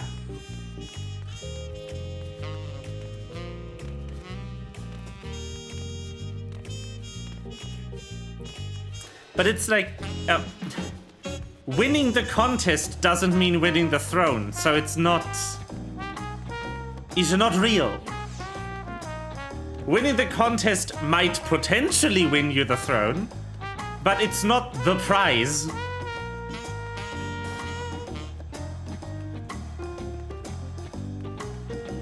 Also, yeah, so I think the first promise, he could come around.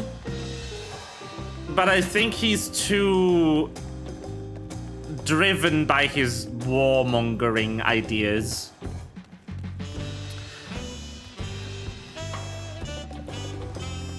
I wouldn't mind a reality where Quana becomes the Dawn Servant.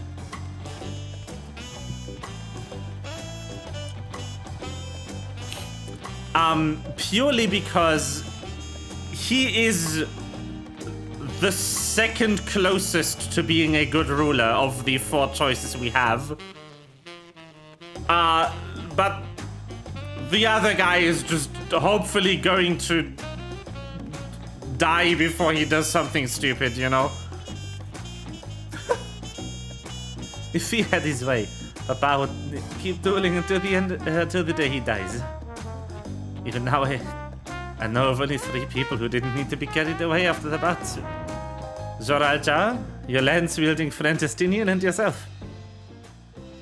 You really do live up to your fearsome reputation. I'm curious though, did Papa want anything else of you? A small favor, nothing more. It's really just Wiklamata Kuana. Yeah, honestly. Whoever of them gets what they are missing first, I guess. If that's all it was. Anyway, that was fucking fantastic. More, please. Holy shit, that was a good fight. I still haven't had part of Namika's food thanks to Papa's nonsense. So I'm going back to finish my plate before I head out. But otherwise I asked everyone to meet at Forat Cabins. Come and join us after you've had a moment to recover, eh? I'm fine.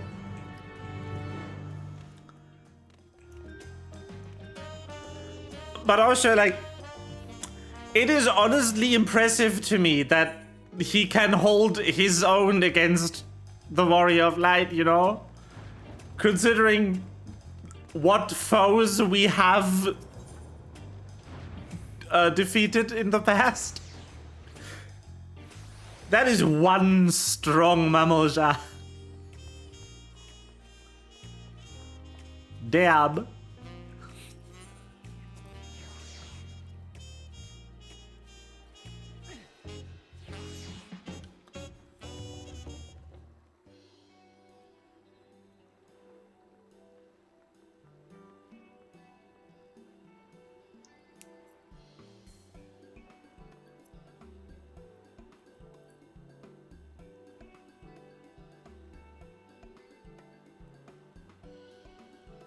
It's the guy! Sorry to keep everyone waiting. Is that it? Is that it? You all set to go? I left Eorzea prepared to travel in search of work, so I had few belongings to begin with. Bidding farewell to my fellow artisans took rather a lot of time, however. Again, I appreciate you making the commitment, Fojiten.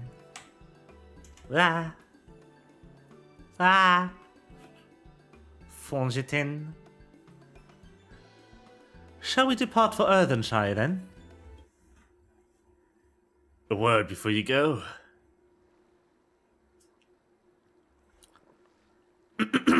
Oh, hello. It's you. Wookevu, what are you doing here? I spent my days correcting manners, and here I am preparing the grave offense of delaying the third promiser's departure. I love him. He's perfect. Please take up your axe and rend my flesh into taco meat. Must your demands be so gruesome? Besides, I told you that kind of thing doesn't bother me.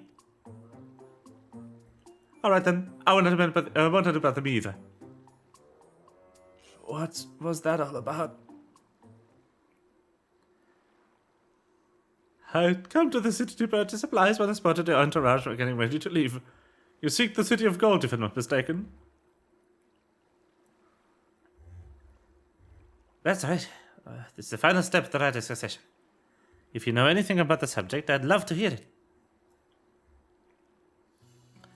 Then allow me to be of service. As you know, legends of Golden City have been passed down in Tural for thousands of years. Yet when it comes to describing the place itself, the stories do not always agree. Some portray it as one might expect, a glittering metropolis of golden towers. Others suggest it's more unassuming and owes the name to a fabulous treasure hidden at its heart. Every telling, however, has a common thread. Those who go in search of the Golden City do not return.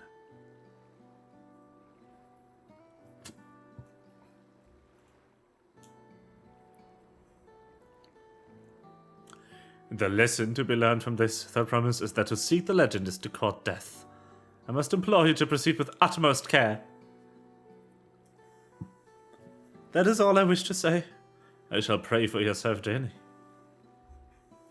Thank you, together. I like him. He was very funny. Goodbye.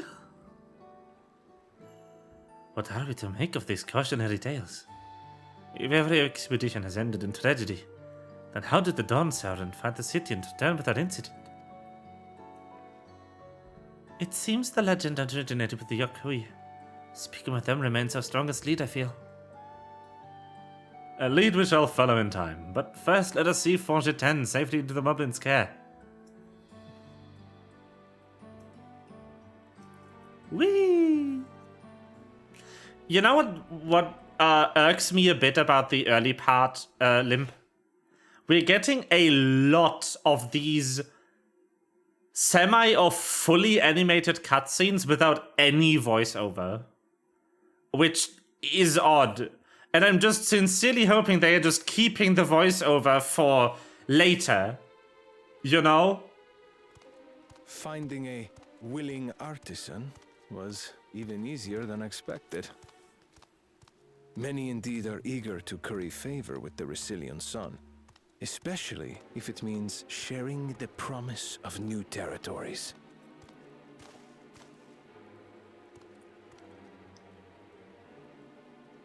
There are many cutscenes, yes. Will have all the land they desire. This is less of an issue for the regular player and more of an issue for me, because having to voice so many scenes in a row is taxing on my body, you know?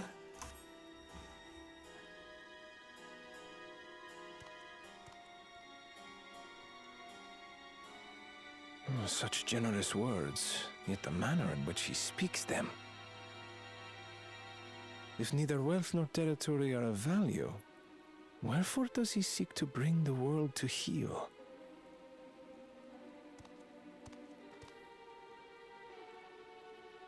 Yeah, definitely. And I do know they like to keep their money for more important things. Remind me, there was no rule against poaching craftsmen from other claimants, was there?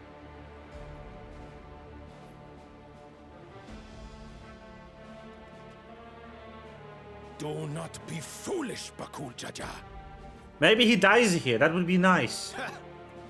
Foolish would be carrying on with these dull feats when all I need to win are the keystones. And besides, it's long past time I humble this arrogant one-head. The Dawntrail may have sired you against all odds, but there is nothing blessed about your birth. Only a two-head is fit to rule. Only we are worthy. This is an NPC that's voiced by the German male Fallout 4 player character. Amazing. And learn your place. Please tell me he dies here, so I don't have to deal with him. A moment, first promise. Leave him alive, if you would. Dang it! I see a use for this nuisance. Also, that guy is so sus. The advisor is the most sussy Baka of all time. Too scared to make the first move?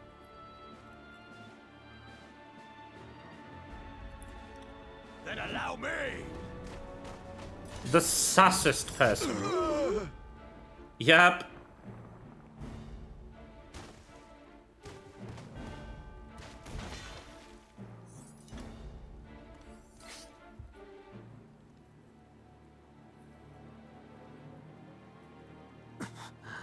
But he's just a runt.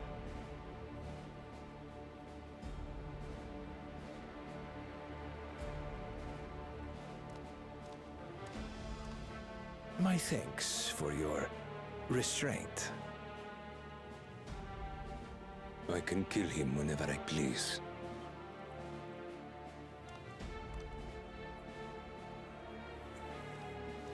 Sad he lives. That would have been really funny if you just murked him here, you know? Your part in this is far from over.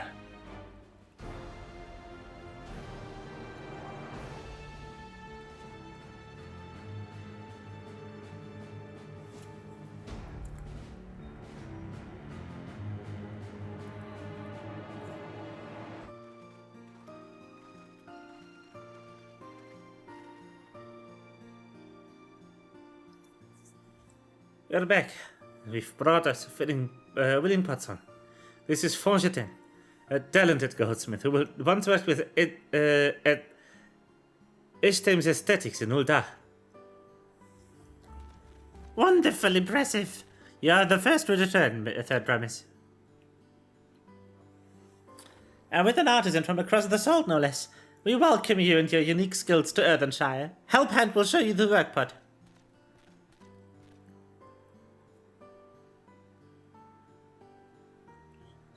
This is it then. I look forward to hearing your proclaimed Dawn Servant. Thank you, Fongetin.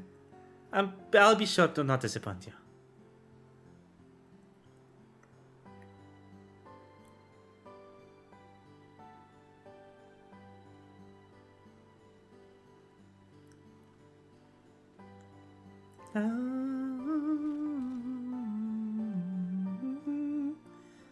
You have reached with the requirements of the Feet of Butts. Ready represents you the keystone with joy smiles and well-wishing. Aww.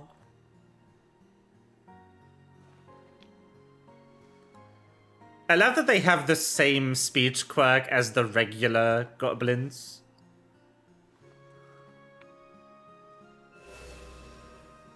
It's just the same. Same exact funny. That makes sense. It makes 3.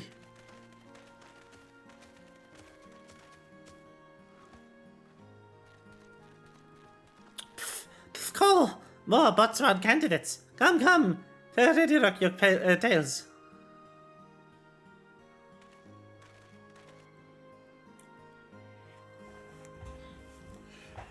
I also love how this story is basically just the struggle between these 3 siblings and then the dighead who is also here. Another feat accomplished. Another keystone acquired.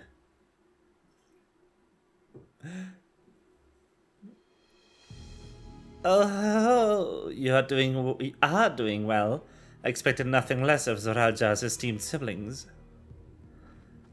Your cleverness in particular is most admirable, Second Promise. We must have you apply Australian knowledge to you as you so cherish, and arm Tural with weapons of Magitech design.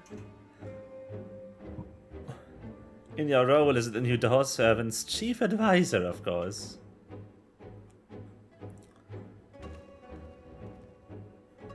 The tools of war hold no interest for me. I wish only to improve our nation through practical innovations. Foreign powers will think twice about testing our strength once Tuliolal is known for its advanced technology. Just as the Garlean Empire was deterred from invading Sharlayan. That may well be true, but how long will it take Tuliolal to progress to this advanced state? How many years? With a collective commitment to education and hard work, it should not take so very...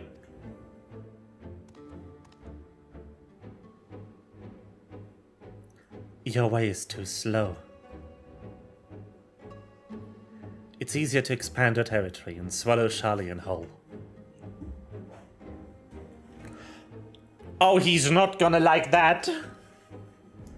Conquer the nations through force of arms, and you're looking for a future of uprising and bloodshed.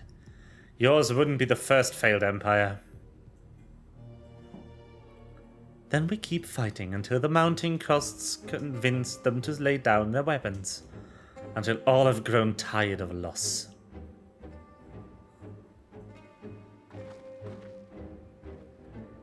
How would such an outcome bring anyone joy? What you propose is a mockery of peace.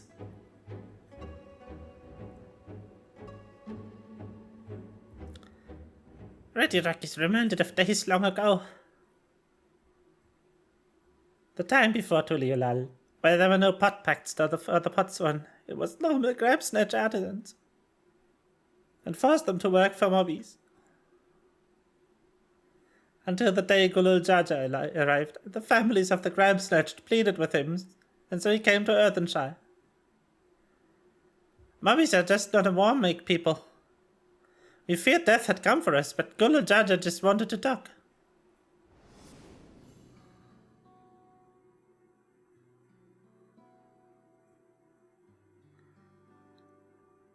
I have no idea how this head sounds. Be at ease. We are here to trade words, not blows. The goldwork crafted in this village is superb. One can tell at a glance the quality of materials used, the mastery of technique employed. Yet it does not stir the heart. Yeah, they're just enslaved crafters. What? How? Why? What the fuck? Yet it does not stir the heart. A goblet shaped by bound hands and broken spirit is devoid of luster. Compare that to how the works of a joyful artisan. She pours her very soul into her creations, and they shine like the newly risen sun. Have you not seen this to be true? How did those tiny guys do this? I have no idea. And so began the custom of good living. Happy potswan make good works, and good works make mobbies happy. Gulul Jaja's words were wise. Joy smiles did indeed bring fine craft and much jiggly shine. So the head of reason was behind forging the pot pacts. Yes, reason and clever thinker changed Mobby's way of life.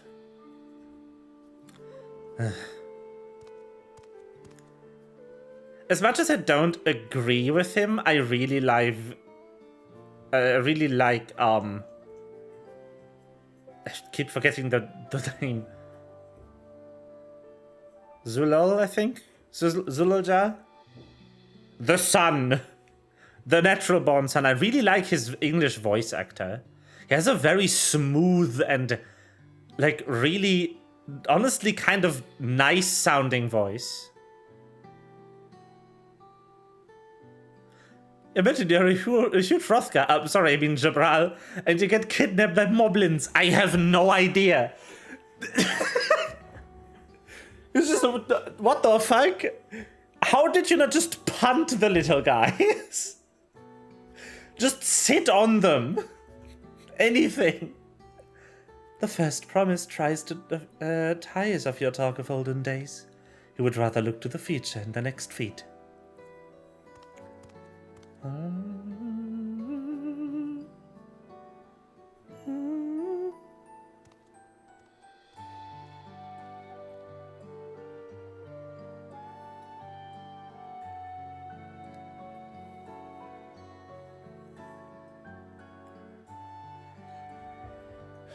We should be getting on as well. Honestly, like, the one reason I'm not actually sure Wuglamat will become Dawn Servant in the end is purely because Koana has Urianger and Thancred to fix him. But Jaja never did come back, did he?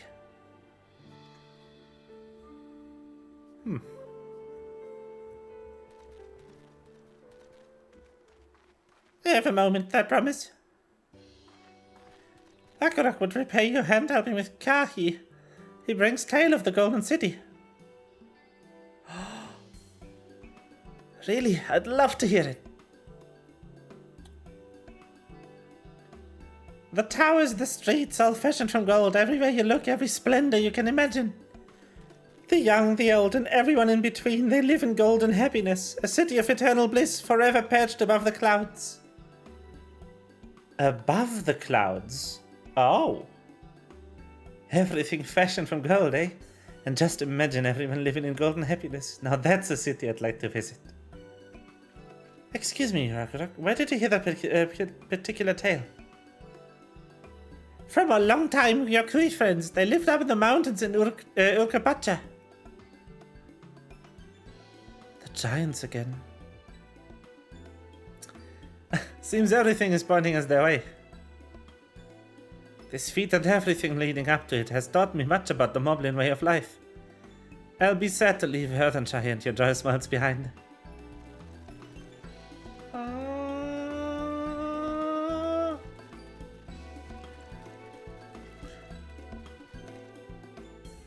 My favorite Wuklamat cutscene so far was just her crying about having, like, literally crying about having to ride a boat again. Like, oh no! Bean! Right, we should go see the giants next. Agreed. Gold mysteries notwithstanding, their village is featured prominently in the saga, and so is not to be ignored. The Urkapacha Highlands should be easy enough to reach from here. If we leave Earthenshire from the rest, there's a road which leads up to the mountains. Let's find that first.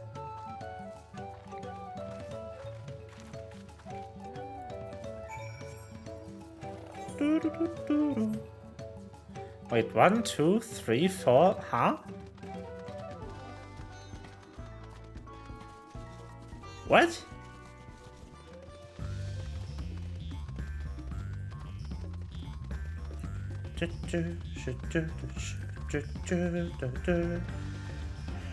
One thing that I also dislike about the lack of voiced cutscene is having to guess how things are pronounced correctly so often. Like, huh? I'm sorry, I don't speak these languages very well. I can take an educated guess, but you know.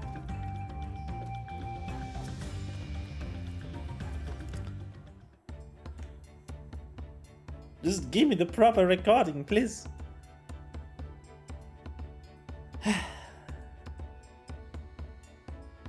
Looks like the trail is going to get steep from here now. I hope everyone is ready for some climbing. That promise. I'm glad I caught you. I did ask me to bring you back to the village. He says there's something she forgot to give you. Ah, the bandit side quest. Huh? Something other than the keystone. Yes, an item of great importance, as I was told. I shouldn't take long. If you would please follow me.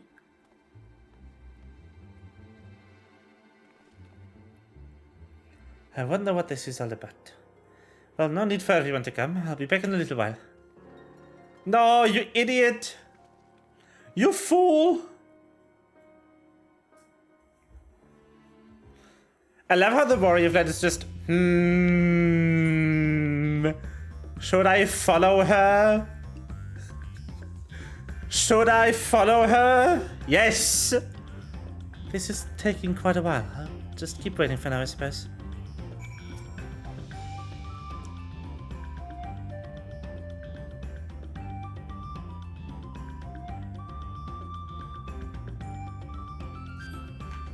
Perhaps there were complications. Let's wait a little longer. No, you idiots!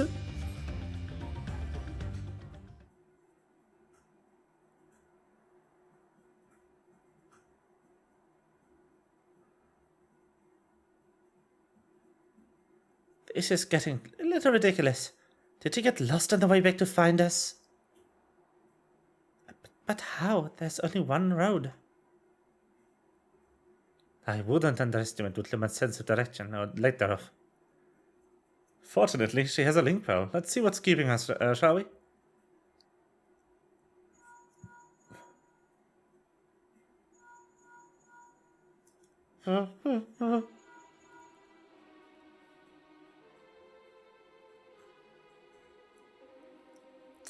She's not responding. Perhaps we should all return to her as the trier.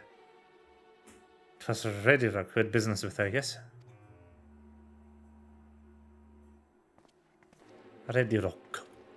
Rock. Rock.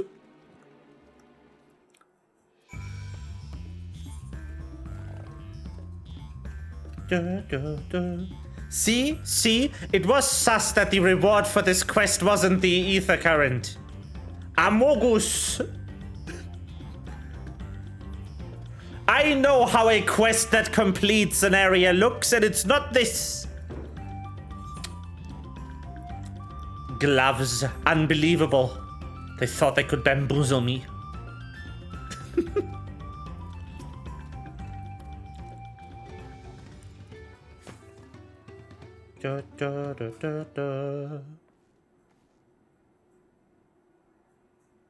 Back again so soon. We've come looking for Buklamat. Did you not send someone to fetch her? Edira did not. Neither has she seen the third promise since you were last here. Then who was that man that came for her?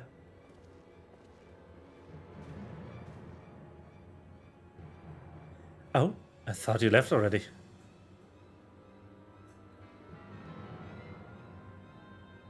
Where's Lemon Tea? Is she not with you?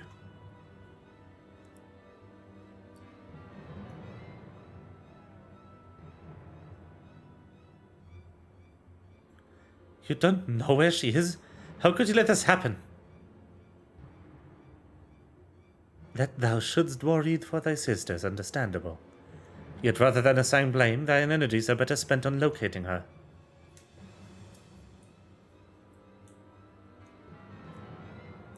I will help you search. This is not how I wish a fellow claimant to lose the contest. My sister least of all. In that case, dividing our forces will allow us to cover more ground. Faye and I should work together at least. The better to facilitate communication between our groups. Then the rest of us will split up. Report in should you find anything.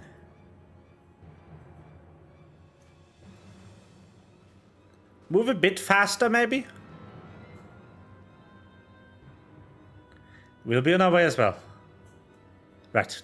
Keep in touch.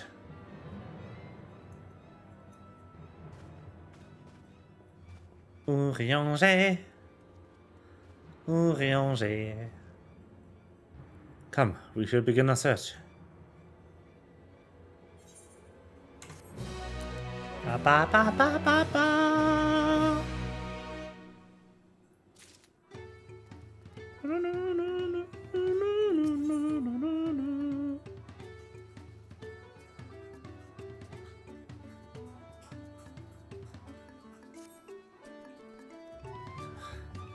If Lamachi was returning to Earthenshire from the west, then she should have passed through here. Except Redira swears she didn't see her. In which case, it is entirely possible that Lamachi never made it back to the village at all. The only way to be certain is to ask the sentry stationed at the opposite entrance. By the way, why do they have way fancier aetherites than everywhere else? Unfair. Rude, even.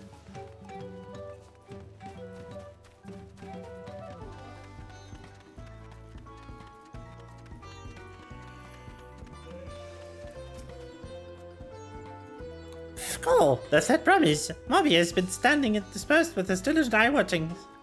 He has seen no claimants that passed his way. What about Tonawawata with brightly colored hair? Moby knows something of this one. He hears tongue flips about a pelu peddler and many fired who was attacked by a crazy-haired bandit on the road. A bandit, you say? Thank you, you've been most helpful. My sister's clearly not here. Though I wish it were otherwise, we must consider the possibility that the Tonawatan messenger and the brigand described by the sentry are one and the same, and that Lamachi is in very real danger. Come, let us hurry to many fires. I'd like a word with this peddler should they still be around. No, Lamachi! I'm going to grab these, though. 1 second. Are you cutscened? No.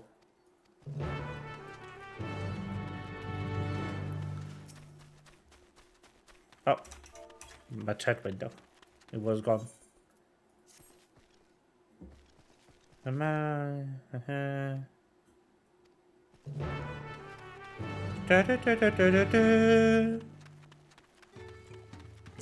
I will not voice like these.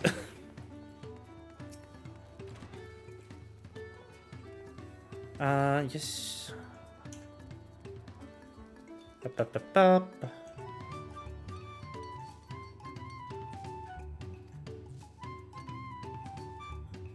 There's nothing untoward about it, I assure you. Ah, yes.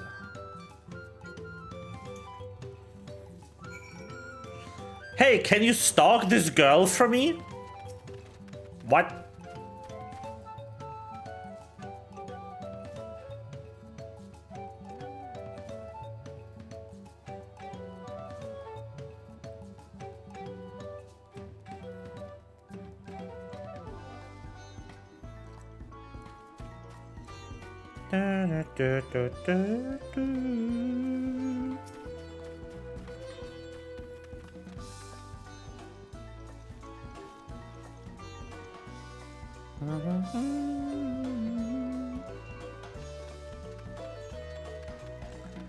Vamos.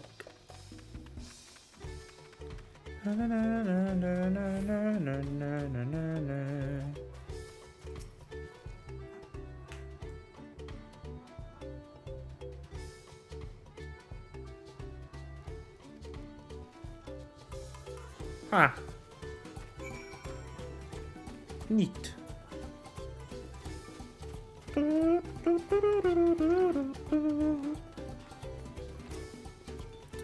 She just really likes your craftsmanship. Oh no. It's me.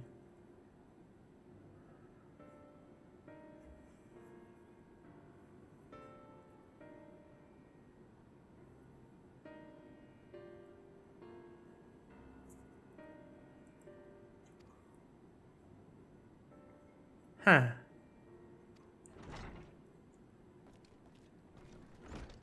Hello.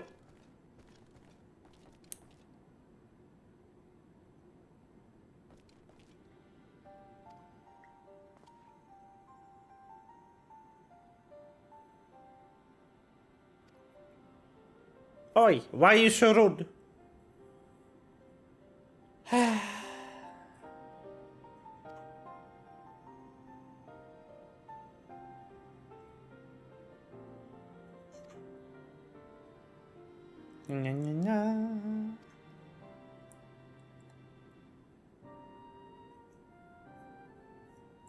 Why do you always have to be so... Ah.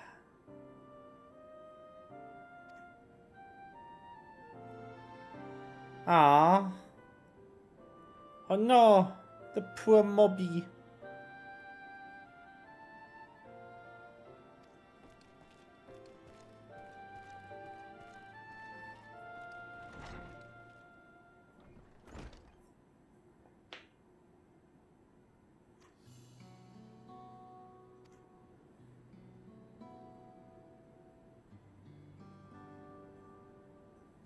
Ah.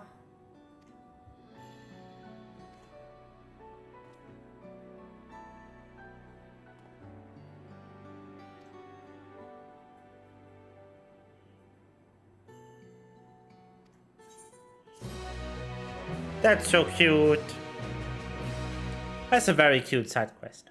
Just the guy wanting to give a gift to the gobby who helped him all the time.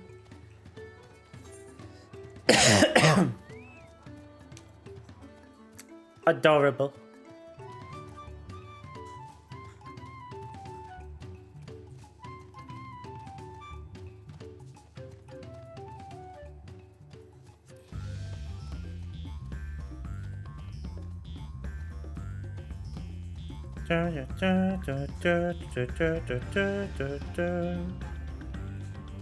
Hello.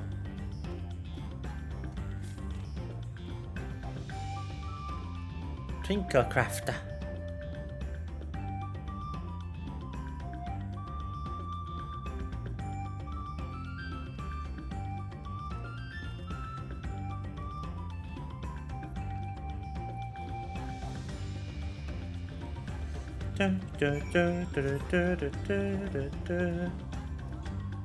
So these giants built this stuff.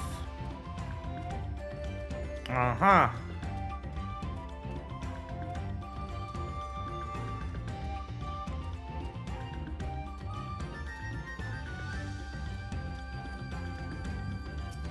They are very skilled, damn.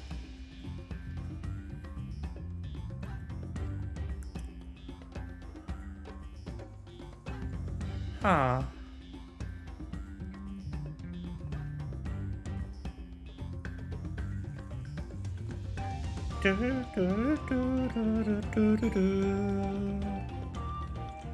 This is a very person-sized thing, though, for something built by giants.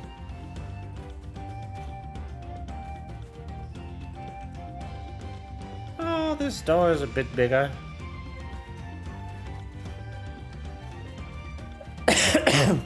Oh, wow! An actual combat! Oh.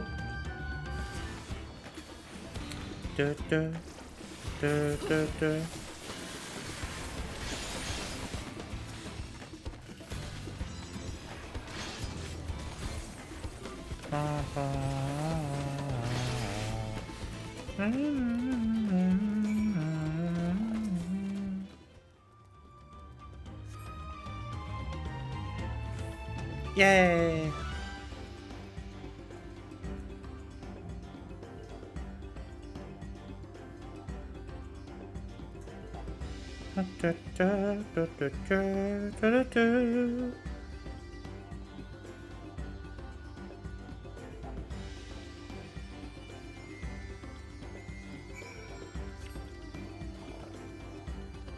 Can't wait for the inevitable moment of the game proving all these preconceptions about the giants wrong. Gonna be good.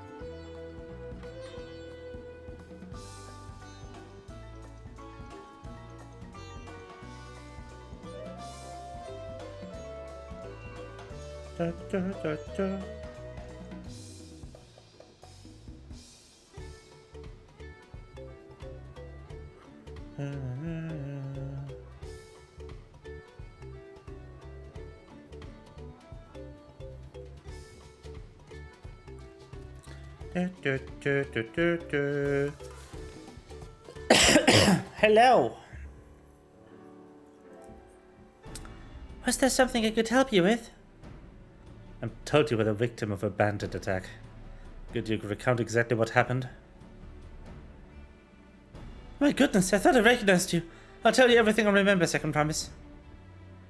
It was that scoundrel, Wowsick, what the fuck? Wowkissa, who ambushed me. You know the name of your attacker.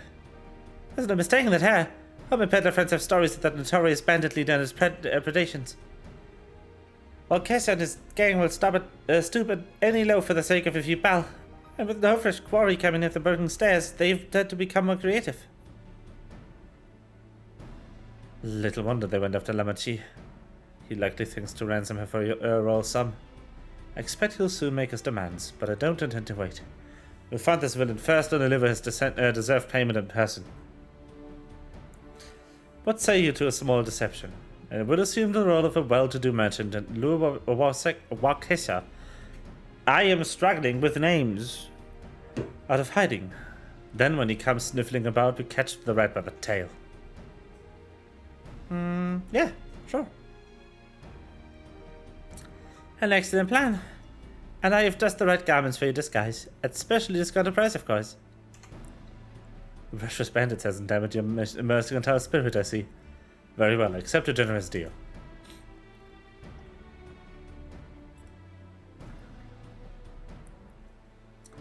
Ayo! And now we lay the bait. I will proceed into many fires to make my presence known. You follow in behind, boasting to those along the way how you paid me a hefty purse in exchange for a rare gemstone or some such. If Valkessa is kind as they say, that a seasonally enriched peddler should be an irresistible mark. We let him strike, and then we spring our trap.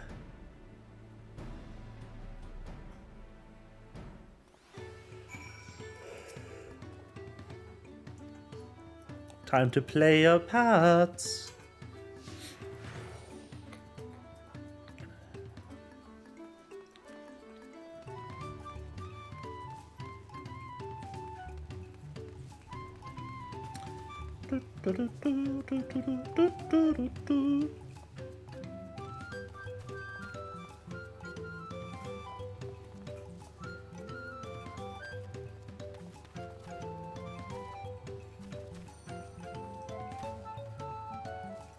There. That Jabral fellow. Shame with how happy your imaginary deal with me has made you. Once you've put on an appropriate display, we continue our next performance.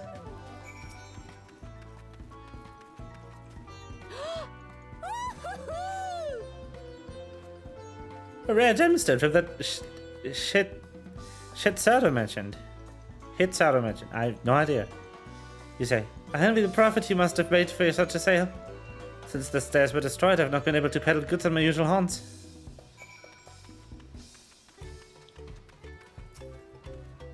A good start, but I would make a certain Walkessa is aware of me.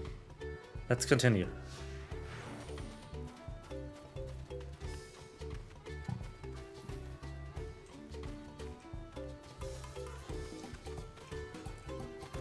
Moblin. That Moblin over there looks amenable to conversation. The stage is yours.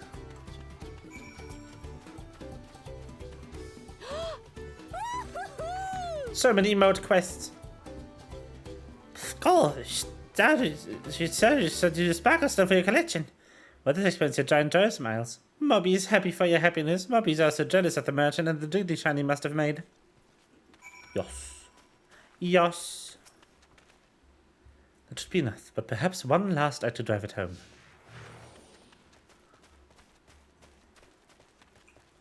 Koana. Wah wah. Wah wah wee wah. Do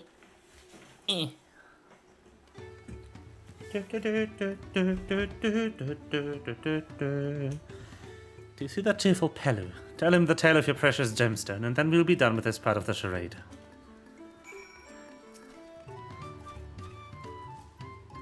How nice to see a smiling face.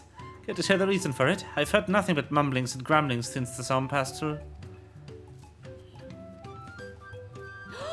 Oh ha ha! Woo! Yay!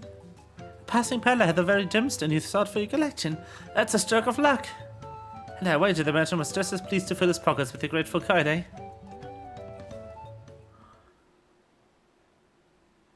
Well, I'm inspired to go and earn some pen of my own. Who knows, maybe opportunity will find me, even as it found you.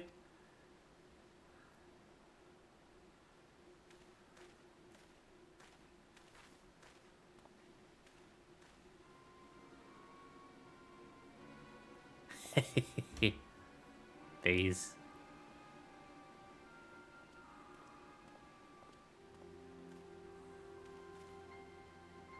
I'm a most valued customer. The profit from that single purchase of yours should see me through weeks of idle leisure. Traveling with such a fat person who sells swords is tempting fate, so I shall make Earthenshire my last stop and then return forthwith to Tuliolal.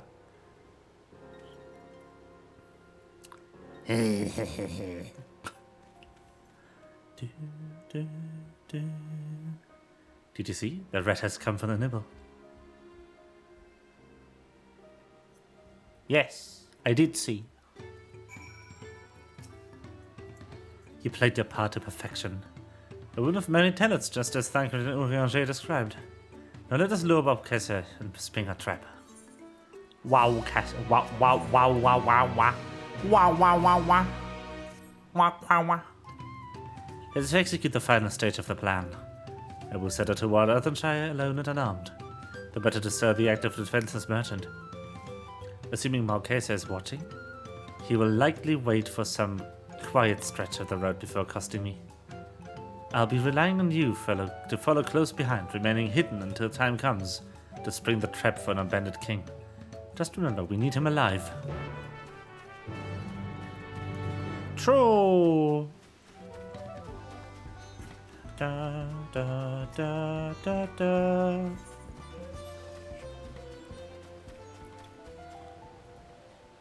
Waiting.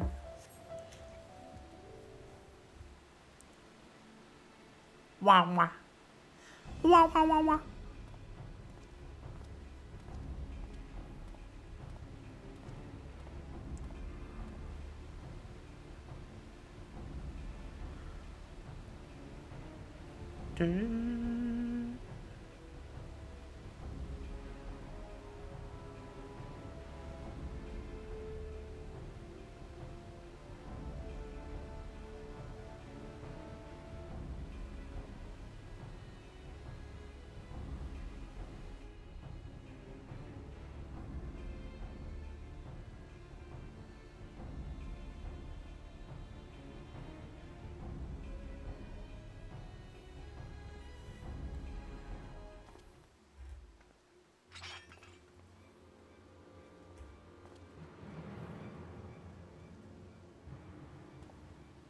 Hey, some business has been good to you, Master Merchant.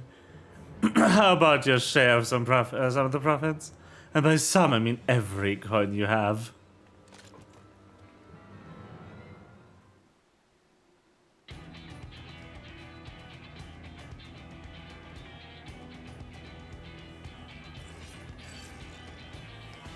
You idiot! You buffoon! You're a gemstone collector. Oh, see what this is. We've been tricked. Spit in your eye, man. Kill the Vidral.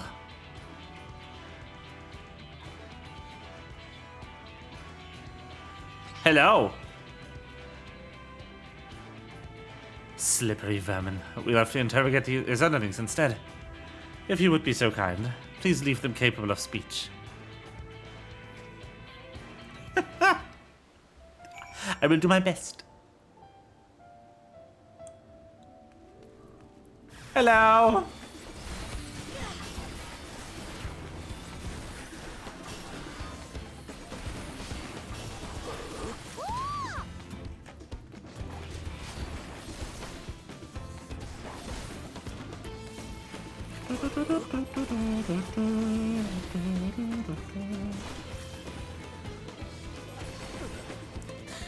Very well.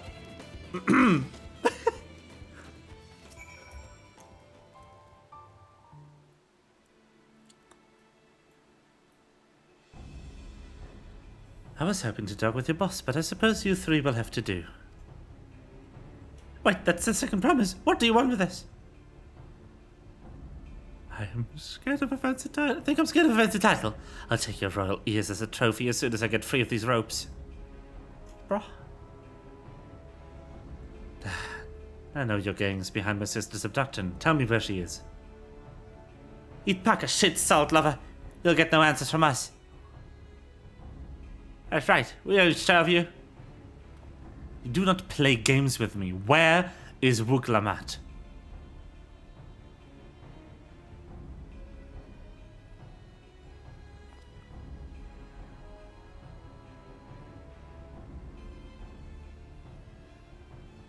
I am fast losing patience. Talk now or die, the choice is yours. We were hired to lab the third promise, that's all. We don't know where they took her. Hired by whom? We weren't told that either. Only Walt Kessler knows. He's the one who took the job. Well, it seems we need their leader after all. Once I've arranged the Lance Guard to take custody of the criminals, I'll call in Thancred and his tracking skills. But perhaps you could pursue Walt Kessler in the meantime. The bandit was running in the easterly direction. Should you locate him, I suggest you shadow him rather than force a confrontation. He might lead us to where Lamachi is being held. Yes, I will do so. Go. Oh, damn. There's a tongue. Dang. Long tongue.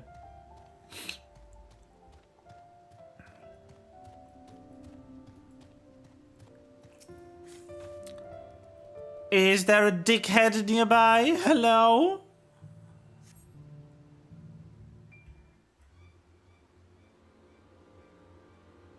Huh? Oh no.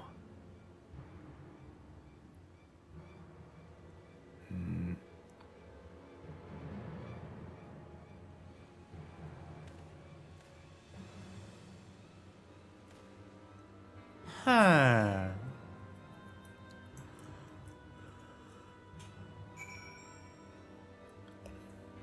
I found him.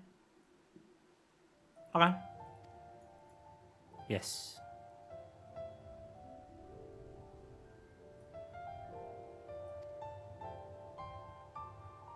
Huh. Okay.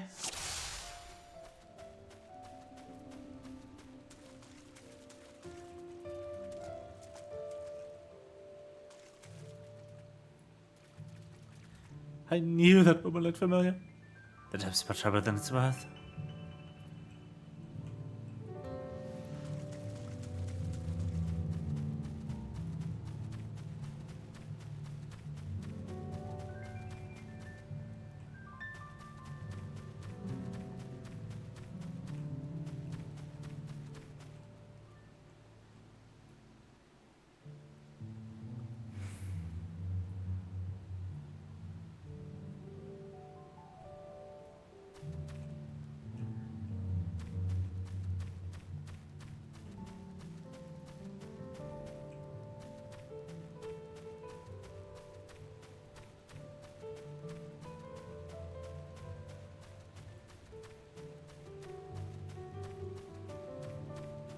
This was meant to be easy.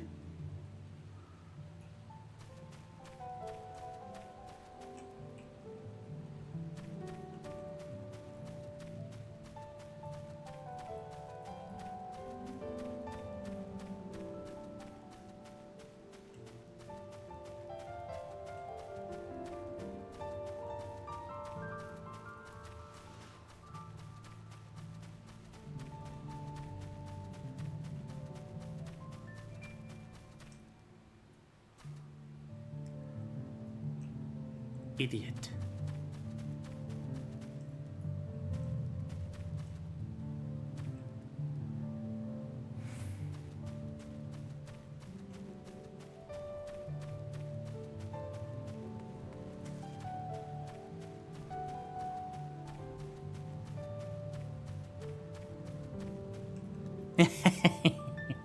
I know where we're going. I've been there before. Damn nerves. You're being stalked. You little idiot.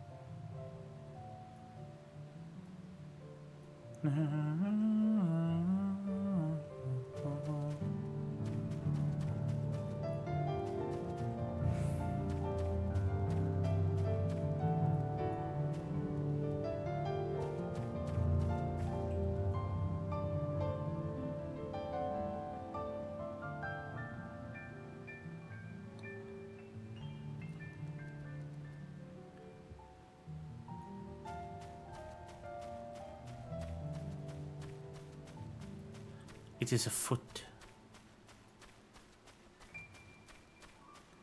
The chase is afoot.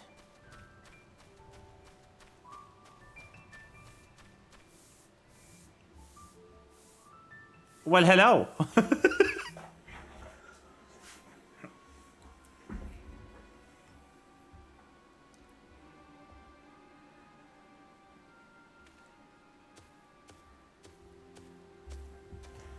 Uh-huh.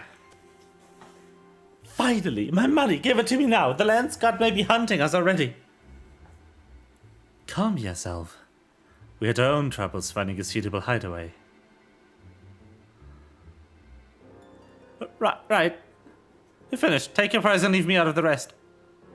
Such hostility. You were hunting for coin, and I offered you gainful employment out of the kindness of my heart.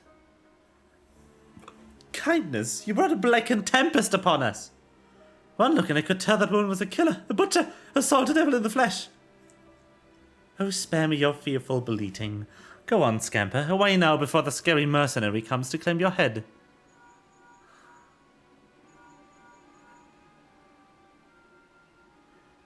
Come on, tell me the news. You found the abductor then. What's the situation? He's an idiot. Do you think the bandits were hired by this Hubigo? Alright, new strategy. Forget Wakesa. Stay in the Mamul Dawntrail. We don't want to endanger the third promise, so keep your distance until we're certain they have her. I'll catch up to you as soon as I'm able.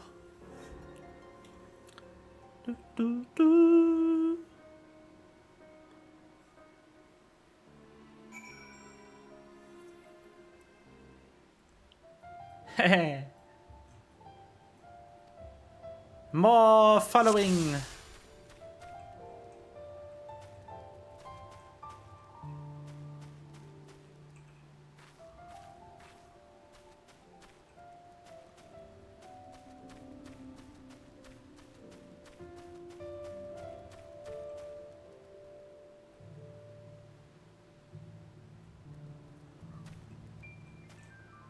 Huh.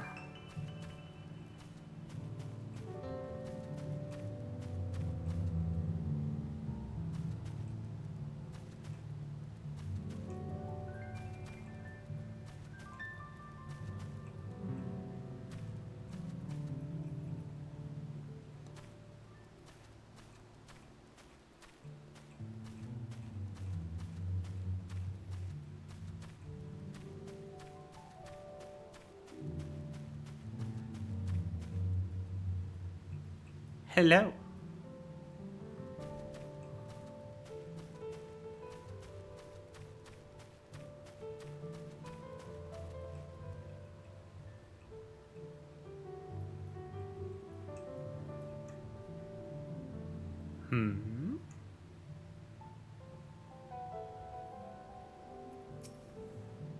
You are hearing things. There's no one here.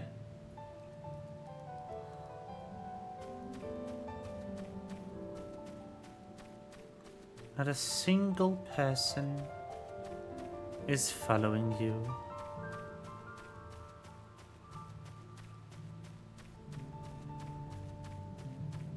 Nobody is here.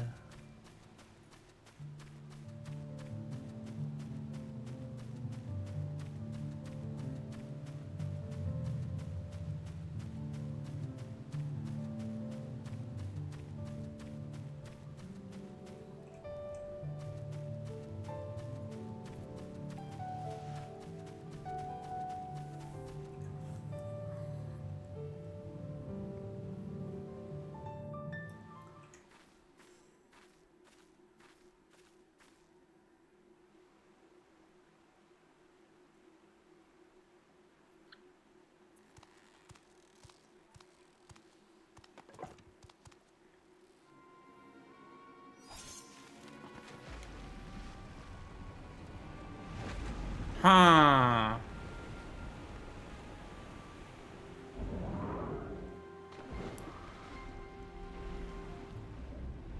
How about rude?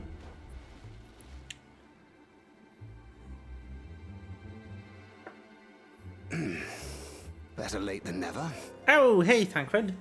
That Mamulja. He's the one who kidnapped Wook Lamart. I don't think so. So we're still unsure. If we can follow him a bit longer, confirm his connection to the abductors.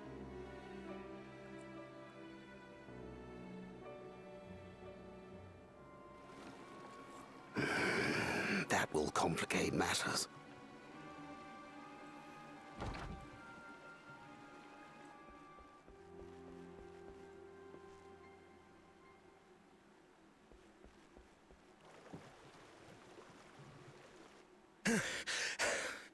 Huh. Confound it!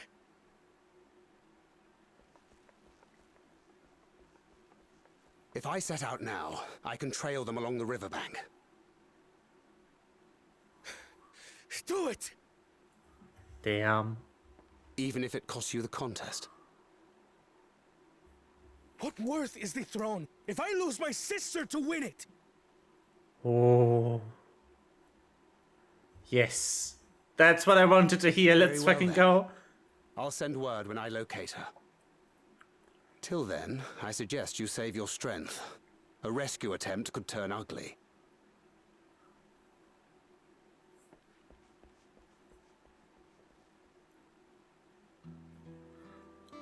That Hubigo just now. Hubigo. I swear I've seen him with Bakul Jaja. Yes, same. Knowing the way that monster works, he probably hired bandits to kidnap her so he could steal her keystones. But even alone, my sister is more than a match for a gang of untrained ruffians. She must have been ambushed or deceived. Gah! I should have been there! If those bastards have hurt her! Oh. Be patient. Trust and Thancred.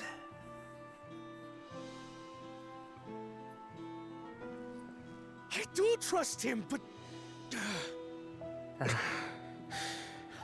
Damn. Forgive me. Snapping at you won't get my sister back. I'm afraid I've always been like this when it comes to Lamachi. The thought of her being in danger sends me into a panic. But isn't that how families should be?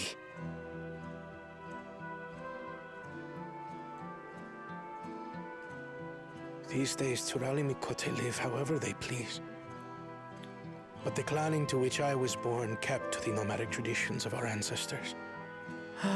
They herded their own neck across the plains, always moving with the seasons. During one such migration,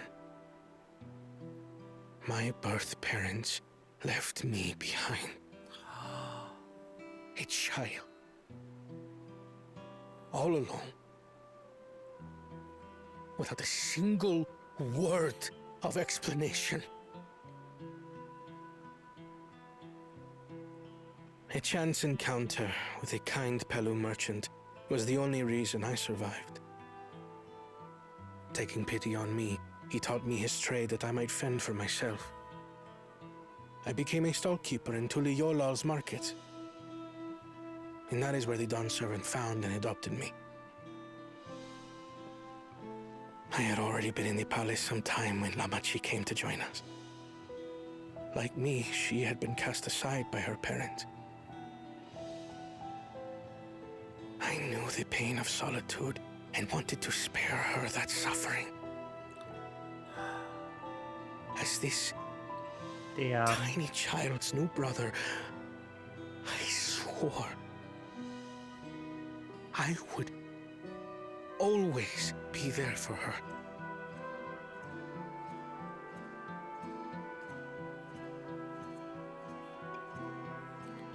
Wow. So, as you might now understand, I will stop at nothing to rescue her. While we await word from Thancred, I suggest we prepare ourselves to travel downriver. You have a boat, yes?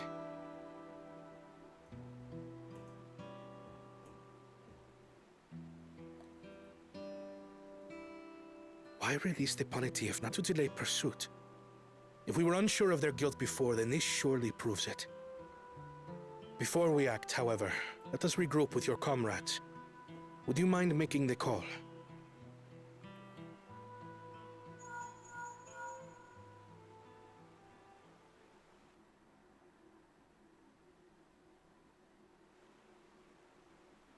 Understood.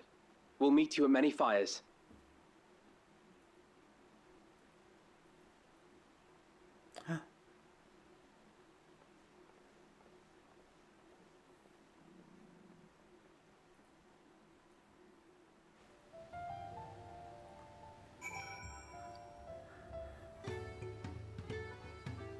This is way too happy. What the fuck? I may put the rescuing Lamity ahead of my own progress, but I do not take that to mean I've given up the contest. You understand how important she is to me. Yet regardless of how close we were, I would have made the same choice. After all, I'm incapable of saving my sister, while also winning the throne, yet I'm not fit to inherit a father's heavy mantle.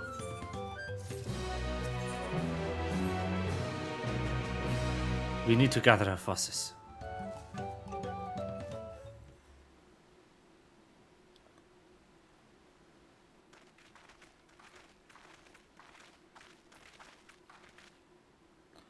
Firstly, allow me to brief everyone on the present situation.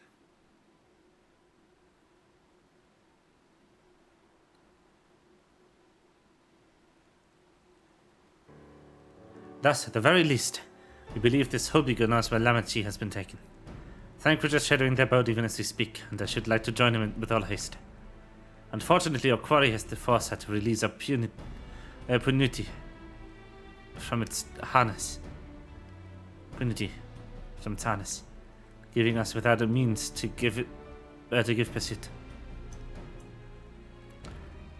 Erenville, as an expert on wildlife, what are our chances of recapturing the beast?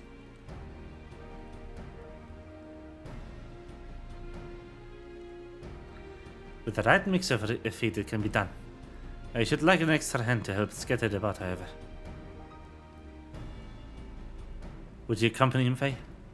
Well, of course. Meanwhile, the rest of us should work on getting the harness repaired. It appears to have been damaged when the Punity was let loose. With all the peddlers here in the camp, we should have little trouble purchasing replacement materials.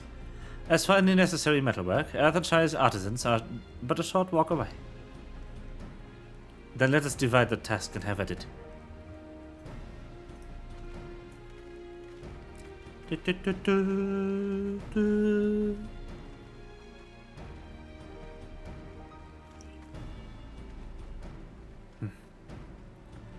There was an unusually aggressive herd of wild punities down the river, so our girl will have fled in the opposite direction. Come. We'll try the waters upriver. Yay! Boy quest. Benui boy.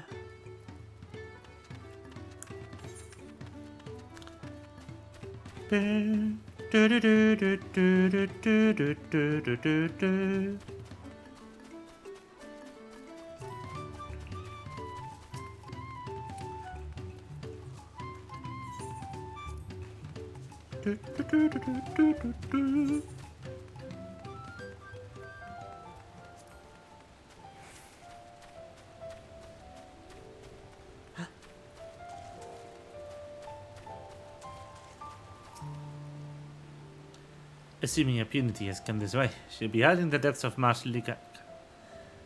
Marsh Ligak. We'll need to lure her back to her shadows, and with the promise of food. Wild punities eat mainly aquatic grasses and plants, but the tame ones are often fed vegetable scraps. Now this I added leftovers to the feed I've prepared. This should help the mixture stand out against the marsh's natural stance.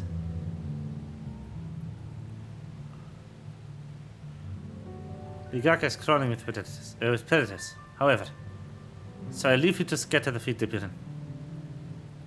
I'll be waiting for you near the shadows with the rest of our punity inside his enticing feast. Not words. Words hard. Words difficult.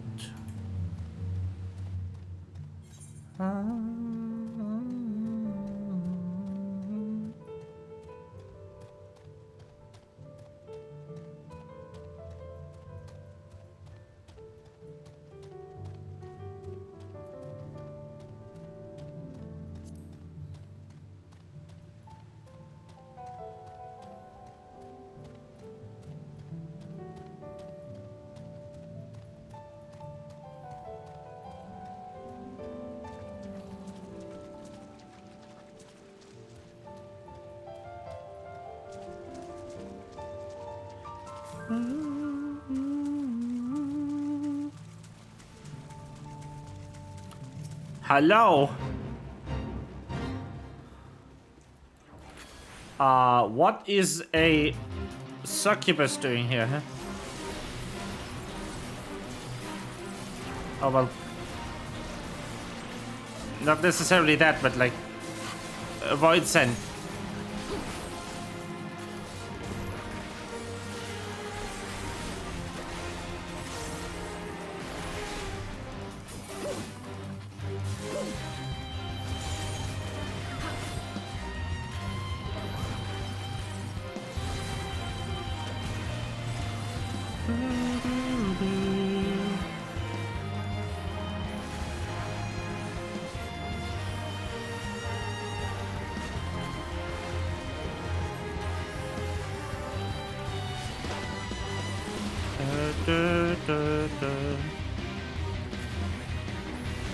I wish my class had an interrupt, but it does not have one of us.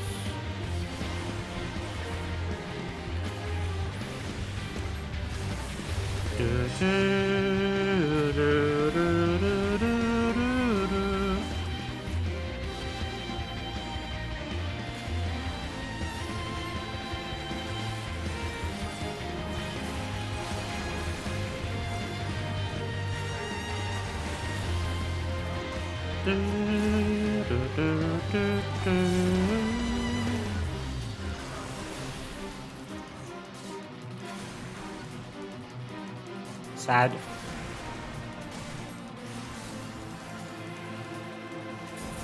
Honk. Honk. Honk.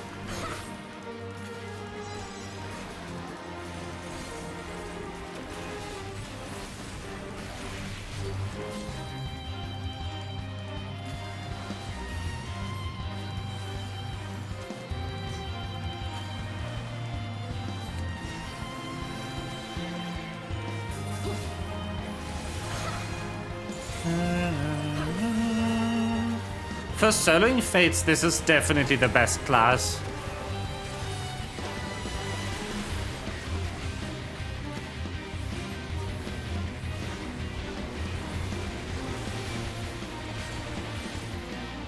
Maybe warrior is also nice, but like, you want something that can heal itself and also deal damage. And most DPS don't have enough self-heal, and healers pivot too far into the healing and too little into the damage category of that. Easy.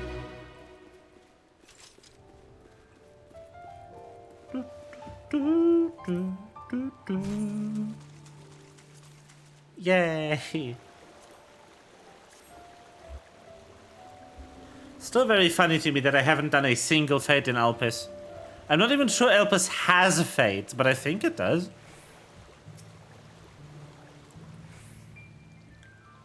Anyhow, feeding time. Boop.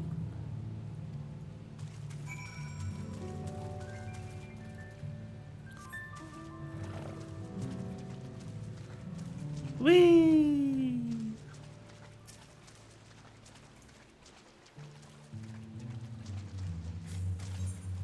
Feed.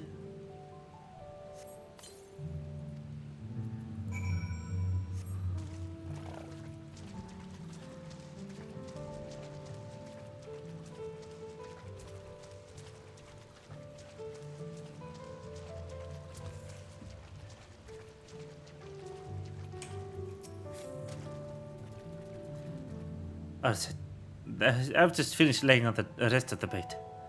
Step back out of sight and leave the rest to me. That is the wrong accent once again. Ah, well.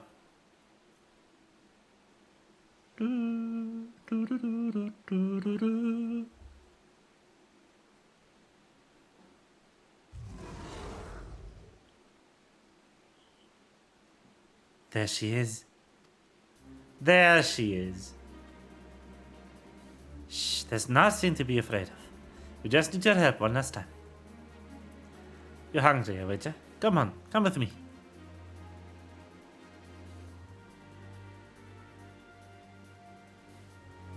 Yes, that is a good girl.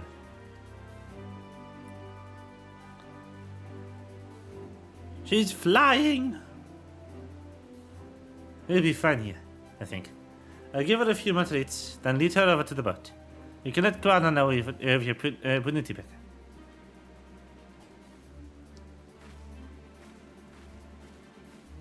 Punity.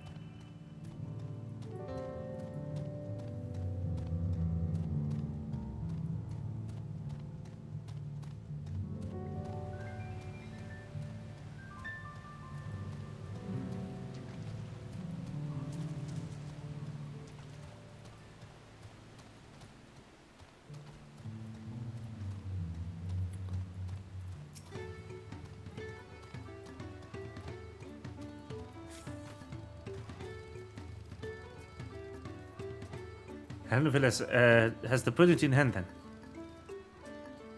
Good. I expect nothing less from a set of Atlina. So the harness, we were able to purchase all the parts we need. The level your twins are over in Earthenshire right now, having the Potswan with the repairs. I'm told it shouldn't take long. We'll be ready to embark on a rescue mission as soon as we hear from Tankred. That's the end! For real, for real! Tankred must know something by now.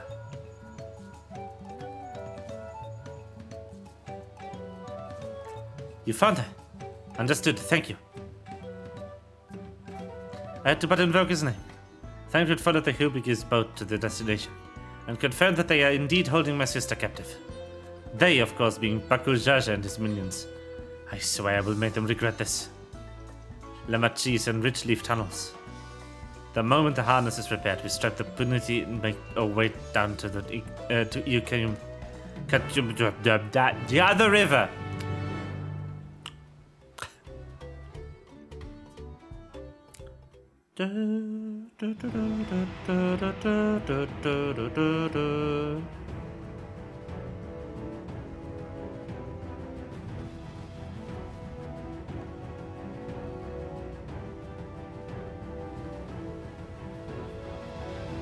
Wouldn't be funny if this was the trial and they put it on 92 this time. The third promise is up ahead. She's unharmed, but we best not dally.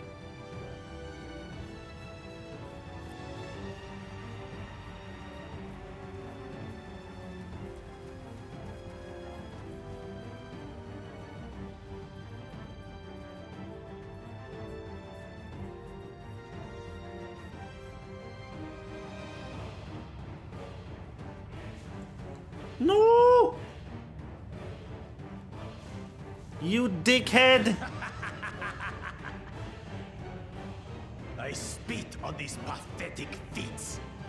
Far more satisfying to claim their baubles by force.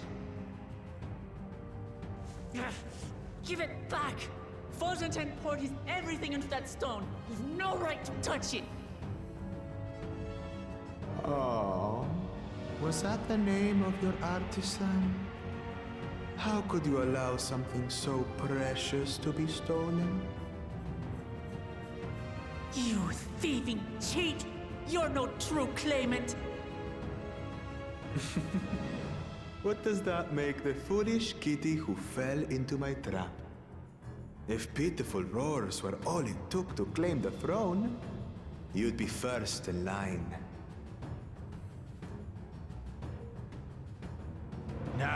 Now, brother. You shouldn't tease her.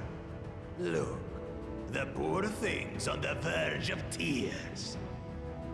Is she though? Meow. Someone save me.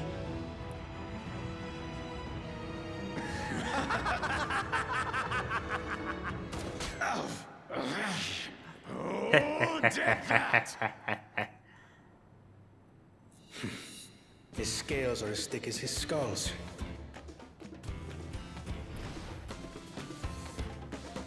Coward! You dare ambush me? You want to talk? 'Tis the blessed sibling's favorite tactic.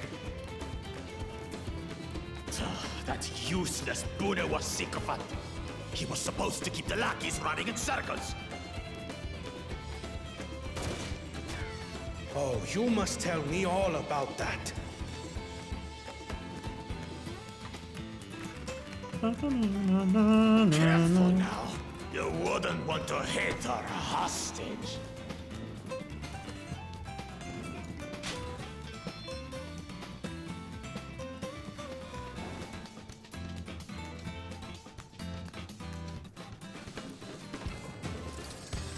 Oh, don't you worry your little head.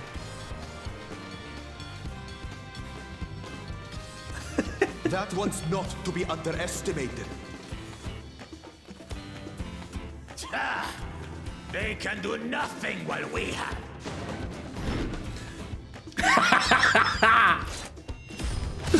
Let's go, Thancred!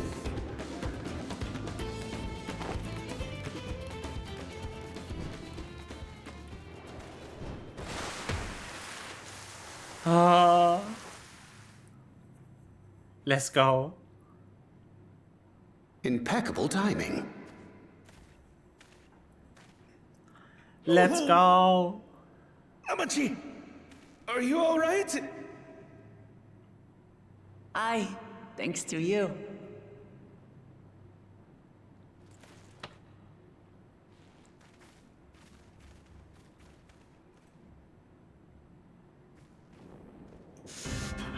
These weaklings think they can defy us?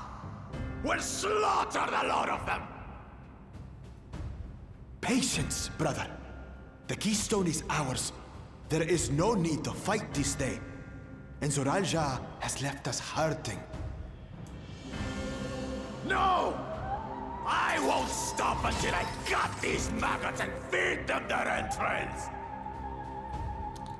If we fall here, we feign our siblings for nothing. No, let me fight Is him. that what Do you it. want? Do it.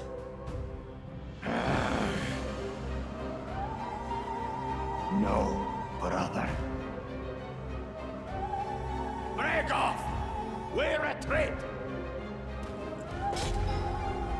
Wait! Damn you, Bakul Jaja!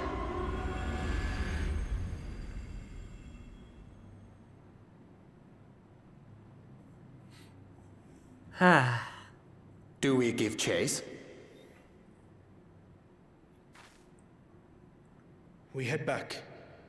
Amachi is safe. And that is what matters.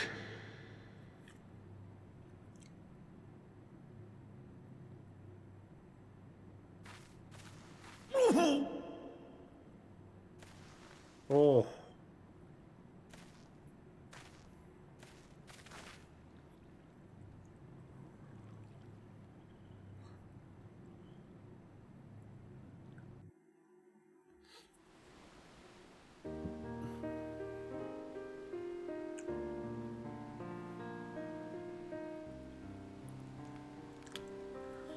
I'm glad to see you on hand, Lamachi. Thanks again for coming to my rescue, Koala. And all of you too.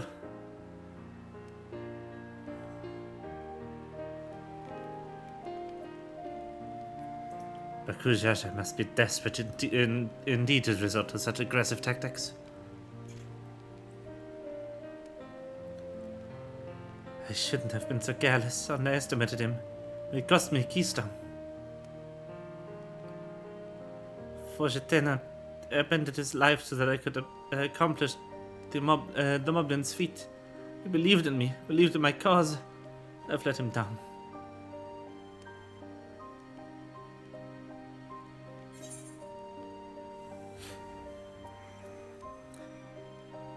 So we take back what was stolen. Easy.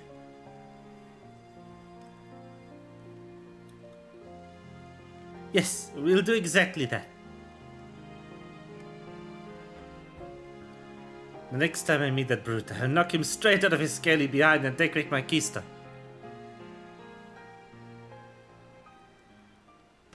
Speaking of vengeance, didn't Bakujaja curse some useless Bunua sycophant when he caught sight of us?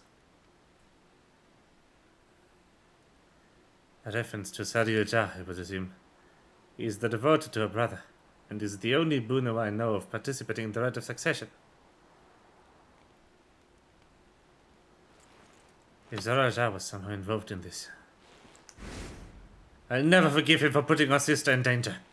He will have forfeited his right to be called brother.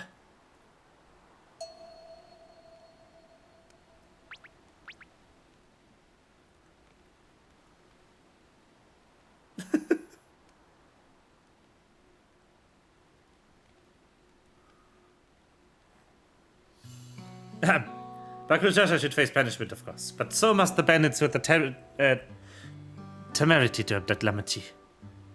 I shall request that Father send a contingent of Landsguard to enforce the law in this region. I agree that measures need to be taken to keep travelers safe. But I wonder what pushed these people toward the life of banditry in the first place. If we dig deeper, we might find a way to improve things for everyone.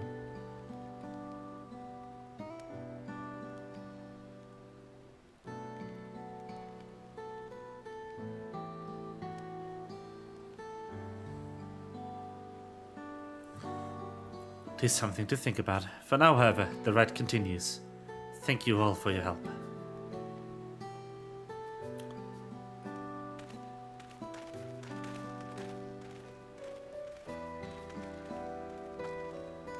We should be moving on as well. Are you feeling fit to travel, Wiklamat? You bet I am. Zara just gained a good head start and it's time we clawed back some lost ground.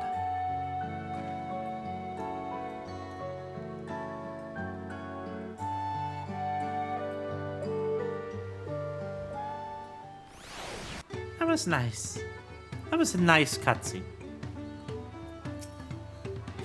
I'm really sorry this happened. From now on I won't let my guard down around suspicious strangers.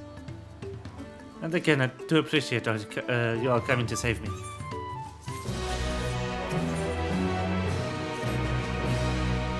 The road beckons, friends. Let us be on our way to Yokui. Then it's back to where the path through the mountains begins. You remember, the spot where you were tricked into working off with Wakesa. Just get what happened to my face like that, eh? I wonder if he's raising my hackles on purpose, though. You know, trying to keep my anger directed at him instead of myself. By the way, we can't be standing around here all day. We have lost lots of time to make up for.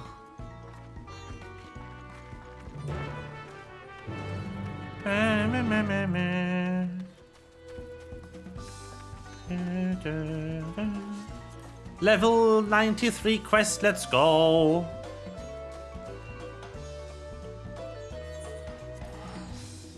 Well, but I can feel my voice dying.